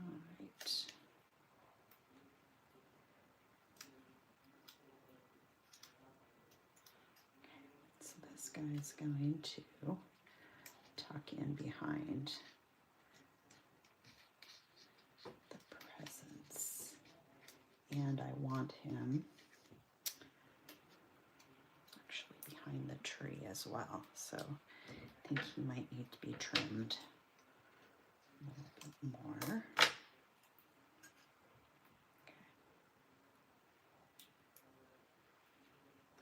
Alrighty.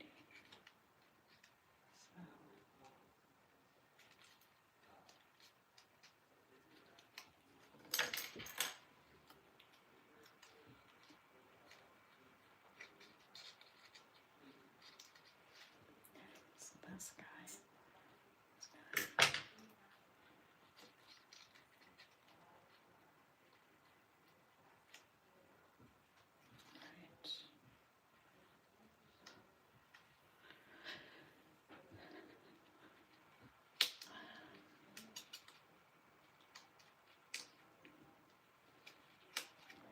Needs to be on the back side. There we go. And is that everything? Do we have?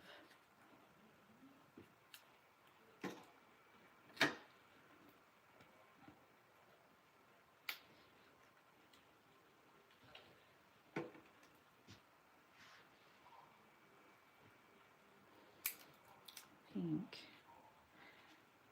this is just looking a little.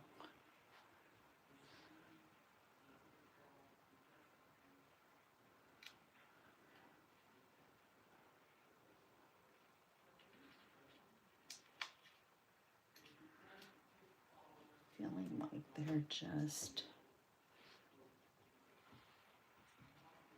I think I need this actually. That don't need that, but I think we're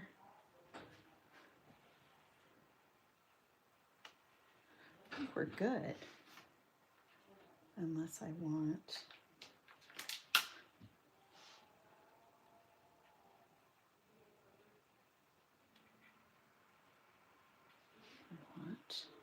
no. I think I want it just the way that it is.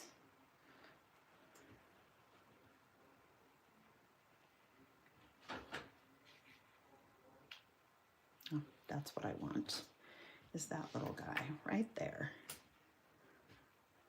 And need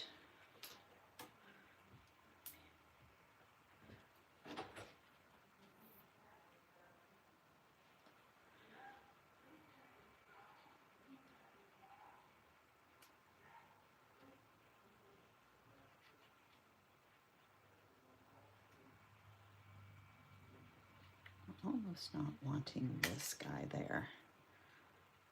Thinking this guy.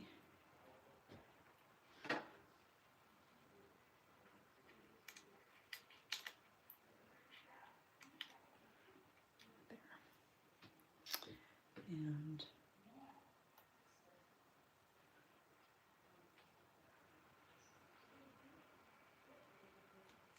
okay.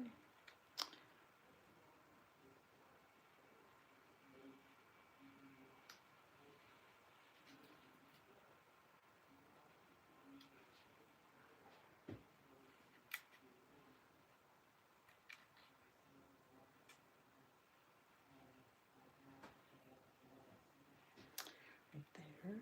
And then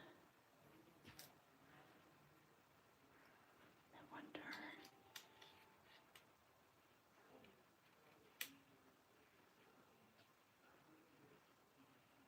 There we go.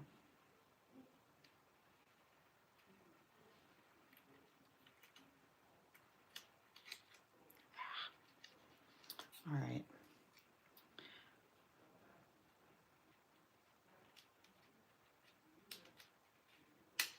There we go.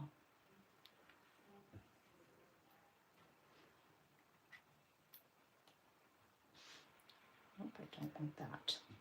The only thing that I can think of that I might want to add there is maybe, no.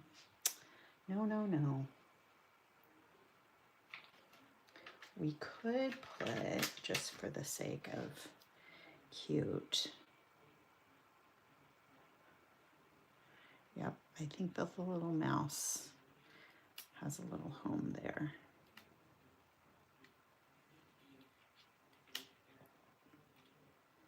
All right, we are done. All right, so let's take a look at if I forgot anything. I did not. it always ends up taking longer than I anticipate. And I think that if I would just do simple pages, we could definitely get this done in a couple of hours. But so give me some feedback. Do you guys want more simple pages in our project sheets to be able to actually put them together quickly? Or do you like doing these intricate pages with lots of little bits and pieces and mention and all that kind of good stuff? So let me know. Oh, quickly, I was going to show you. So the difference between, I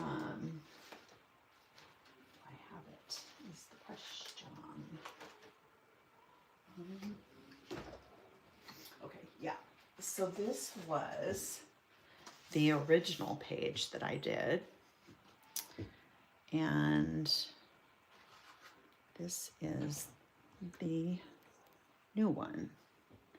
So if you look at the difference between the two, it's all florals. Everything is the same shape, and I mean it's very, very pretty. I like the way that it turned out, but there's no resting space, and I did polka dot trees. So basically, for the most part, very similar products, and many of the same products. They're just positioned differently. So yeah, so you can see the difference between the two. So anyway, and if you look at this, more closely, you can see this one as opposed to this one, and it has just a bunch of different bits and pieces. So this one was just a little bit more difficult to be able to show you how to put it together. So that's why I redesigned it, but very similar. Okay, so what we've done tonight are 3 pages, and grab them all. 3 pages, 3 project sheets. Okay. And okay, so let's take a look.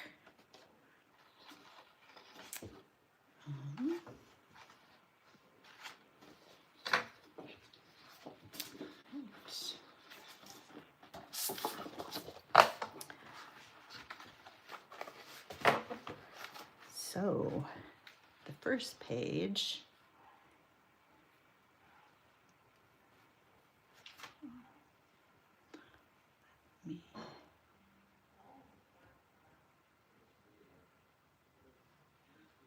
so this one here, and here's our project sheet. So you can access all of these in our Craft Connect community. So go ahead and sign up and join, and then go to click on the classroom on the top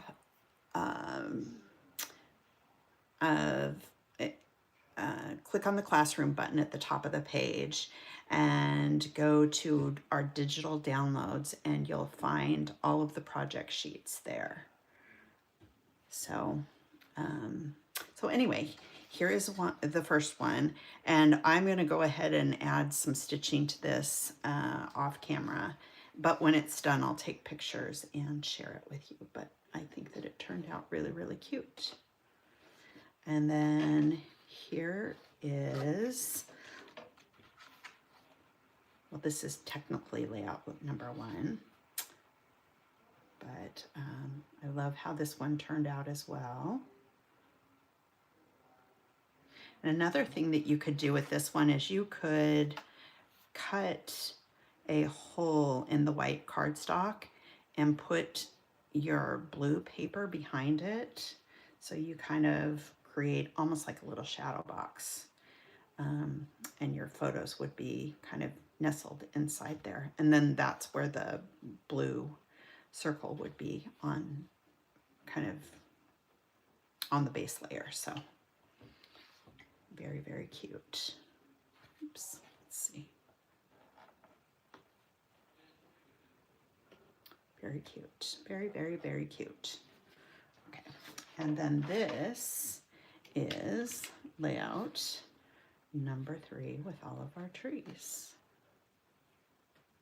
Got lots of bits and pieces.